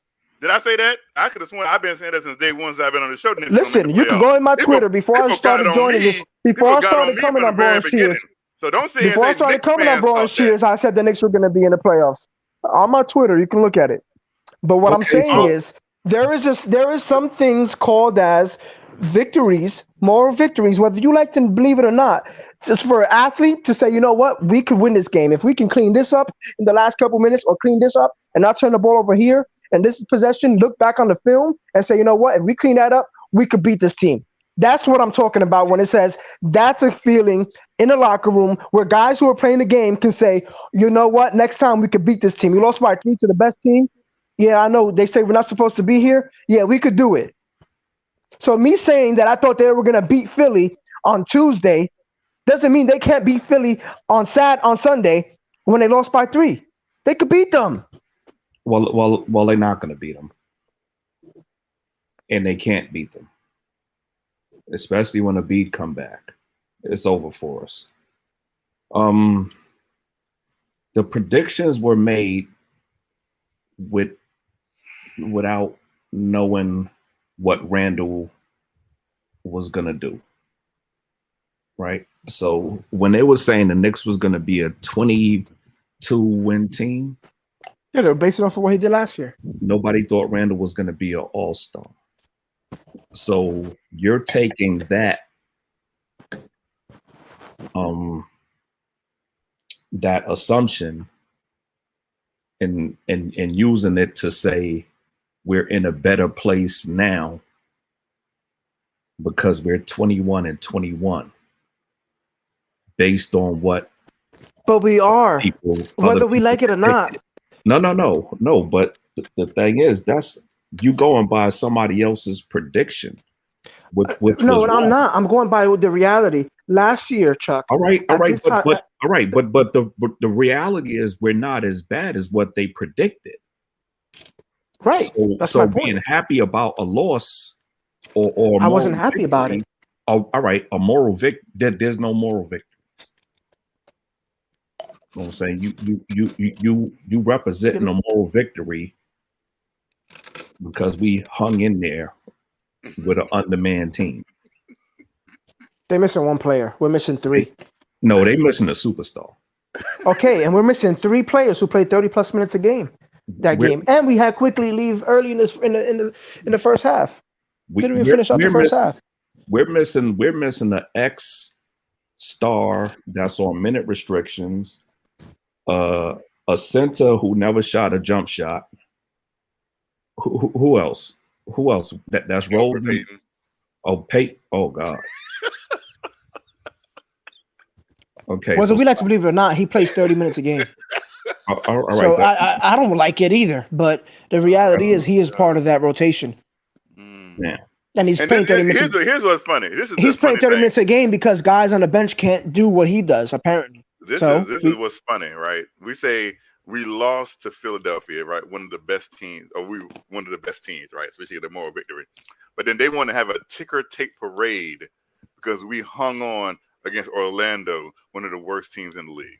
I never said that either, so you're not talking about me. They want to have they came on here last night, Chuck, and they were just over the moon that we beat the Orlando Magic. I wasn't over the moon. I was just happy to see Bullock play well. That's it. I never said I was over the moon with the win. They should have blown him out. Over the moon. And the Magic just beat the Nets. It's any given game. It doesn't matter. That's not what I'm saying. No one's over the moon. Oh, they were. Oh, they Don't were. say no one. Who's they? No. You only speak for yourself. Lindsay. Not me. Who's they? Not me. I just said plenty. A lot of Knicks fans. Yes. Oh, okay. You said they, not me. All right. I'm cool with that. Yeah. Not. I would have said Eric G. I would have said Eric G. But I said they, as in fans. Because fans react to every game, like individually. Every game. Every loss is the end of the world. Trade this, trade that. Every win, we're going to the playoffs. All I'm saying is that when we play the best teams, no, I get it. I'm not saying that. What I'm saying is when we play good teams, great teams, we're able to see. Even if we lose by 30, okay, people expect that. Okay, that's the Lakers or that's the Clippers. Okay, you're supposed to lose by 30. I don't think that way. But if we lose by 2 to the Lakers or lose by 2 to the Nets or lose by 3 to Philadelphia, for me, I say, okay, now we can see where we are in comparison in the places we can get better at. So maybe the next time we play this team, because we're going to play them a couple more times, how we can beat them. That's all I'm saying. Whether the Knicks are going to beat them or not, whether as fans we believe they're not, whether you say, Chuck, oh, no, you know what, we're not going to beat them no matter what. I get that. But what I'm saying is it allows us to see that these guys play hard and they give themselves the opportunity to win the game. So let me ask That's you what they got to clean up. I want to ask you a That's question. What I'm saying. So we lost by 3 to Philadelphia, right? So let's say Sunday we lose. I mean, you're like, we can take some out of that. So let's say we lose by like 15 on Sunday. What would that say? That we lost by 15 on Sunday. Oh, no. You just said we can put on the tape and show what we can do wrong and we can compete with them. So now we just lost by 15. Yeah. That doesn't. Lost by 3, what I'm saying is, we can look at the tape and we can say this, and this is how we can get better. But if we lose by 15, it's just, we lost by 15. But those things happen, Kev. But but you're saying it's a double standard. It's a double standard because they can lose by 3. Just because you look at tape and you find places where you could get better doesn't mean that the next time you play them, you're not going to lose to them. I didn't say that they're going to beat them now. That's not what I said. They were going to beat them. What I'm saying is it doesn't mean that they're going to beat them. I don't understand what you're saying because you said I would like for them to win. I think they can win on Sunday. What I'm saying is when you lose a game that close back to back to those two teams in the East, the top 5 teams in all NBA, pretty much on the road, it gives guys in the locker room the sense that they could beat these teams. They go back, they look.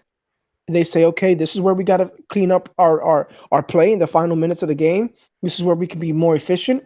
Okay, let's try to put that to work next time we play. That's all I'm saying. It happens. It's just sports. This is what they do. What happens when you don't play well? You go and you practice.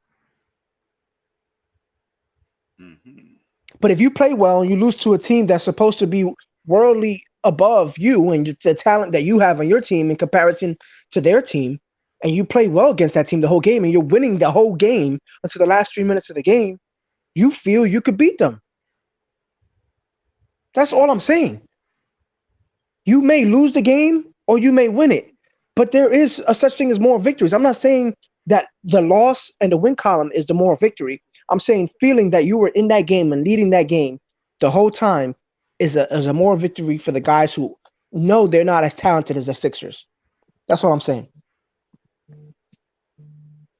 I can guarantee you, I'm not in a Knicks locker room, but I've been in plenty of locker rooms. I can guarantee you after that game, nobody's like, you know what? I'm happy. We learned a lot, and I'm happy. I guarantee nobody was happy. I'm sitting here. I'm telling you, nobody was happy about anything. I'm not saying anybody was happy. You just said they were happy. You said they learned I'm saying a lot. they were saying they were thinking that, damn, we could beat this team. This is where we got to clean up. That's what I said. I never said, oh, they got in the locker room, they popped champagne, and they were all happy. I never said that.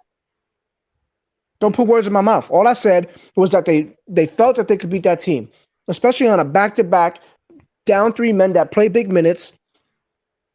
And so if they lose Sunday by 15, then they lose Sunday by 15. They weren't prepared.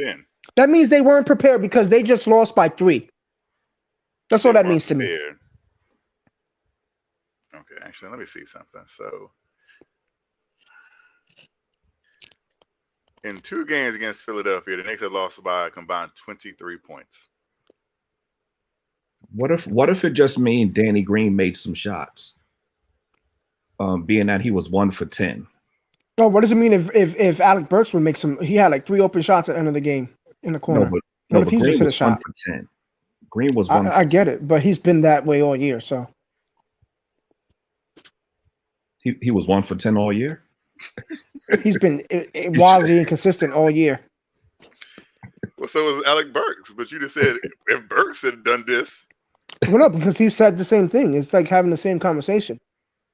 No, because you're saying because they only won by 3, right?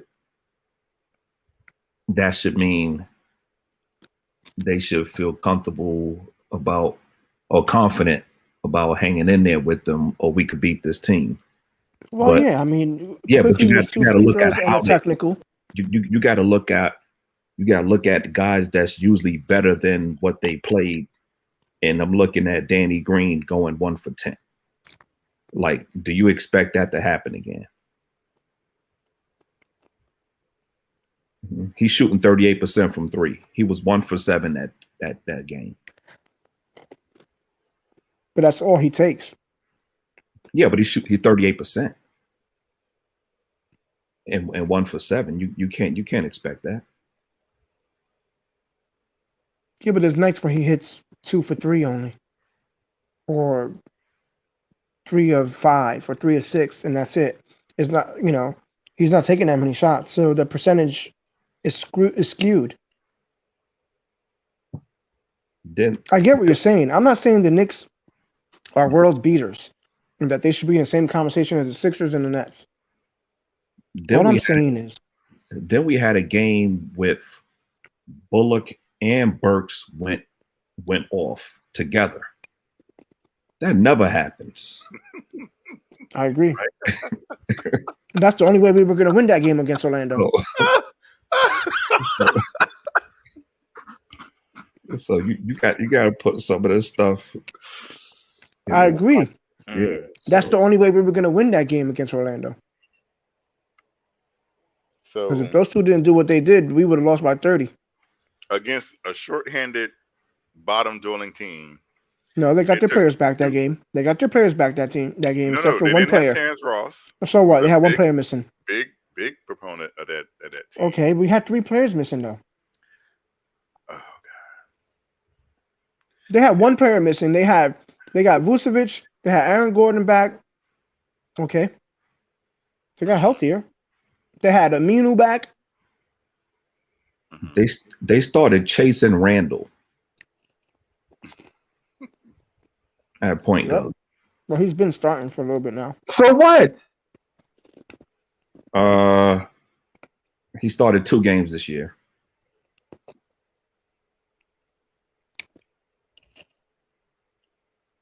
Yeah. Nice try, Freezy.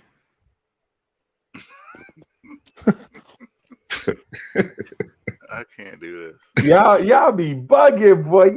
Y'all are like, man, I went outside and it was raining nickels. You like, yo, it was raining nickels outside. And I'm like, well, so what? Go scoop them nickels up and take them to the bank. It's money.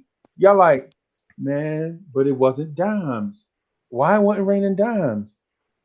Come on, bro. Really?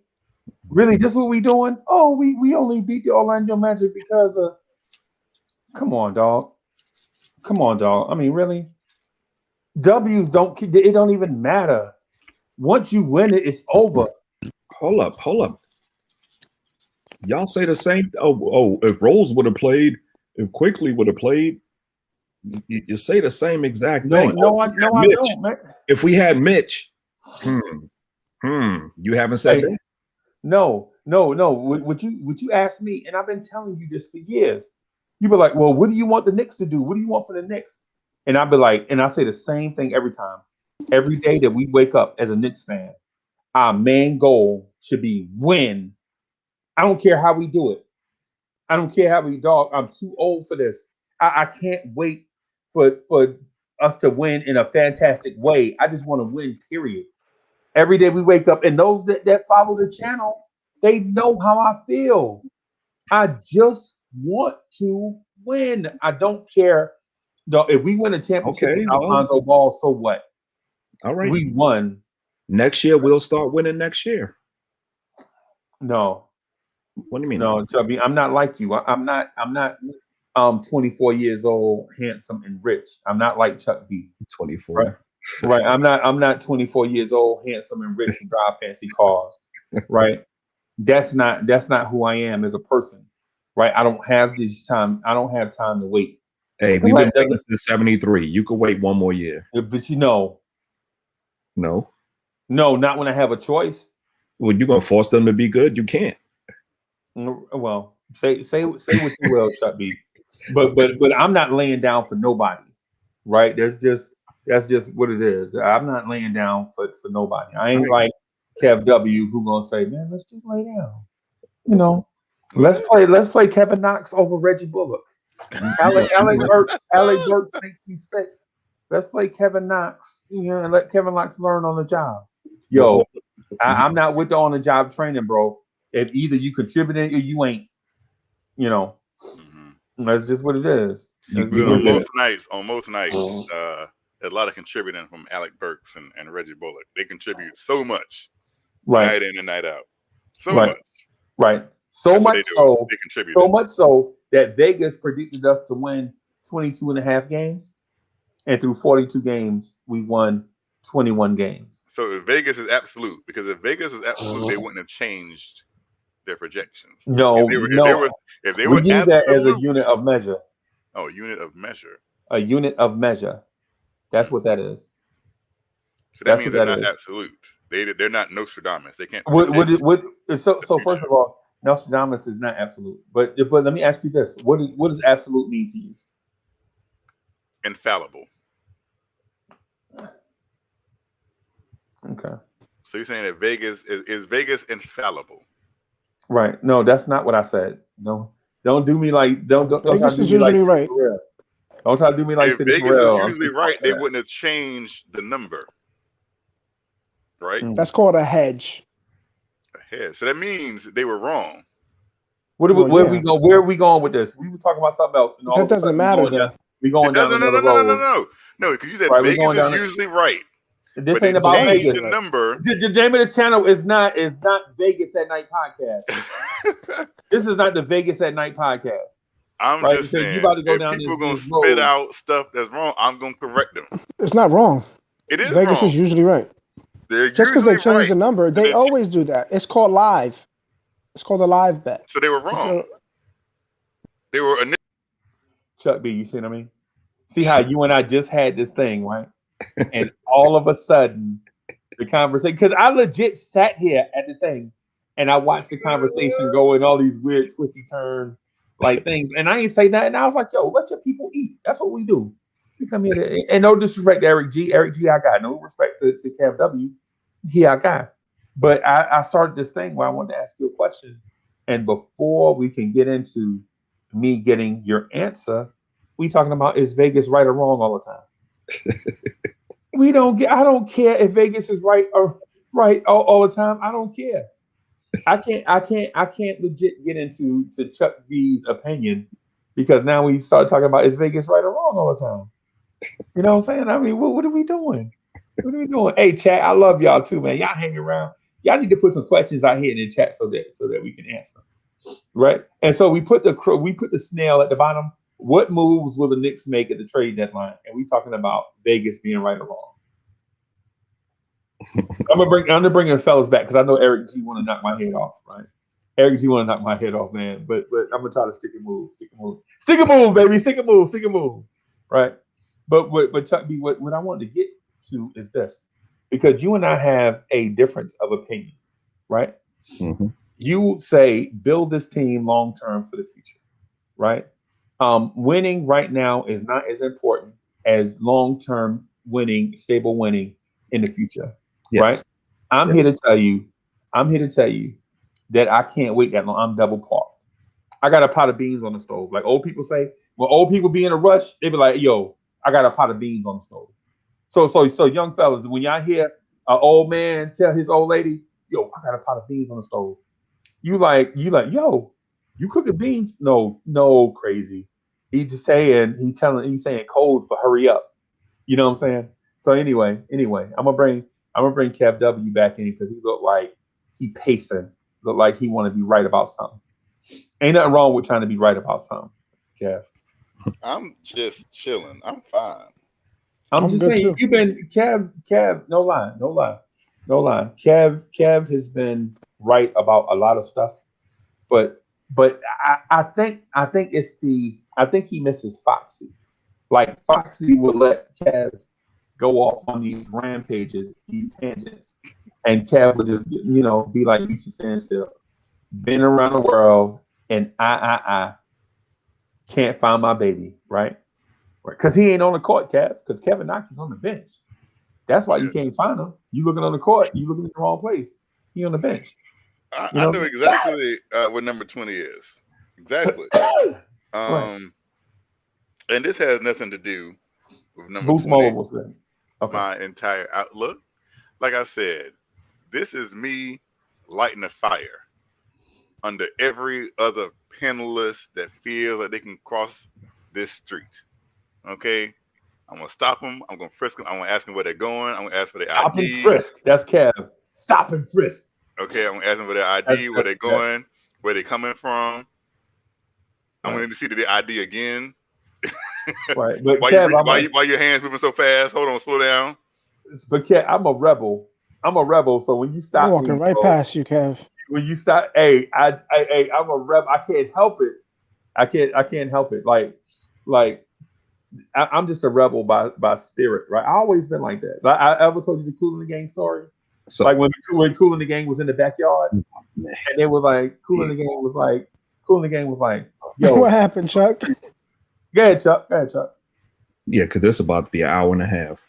No, it ain't. It's about an hour and 20 minutes. I promise. Yeah, because you don't got no short stories.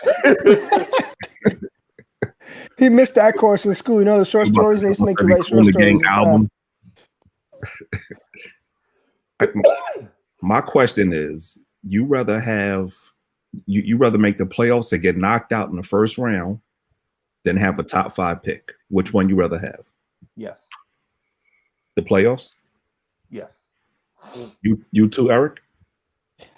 You know why? Because I just don't trust the Knicks making a pick that's going to turn out to be good. With the number 5 pick in the NBA draft, the New York Knicks select Kevin Knox. I mean, they already did it with Knox. They did it with Ntilikina. I'm sorry, Frank. They did it with Obi. I'm sorry. Number 5 pick, Obi Toppin. That's crazy. But we missed the playoffs to get him though. I mean, I'd rather if we could go to the playoffs and get a top 5 pick, that'd be tough. No. You know what I would rather do though? You missed the part. Can we do that? You missed the part I said get knocked out in the first round. Right, but Chuck. But I know that's gonna happen. But so here's the thing that I would rather do, right? I would rather keep the Knicks young players in high leverage games, right? So they can gain experience. That way, the rising tide floats all the boats, as opposed to a sinking tide lowering all the boats, and then you bring in a rookie to save all the boats. That's what I'm saying. Give me the rookie. It depends on what rookie it is too. Now, Yeah, it depends on what rookie it is. Hey, I could do without the playoffs for one more year, just to get that top 5 pick. That's because you 24 years old, you rich and good looking. You know, you got a house that's paid for and drive fancy cars. You have time. The world is your oyster. I'm telling you, I'm the opposite. I'm in my 20s, man. I still want to win this year. And I know the chances of us extending a playoff run is very slim. No, it's about building for later though. But Chuck, I think part of building is having the young core we already have, getting that kind of experience. Yeah, but that's to get the playoffs. It's not a finished core. I know, but the guys, we know there's going to be 2 guys here. Then have that core get the experience. Then have them experience getting knocked around in the playoffs, make it to the first, the second round, and the third round. No, I get what you're saying. I agree with that too, though. I mean, we don't have the team to do that yet. You got to build that team first. We still in the building stages. We still in the building stages, right? Yes. So my but thing they're is, out of. The thing is, we are in the building stage, but we're out of the tank stage. No, but this is the draft to get that final piece. I know what you're saying. I'm saying shed dead weight jokers. Like right now, if you dead weight, we need to shed them for draft picks. Right? What I'm saying is we're building. We're a team that's building, but for the last few years we've been in the tank build. But now we're out of. Unfortunately, what progress you made with Anthony MSG? I spoke to him today about something else, but I haven't got a chance. We got to do something. He might have to come on morning drive because he's never up this late.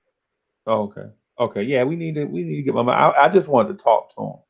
I mean, if y'all want to rock and roll and kick it, on the live stream, I just think his story inspires me, right? Inspires everybody, absolutely. Yeah.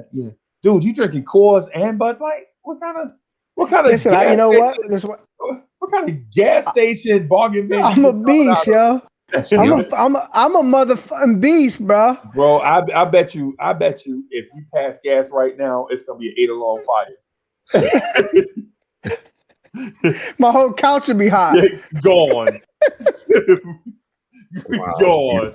Yo, Freezy. Listen. Coors and Bud Light at the same time. Listen. What happened was I had some Bud Light. I threw in my middle. I have my office. I have a mini fridge. Right. So I had some Bud Lights in the top, but they froze. Right. So I had to go to my kitchen fridge and just grab these that are in my beer section at the bottom. So I hate frozen. Beer's a beer, man. I like beer. Once a beer freeze, yo, I'm good. It's over. Not me. I just sit on the counter and I drink it when it gets. I ain't wasting no damn beer. Yeah, man. Like how you said yesterday about wasting a Bud Light to go save somebody or pour fire on. My friend was like, "Yo, if I just internally combust right now, would you put me out?" I'm like, "No, I'm not wasting no Bud Light on you. That's for sure." Mm-hmm. You know what I'm saying? You better stop, drop, and roll or something. But I feel. Yeah, something. But to get back to Chuck D's point though, I just had to ask about Anthony MSG because it crossed my mind and I don't have. Yeah, I'm gonna work on him. I think I'm gonna try to get to. I'm probably gonna go to the Knicks game next week. Okay. With him, so for sure I'll do that. I'll definitely chat with him before that. Probably tomorrow. I'll send him a text. Okay. See if he can jump on morning drive sometime next week.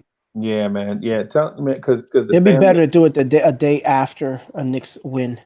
Yeah. So I want to ask Chuck B and Cap W this.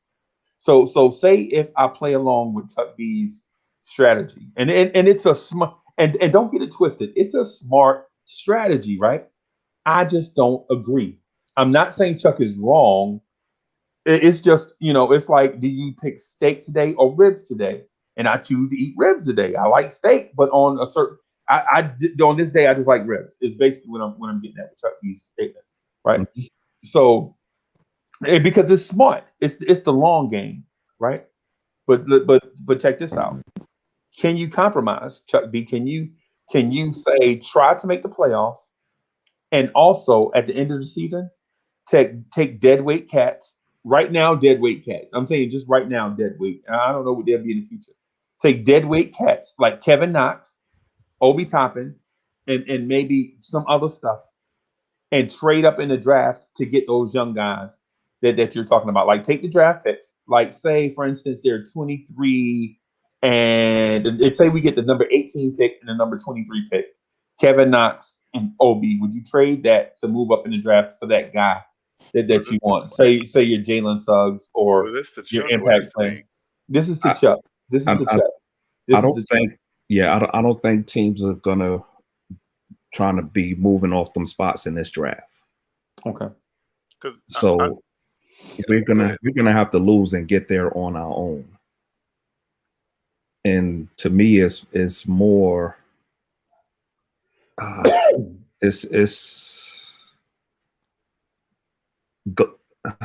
Having 4 moral, what y'all call it, moral victories in the playoffs. Yeah, I guess that's what they call it. No, I don't call them that.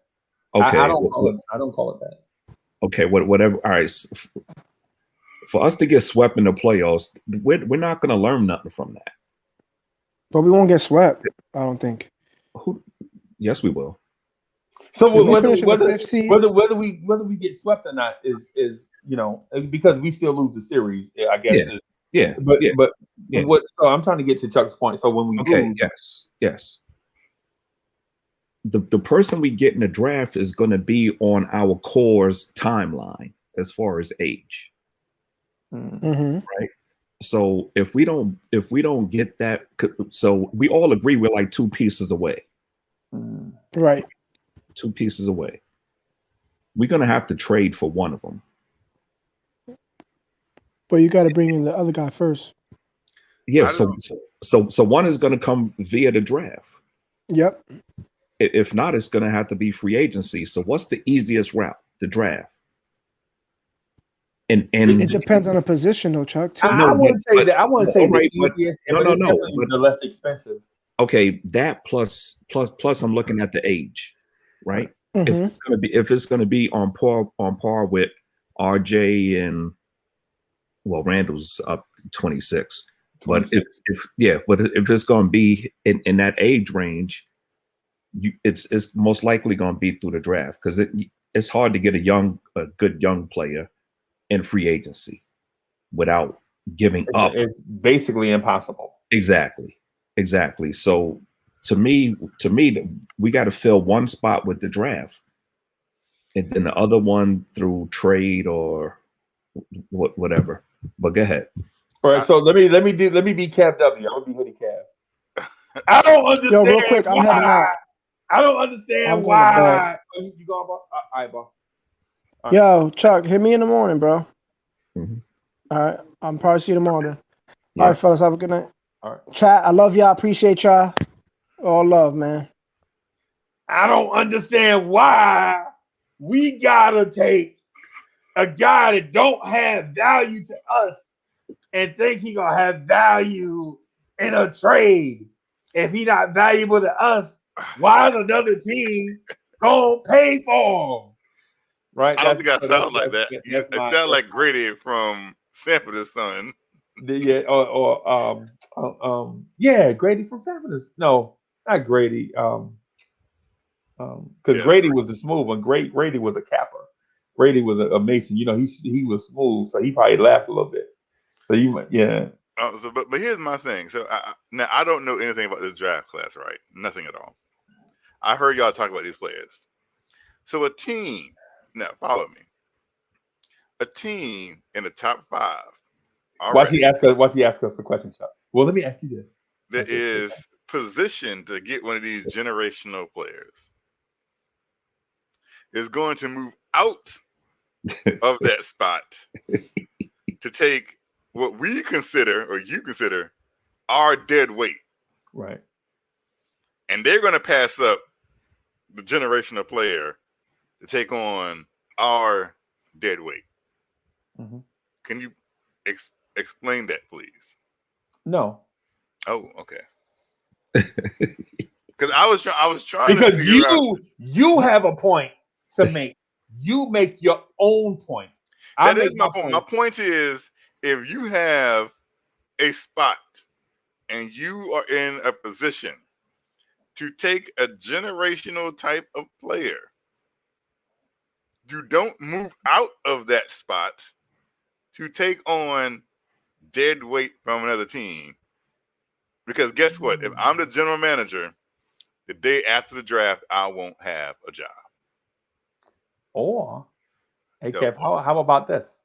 How about this? How about you take that dead weight and go get an established player like a Karl Anthony Towns? You take Obi, Knox, 18, 23, the second round pick, and the number 2 pick in the second round, and Dallas is 2023 first round pick for Karl Anthony Towns, right? And before you slam that trade, because I understand it's dead weight in there.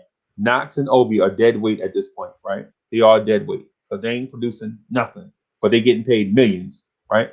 So you do both of these picks this year and a second round pick, those 2 dudes, and Dallas's first round pick in 2023 for Karl Anthony Towns. Do you make that move? If I'm Minnesota? No, if you're the Knicks and Minnesota, because it takes 2 to tango. Well, Minnesota's like, I'm gonna skip this dance. Thank you very much. Why would they skip the dance? 3 first round picks is not enough and a high second, and no. 2 lottery picks. No. Now, if you were to say, you know what, I'll start with Mitch, and you can give me Obi, but I want to take quickly too. Throw in Mitch and quickly. And so is Obi, Knox, Mitch, quickly, those 3 first round picks and a second round pick. Probably. Okay. But if you just say Obi and Knox alone, and I don't care how many picks you're getting, no, that's not gonna cut it. Okay. So in that scenario, Knox and Obi are still not considered dead weight since they make millions and don't produce for us.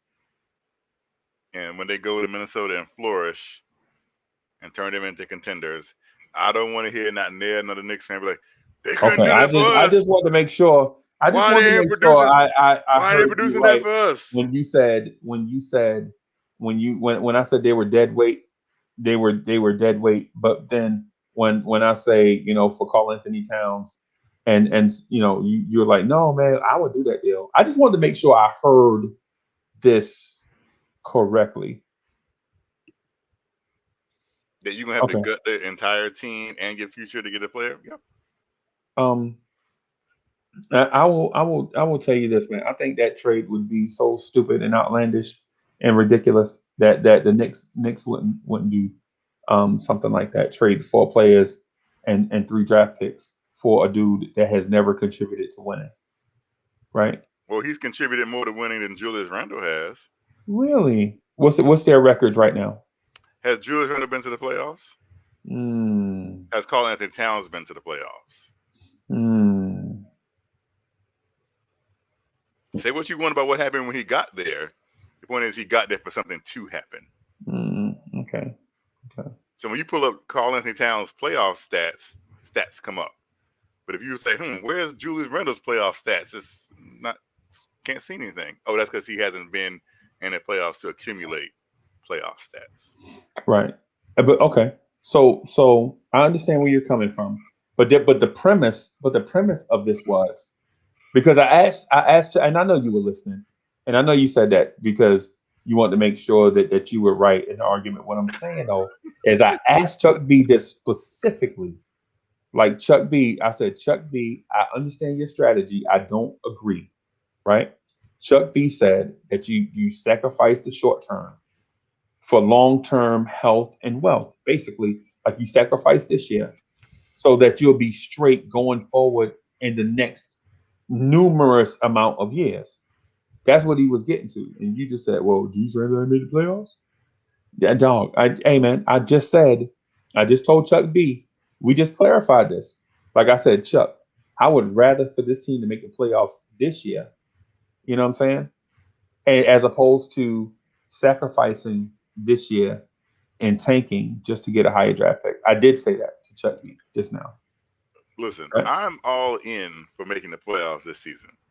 Because even if it's too late in the season to tank, because you're not going to have a chance to move up as far as you want. So you're still going to be in, like, if you get 12 or 13, I mean, that's still purgatory. That's not going to get you anything.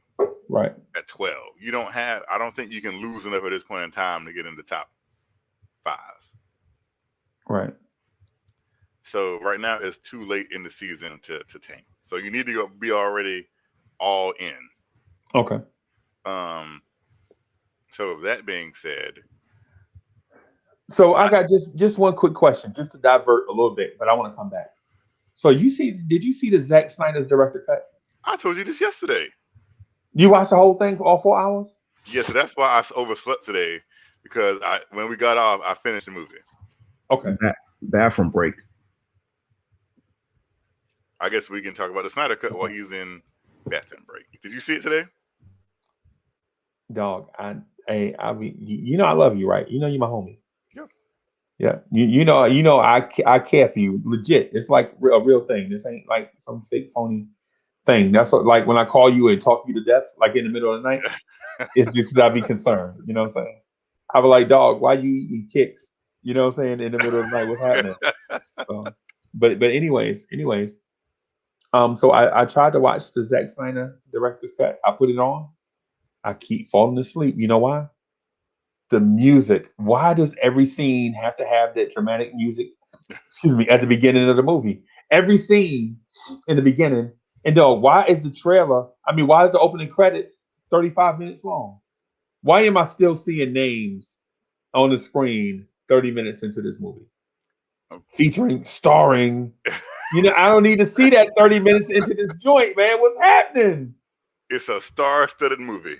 It's bro.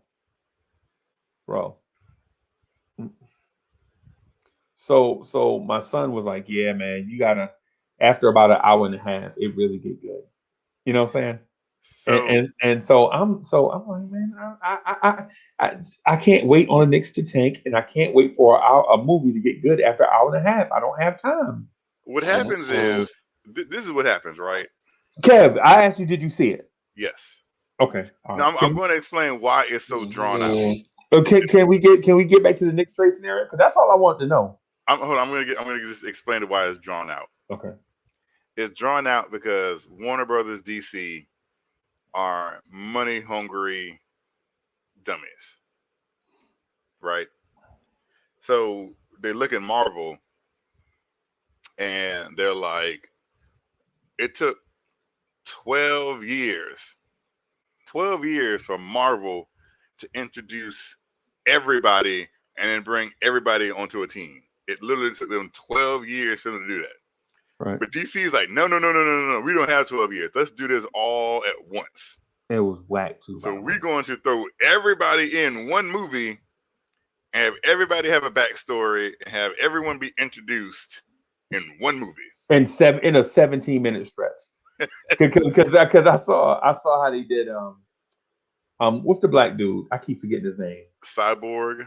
Yeah, they did Cyborg backstory in like 17 minutes. Yeah. Like, what is this? Yeah. And so instead of him having his own movie, that should be like 2 hours long by itself. Or TV show. Yeah. They was like, no. We're gonna do this in one movie. So let's give him like 20 minutes of movie time to tell his whole backstory. Right. And then we're gonna move on to the Flash, and we're gonna give him 20 minutes to tell about his whole backstory. Then we can talk about Bruce Wayne and his motives, and we can talk about the backstory with the mother boxes, and then we can get to the actual movie. Let's just save 12 years and do it all in one movie. DC is whack. But the overall, I put like cartoons. DC stick to cartoons. The overall movie is actually really good. Kev. I'm just saying. I guarantee you, if you got to the end and you see all the credits again, you be like, "Wow, I'm glad I wasted 4 hours and 2 minutes." No, I'm not gonna say that. I'm gonna be wondering why Kevin Knox is still dead weight on the Knicks. I don't think Kevin Knox is dead weight at all. I think Tom Thibodeau has turned him into dead weight. I think Tom Thibodeau has the power to turn him into buried treasure that's found by pirates. Mm. Like, look at this bounty we got named Kevin Knox that we found on the beach. And we're going to take this, and this is our fortune, and we're going to... Kevin Knox reminds me of that rap group tag team. They had like that one joint. They had that one joint, and they are living off that one joint. Whoop, there it tag is. team back again. So yeah, and so they did it. Whoop, there it is, and then nothing. Whoop, there it is was so popular that Disney was playing it during the anniversary, like they 60th or they 50th anniversary joint. They got tag team out there with gray beards, all old, looking like washed up rappers out there talking about whoop, there it is. Let's get some whoop, there it is. That's Kevin Knox to me. Wow. Kevin Knox had that one flash where we thought he was gonna be something, boy. We thought Knox was gonna be something. But then after that, man, you know. Kevin Knox is like mint condition. Right? That's watch yourself. Watch yourself. Kevin Watch Knox yourself. is like, listen. Mint condition may be better than Troop. Man, Troop had a group member pass away. I didn't know that. Yeah. The dude with the blonde thing in his wow, head. Really? Yeah, he passed away last week. He is 52. He's a baby. Dog, 52 passing away, getting out of here. 52 years old. Awful. Come on, yeah, that's crazy. Yeah, it's crazy, man. But yeah, if you said they're probably better than H-Town, maybe. I don't know. H-Town was kind of dope. I saw Ralph Tresvant interview last night. Was he talking about a reunion tour? The same old stuff. Oh, they having a reunion tour? He said him and Johnny Gill we trademarked the name New Edition so that nobody else could get it. And the other members of New Edition thought him and Johnny Gill trademarked the name so they could hold it over their head like you work for us.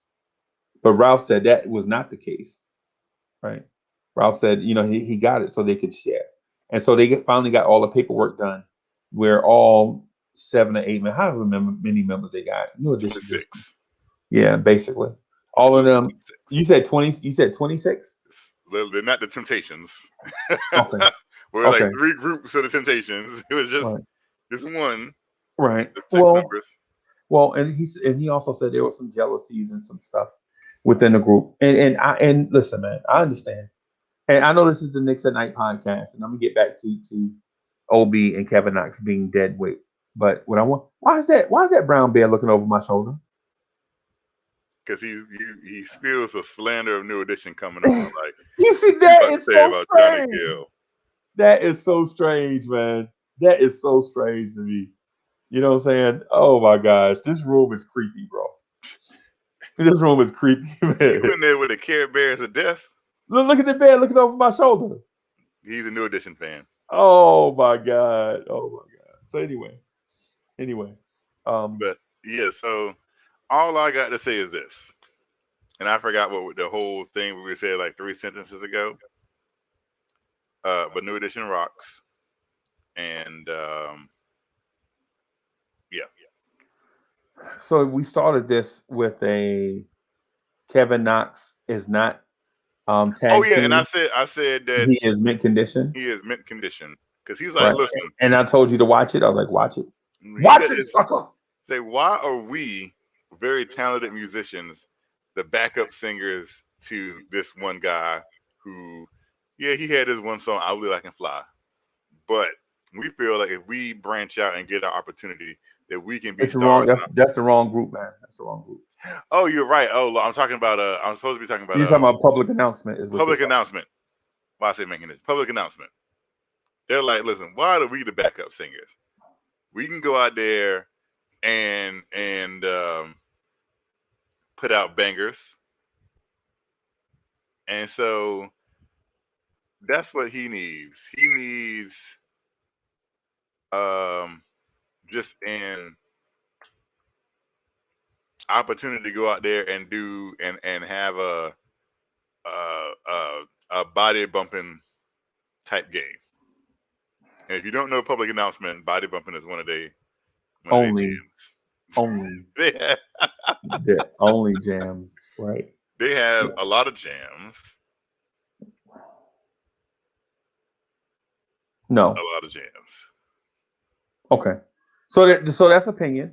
So Kevin Knox. So Kevin Knox being stapled to the bench is a Kevin Knox issue. It's not a Tom Thibodeau issue in my opinion. It's definitely a Tom Thibodeau issue. I believe if my man goes to another team, say for instance, Kevin Knox to the Denver Nuggets. Say we do Kevin Knox straight up for Bowl. Right? Say we do Kevin Knox straight up for Bowl. I have a question. I have one question. What happens? What would be the narrative in Knicks fandom if Kevin Knox goes to another team and has like an all-star level career?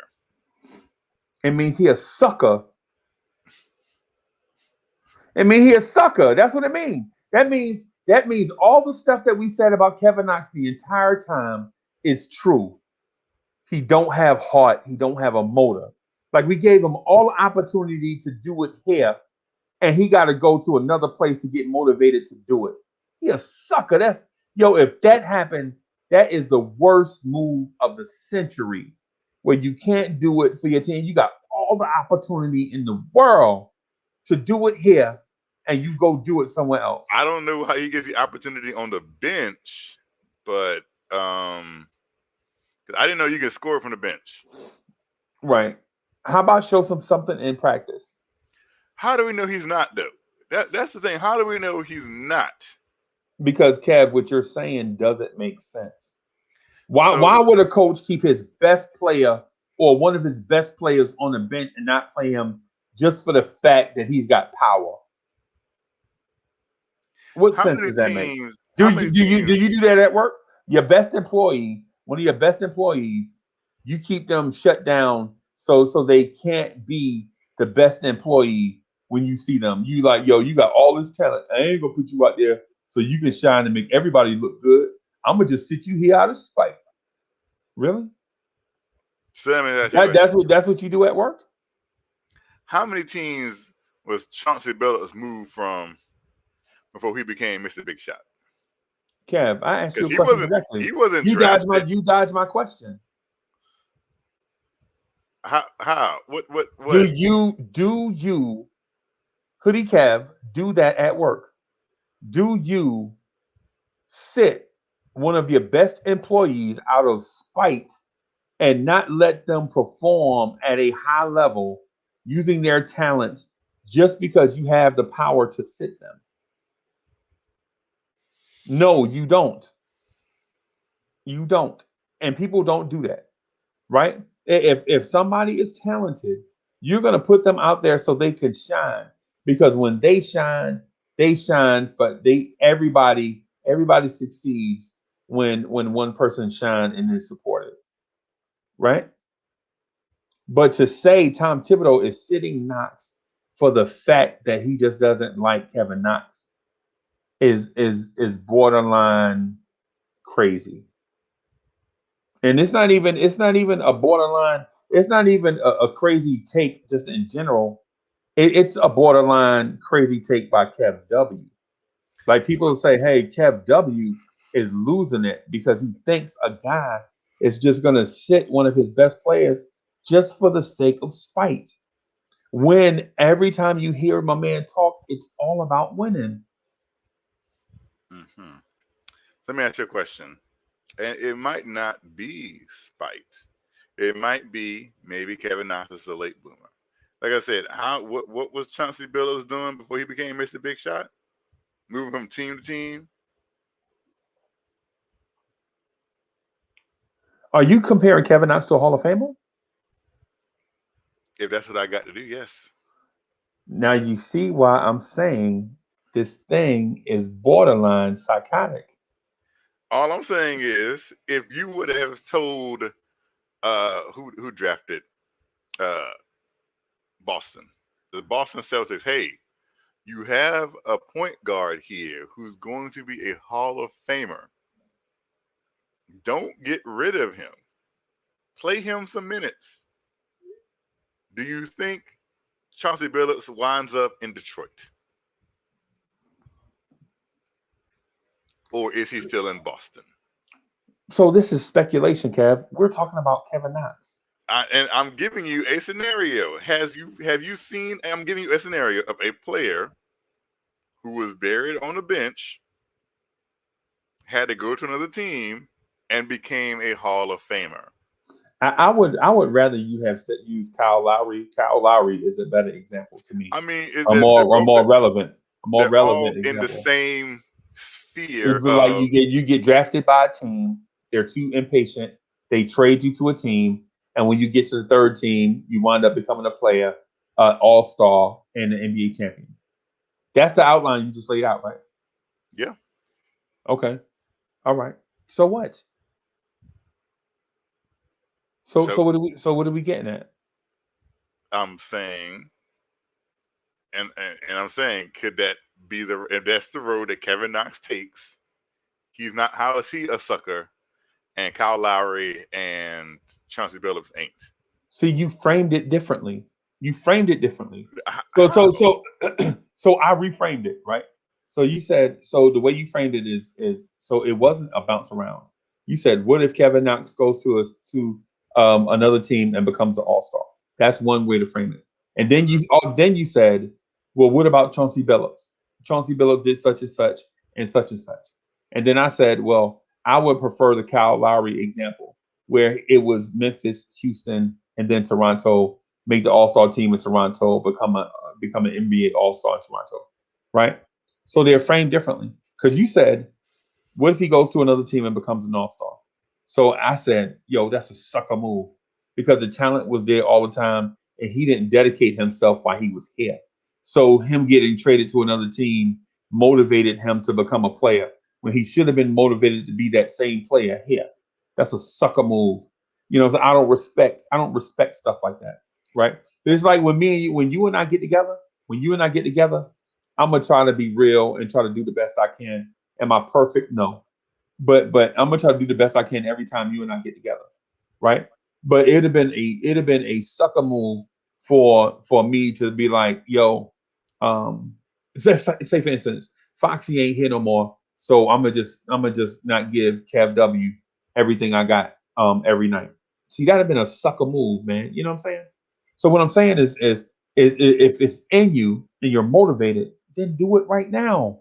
Why do you have to go somewhere else to show the world that you're a real player? You know what I'm saying? But hold on, you're making a narrative like, one, Kevin Knox wants to go somewhere else, and two, you said, what if he goes somewhere else? Yes, what if? Because you're saying, and every other Knicks fan is saying, every trade speculation, let's send Kevin Knox out here. I heard Eric G, and I'm not talking behind his back because I'll say it to his face. Eric G said, hey, I want to trade Kevin Knox basically because I just don't like him. So I'm saying every Knicks fan wants to trade Kevin Knox. So no, Kev. What I'm saying is this. You said what? Because we got to keep all these things compartmentalized. You asked me for a specific answer to a specific question, so I answered that question within the framework of the question that you asked. But hold on. But here's the thing: it's not a sucker move if Kevin Knox gets wait. Let's establish the framework for the question first. Okay.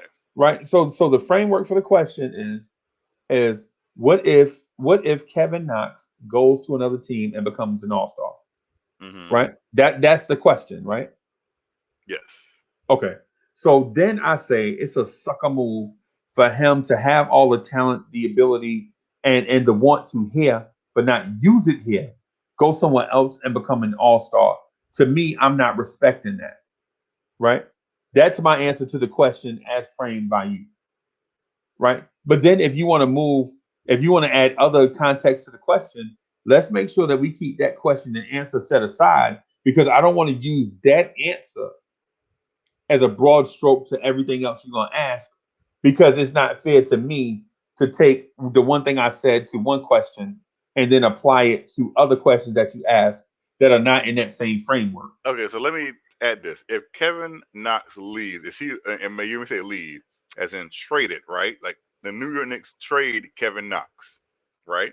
Not Kevin Knox leaves as a free agent after 4 years. They decline his 5th-year option, and he just leaves. But he's traded by the New York Knicks. Right. So that means it's not up to Kevin Knox to leave. He did not ask to leave, right? Right. So with that being said, is it fair to say some players just take longer or shorter than others to reach that peak, that ceiling, right? Right. So is it fair to say Kevin Knox will reach that peak in year 5 or year 6?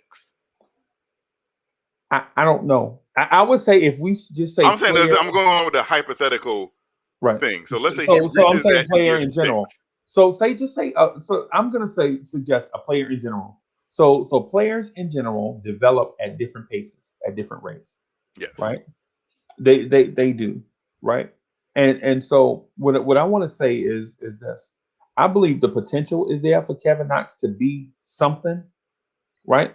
But I don't know what that something is right now. So Macri said this morning that, why would you invest minutes in development in a guy that at best could be maybe a sixth, seventh, or eighth man, right? You can find those anywhere, is basically what I'm saying to what he said. Now, with that said, I don't know if I agree that Kevin Knox's ceiling is a sixth, seventh, or eighth man.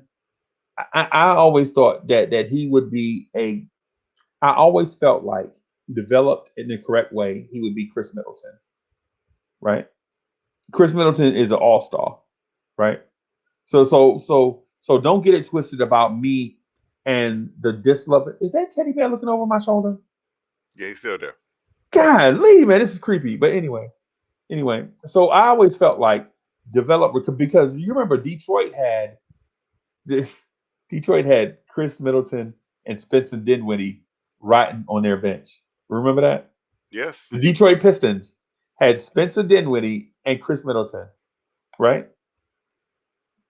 They didn't develop them. And the Detroit Pistons are a crease fire. I don't respect that franchise. I think they're the same as the Chicago Bulls. I think they're the same as other franchises where they don't develop well, and they cry and complain to the league office that it's not fair. But you can point the finger directly to them and bad decisions that they made.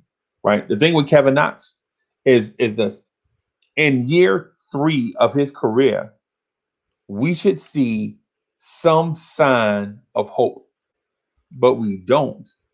Right? We don't see we don't see a pulse on his corpse. We're like, maybe, and you're saying, well, maybe if we put him on the floor, let's see what he's got, right? That's not But true. That's not a you true don't statement. want, so you, oh, wait a minute. You didn't tell me on a live stream that you prefer Kevin Knox to get minutes over Reggie Bullock and Alec Burks. No, that's not what I'm saying. What I'm saying is you don't see anything. I'm saying you don't see anything right now. No, Kev.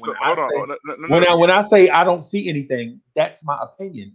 That can't be wrong. You can't tell me I'm wrong. No. What I'm saying is you say you don't see anything because Kevin Knox isn't playing. When Kevin Knox was playing, when he was playing 20 minutes a game early in the season, he was like, I remember, he's like, Kevin Knox is having some good games. Kevin Knox played good. Kevin Knox played well. This is what Kevin Knox did. There were games you were like, Kevin Knox did good tonight. So you can sit here and say right now, in the moment, because you haven't seen much from Kevin Knox recently, that you haven't seen anything from Kevin Knox. But you can't say this season, as the entire season in its totality, that can be true.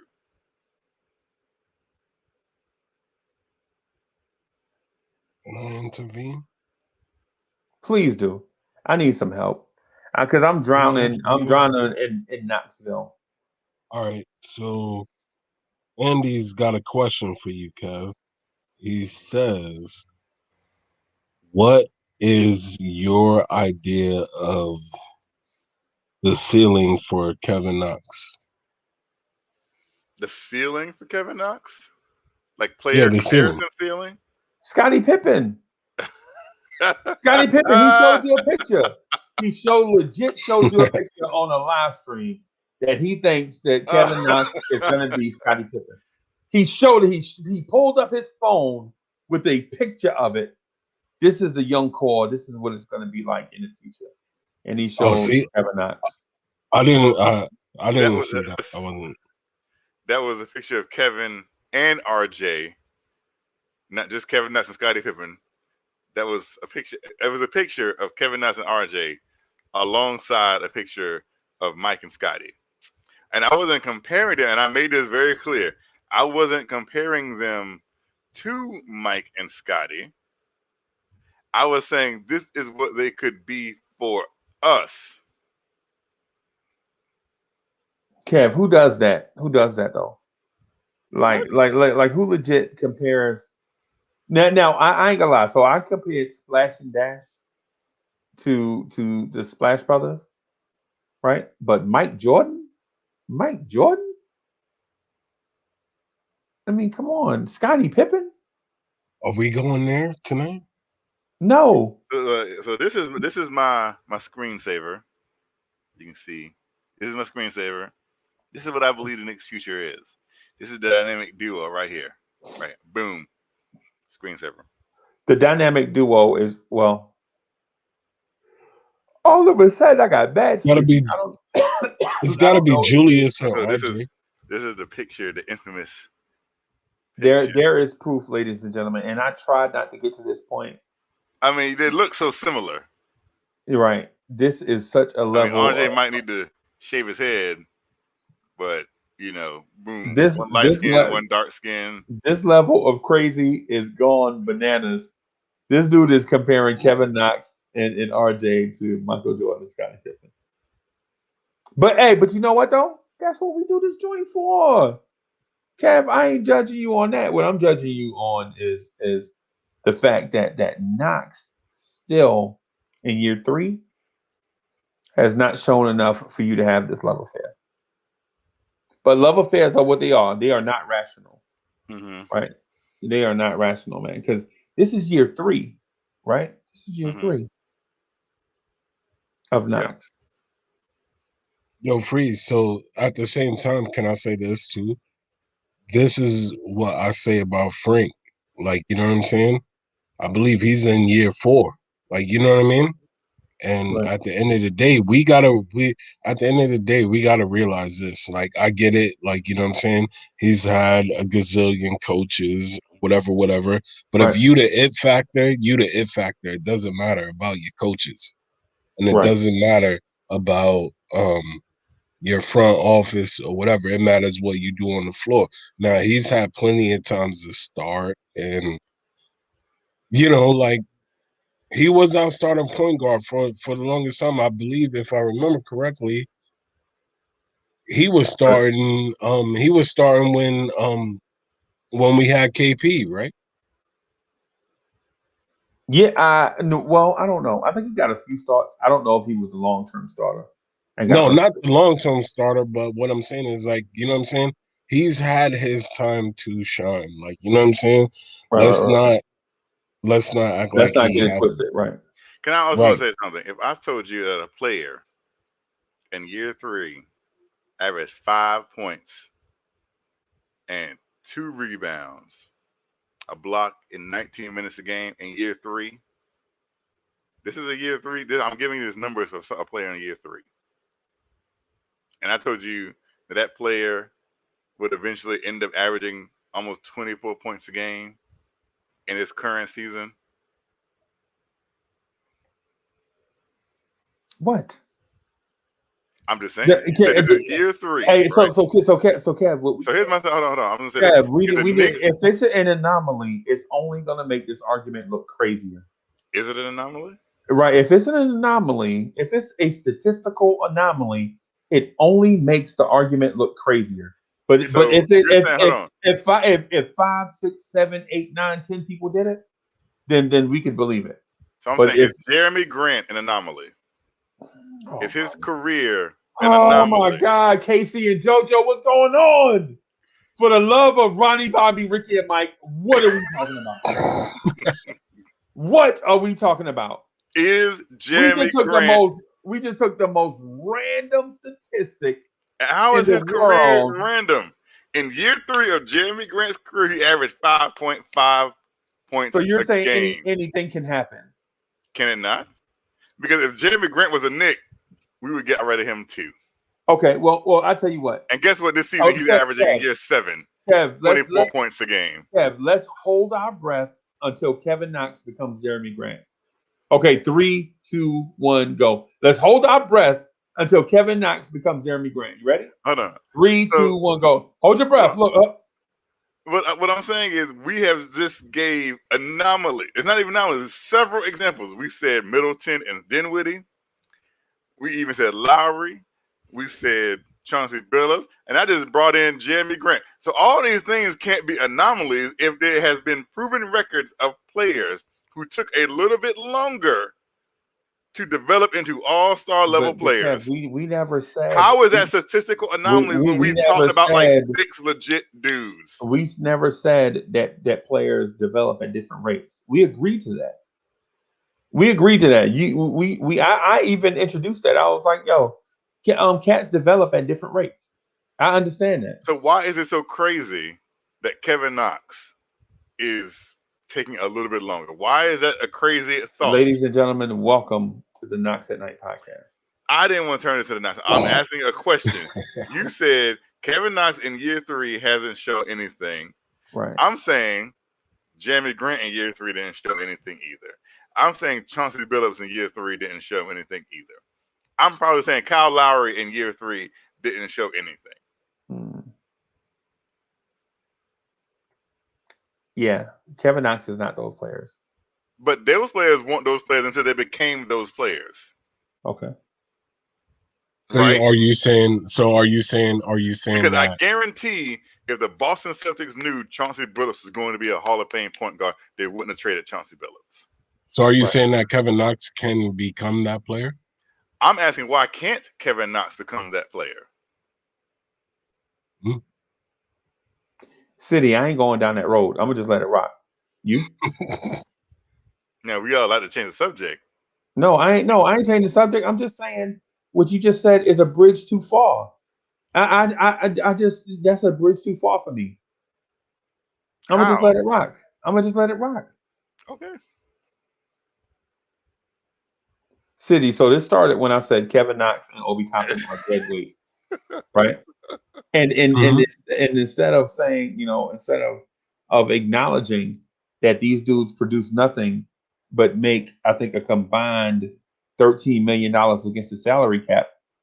To me, that's dead weight, right? You ain't producing nothing, but you make $13 million between the both of y'all. To me, that's dead weight. It's the same thing as us still paying Joakim Noah, in my opinion. Are we still paying him? Yes, because Cats begged, pleaded all over Twitter, please stretch Joakim Noah so we have cap space. And come to find out, KD went somewhere else, and we never even needed the cap space. All we needed to do was just send Noah away from the team for these 2 years or whatever, and just eat his salary. They could have cut him and just ate the salary, right? But it's stretched. It was $32 million stretched over 5 years, and so we still paying him until 2022. So now we carrying Joakim Noah, Obi Toppin, and Kevin Knox, all dead weight dudes. All of them light skinned too, by the way. Huh? That's interesting. I'm making a decree right now. New York Knicks don't draft another light skinned dude. Wow. Not for a long time. That's a joke, by the way, because I love y'all light skinned people out there. Yeah. All I'm saying is this, and like I said, and I can only kind of. So Kev, I gotta get out of here, man, because I gotta go with Junior to go buy a car in the morning, and I don't want him to come back with a Lexus truck. You know what I'm saying? Knowing that he won't buy soda to bring, but he won't buy toilet tissue to come in the house. So I don't want him to go out and buy a Lexus truck. You know what I'm saying? it's what the haters have to do. At my age, I'm a hater, right? So I have to make sure. I have to make sure he do something responsible. Like don't worry about the chicks right now, son. You know what I'm saying? They'll be there. They'll ride with you if your game's strong enough. If you got game, they'll rock Yo, with you. Freeze, before you bounce, before we bounce out of here, when we do bounce out of here, can you play the outro? Hoodie Cav don't want me to do it no more. He got He's on kept me. W right now. Oh, well, good. So that doesn't matter. He's kept W. You can see it. He's kept W right now, so it don't matter. He's Cav W. I thought he was Hoodie Cav. It's not a game night. I wasn't. If I would have known things were gonna get as heated as they were earlier. we like heated though. We like heated. Then I would have kept it as Hoodie Cav. But I was like, it's an off night. It's probably gonna be nothing to talk about. The Jets are probably about to sign Keanu Neal tomorrow because who wants to play for the Cowboys? Oh my goodness! Would you want to play for the Cowboys? No. Okay. But what I'm saying is for the love of Ronnie, Bobby, Ricky, and Mike, can we please stop talking about Kevin Knox and what he can potentially be? How about this? You know, because you brought up Kevin Knox, but you did not one time mention let's trade Frank. Now, one time did Frank come in the trade talk? Like, can we trade Frank? Frank is valuable. So that means we can get something for him, right? So let's trade Frank. Right. Yeah, since Frank has value, right? Let's trade Frank. Instead of trading, because we can get a better asset for Frank than we can for Kevin Knox. You trade him to a playoff team? Who, Frank? Yeah. Yeah. If we why trade him to a playoff team when we're a playoff team? Bam. You see how he be doing them? See how he be setting the trap? Like, why set up a three and why set up a wing defender that can knock down the three to a playoff team when we're a playoff team that needs a wing defender that can knock down the three? So you don't want nothing in return. That's our most important position too that we need. Because my thing is this: I'm trying to think of just a lowly team right now. Like the Detroit Pistons don't have a need for Frank Ntilikina, right? But the Denver Nuggets do.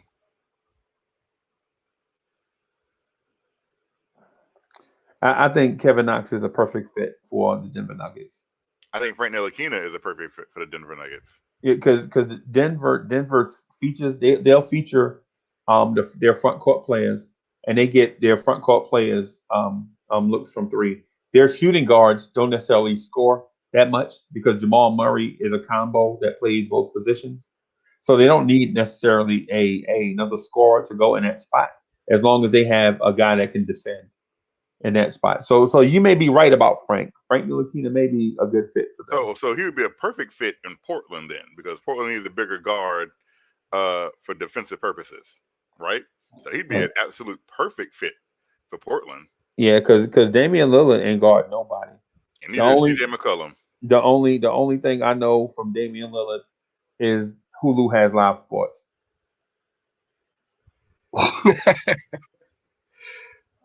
That's my only thing with Damian Lillard. So like I said, Hoodie Cav, tomorrow night I want to talk to you about the signing of Keanu Neal to the Jets. Maybe. Why do we need to talk about your Jets every night, bro? Because we are up and coming. Okay, I'm sorry if you're a Giants fan. Pause.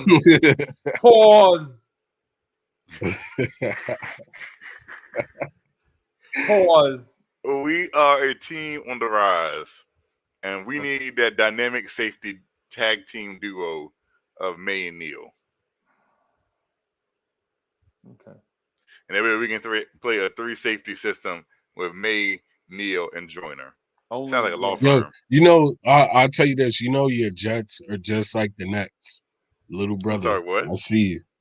Little brother. We have the greatest Super Bowl. Little brother, I see the greatest Super Bowl victory of all time. That don't matter. You're still little brother. Okay. Bugging. And for those of us for those of us that know 1969, right? Dog, it took legit. Think about this: the Jets, the Mets, and the Knicks all won championships in that year. But you know what? You know what needed to happen in order for 3 New York teams to win a championship in 1 year? A man walking on the moon. That's what it took. That's what it took. It took a man walking on the moon for the Jets to win a Super Bowl. You know what I'm saying? And And shout out to Mr. Armstrong. yeah. You know, you notice that nothing crazy similar has happened. Like we legit have not captured aliens or figured out time travel or anything crazy like that. That's why the Jets ain't won a Super Bowl yet. You know, because it takes something crazy like that in history for a random, also ran, unforgettable franchise to win a Super Bowl. Wow. So you do realize that in 2008, I believe it was 2008, the Boston Red Sox won the World Series, the Boston Celtics won the championship, and the New England Patriots won the Super Bowl in the same year, right? And nothing spectacular happened. But the Patriots were already good. But the Red Sox hadn't won the World Series in like 104 years. Right, but the Patriots were already good. The Jets, though, but the Red not. Sox, again, the Jets were not already good. The Mets, the Miracle Mets in 1969 were not already good.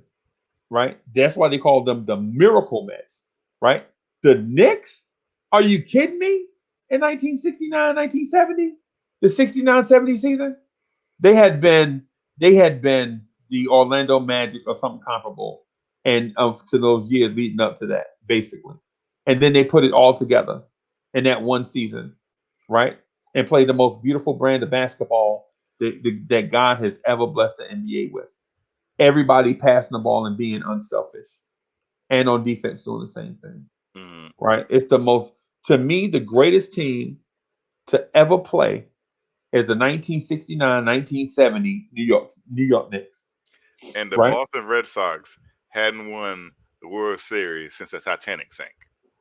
But so what, Kev? So what does that have to do with? What is a bigger stretch? The Red Sox winning a championship when it hadn't been done since the Titanic sank. Let that sink in for you. Hey man, so who are the World Series champs right now? The Dodgers? Yes. They hadn't won it since 1981? 89, I think. 88? 88 or 89. 88, because the Oakland A's won it in 89, right? Basketball. Probably 88. Yeah. So yeah. Well, that's the same thing like the Cubs before they had won it that 1 year. They hadn't won it since, what do they call it, the GOAT season or whatever it was? Like, you know what I mean? They hadn't won the World Series since a guy named Honus Wagner was winning MVPs. Right. So what I'm saying is the Jets don't matter. Right. Wow. The Jets but no, serious. I'm a Bears fan. I know this. I'm a sports historian. You know, and I wouldn't even have gotten on the Jets or said nothing. I'm trying to figure out what have the Bears done. They had like one good season throughout their whole franchise. Literally one legit good season in 1985. Who been to the Super Bowl last? Y'all been to the Super Bowl recently? We have been to AFC Championship games. Super Bowl in back-to-back years. Super Bowl. Let me tell you about the Super Bowl. Well, you know what history.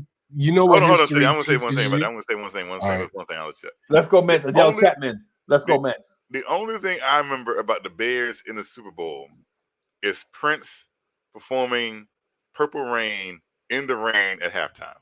That was dope, right? That's the only thing I remember from the Bears in the Super Bowl is Prince performing at halftime. Hey, you know what? I'm gonna tell you. I'm gonna tell you what I remember. Right, just real quick, and then I'm gonna get out of here so I can get up and go help my son blow a bunch of money and regret it. Adam Vinatieri takes the football and puts it on this black tee. They're like, "Oh my God, he's gonna try to kick off that in the rain. He might not get that ball deep enough." Pause. right? So he's like, no, he's been knocking touchbacks, right? And so he puts the ball on the tee. It's drizzling rain. He steps back, puts a finger in the air for what? I don't know why kickers put a finger in the air. Why kickers do that? That's weird. Before they kick off, they're like, "Hey, everybody!" But anyway, he kicks the ball off, and every human being on planet Earth is like, "Oh my God, that kick is short!" And guess who he kicks it to? Devin Hester. And you know what Devin Hester does with short kickoffs, right?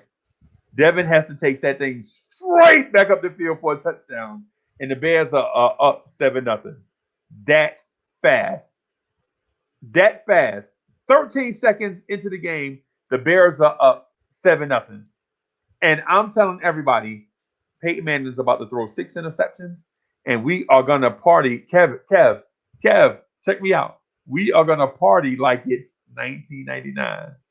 I know you get the Prince reference here. Oh God. so that's what I remember. But anyway, hey, thank you everybody, man, for coming through. Yeah, I'm gonna get out of here, man, because I told Big Man that we'll roll out at 8:00. So I want to get some sleep and make sure that I be straight to go with him. So there won't be a Knicks Morning Drive in the morning because I have to do some personal stuff, y'all. So I mean, unless y'all want to do it and then just have me be on remote, I'll be out walking around or whatever. I probably will not. I'll probably be sleeping, so I got to get up and go to the grocery. So I got to get my 6 hours in. Yeah, you got to get your milk too. Yeah, Kev got to get that 13 hours of sleep that all of us crave. Am I in a coma or something? No, dog. I don't say stuff like that about people, man. So you realize that an average person should require at least 8 hours of sleep a night. That's what's recommended. Right. But Freeze is not the average person. Right. And you know what else is recommended? Everybody being within a healthy weight range. Like if you're 6'4", your weight should be 177 max. Oh. Are you 177? No. I have been 177. Yeah, me too. Me too. My life. Yeah, me too. And you know what else is recommended? Everybody have 800 credit scores. Right? Well, I don't think that's recommended. That's recommended, yeah. Because the higher your credit score, the better deals you get when it comes time to finance. Right? Right? So there are a lot of things recommended, right? I recommend Hoodie Kev get off this Kevin Knox bandwagon and do something more fruitful and productive, like, just like the whole team. You know what I'm saying? Just be a fan of the entire team. I am a fan Reggie of Bullock and all. Knicks. Reggie Bullock. Hey, City, behind you, right? City for real. You see that bear behind you, right? Yeah, Sorry, I missed that. Could you say it again, please? Bam. So that was Siri. That's the government checking my phone. But anyway, so Kev, what I'm saying is this, right? It'll be healthier for you to just be a fan of the Knicks. City, watch this. Watch when I say Reggie Bullock. Reggie Bullock.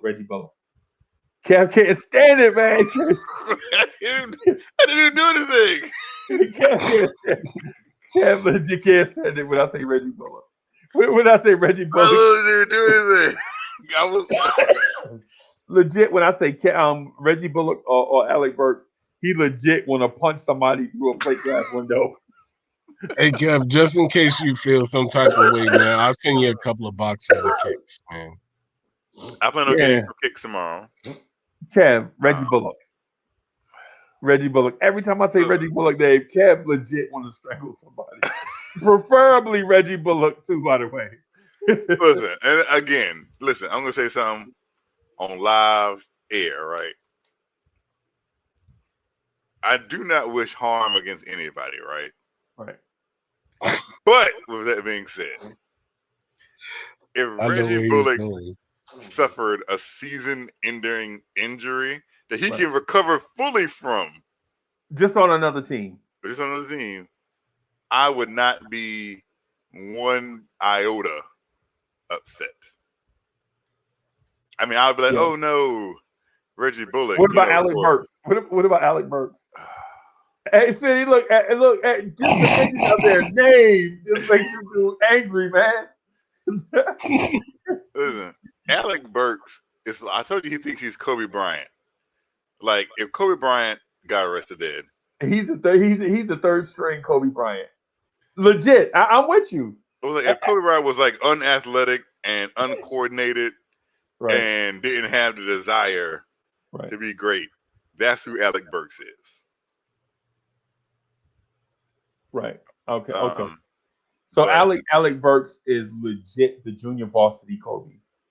Right. He don't wear number 8. He wear number 18. Oh God. So all right. So Kev, I promise you, I really gotta go, but I'm gonna just say this real quick. So New Edition is overrated. Oh wow! You want to get off the air and you want to start this whole? No, I just want to make controversial. You know who's overrated? Like Tony is overrated. They fired Raphael. They fired the lead singer and put another dude up there that sing like him, and then they wonder why they can't sell no records. I didn't know they were still making music after that, but exactly, they fired Raphael and they mad because the fans won't buy that. Like Blackstreet is overrated. Overrated, and I love me some Dave Hollister, right? Okay. Dave Hollister is a great vocal talent. Big Dave Hollister or little Dave Hollister? Big Dave Hollister. You like big R&B Dave or small? I'm in the church. I'm in R&B. I'm in the church. I'm in R&B Dave Hollister. No, the big Dave Hollister that was singing the panties off of people. That Dave Hollister. Okay. But New Edition is one of the greats of all time, and shouldn't have their own wing in the Rock and Roll Hall of Fame. Own wing. For the musical contributions that they gave decades of people in the R&B community. Okay. Decades. All right. So on that note, man, I'm gonna peace out everybody. Kev, we can finish this tomorrow. Hopefully, Junior, big boy won't go and buy a 2021 Lexus that he'll be paying out the nose for. You know what I'm saying? I'm gonna try to get him. I'm gonna try to get him to get him a little putt, little beat around joint where he can have money in his pocket. But I already know where this is going because people in their 20s, you know what they do? Like young men in their 20s, they like to be flashy, boy. They like. That's what I did. Yeah, I bought the car like with the Hemi in it when I was in my 20s. Right. No, I didn't need that much for a spot. Right. They like to be flashy, man. And so I think the Lexus is coming. I hope not, because the place we're going tomorrow, we're going to the BMW place tomorrow. Not to shop for BMWs, but they have other cars on the lot or whatever. So because on one side is all the premium stuff, and on the other side is all the regular stuff, like the joints that people be trading in and all kind of stuff. So I'm gonna talk to my man about just staying on that one side of the lot. But we'll see how things go. Okay. We will see how things go. If I come in hot tomorrow, right? Dog. So here's the thing, Kev. My whole adult life, I've been dreaming of an empty nest, right? Like me and Miss Mocha waking up to breakfast, go in the little sunroom, you know what I'm saying? Eat our little breakfast, you know what I'm saying? Me read the newspaper. She tell me what she got planned for the day or whatever. You know what I'm saying? Talk about the Knicks. You know what I'm saying? But if my man listen. If my man pull up in a BMW truck, I know my dream of an empty nest is going out the window, right? Because you paying for a 2021, paying for a $70,000 car, you know what I'm saying?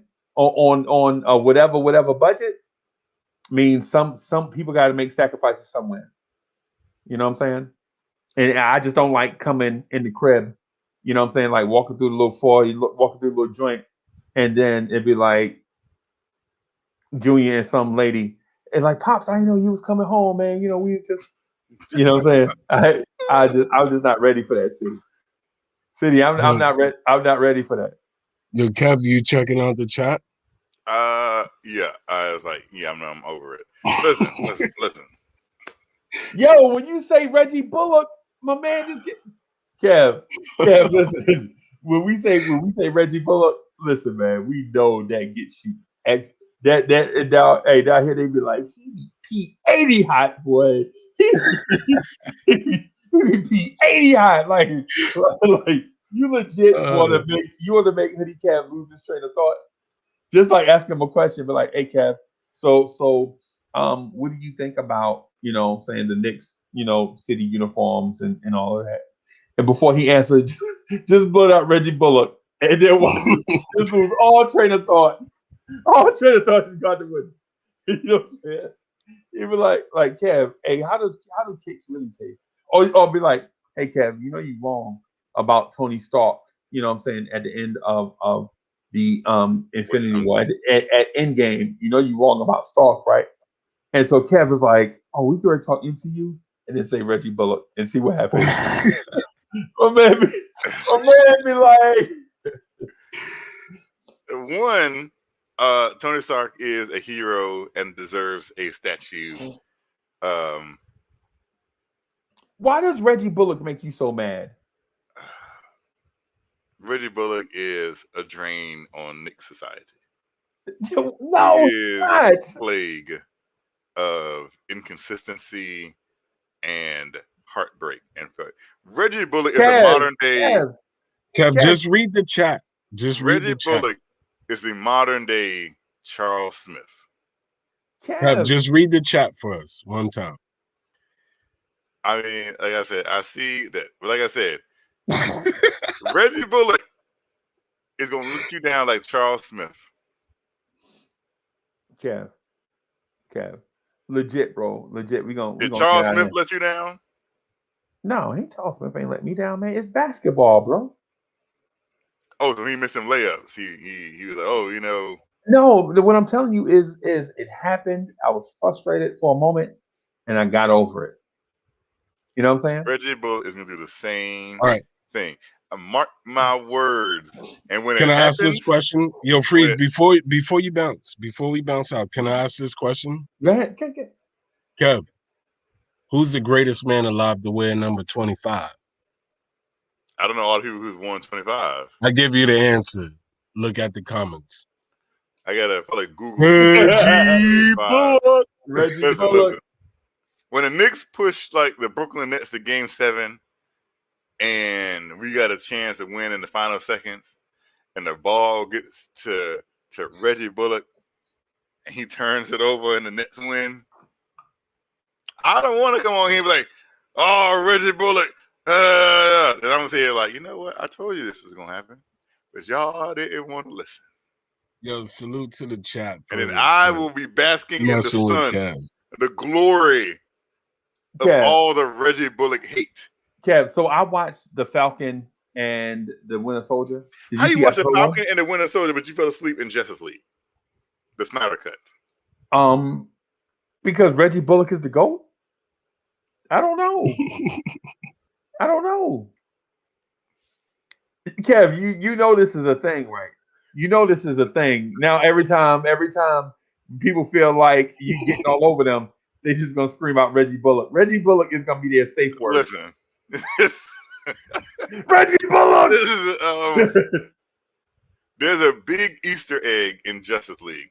Huge, ginormic, meteoric Easter egg in Justice League.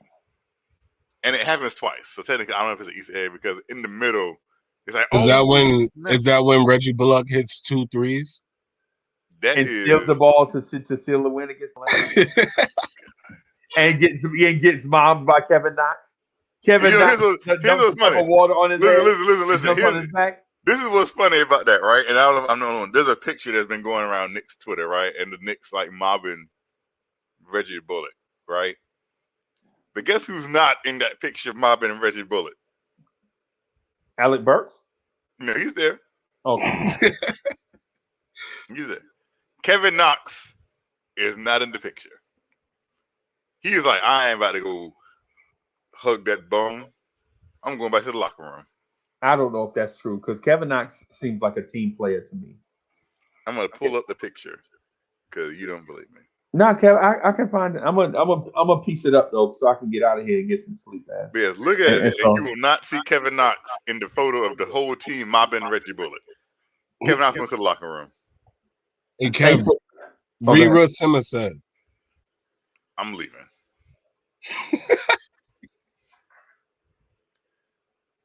I'm getting out of here. This is ridiculous talk. This is more ridiculous than saying Tony Stark's not a hero.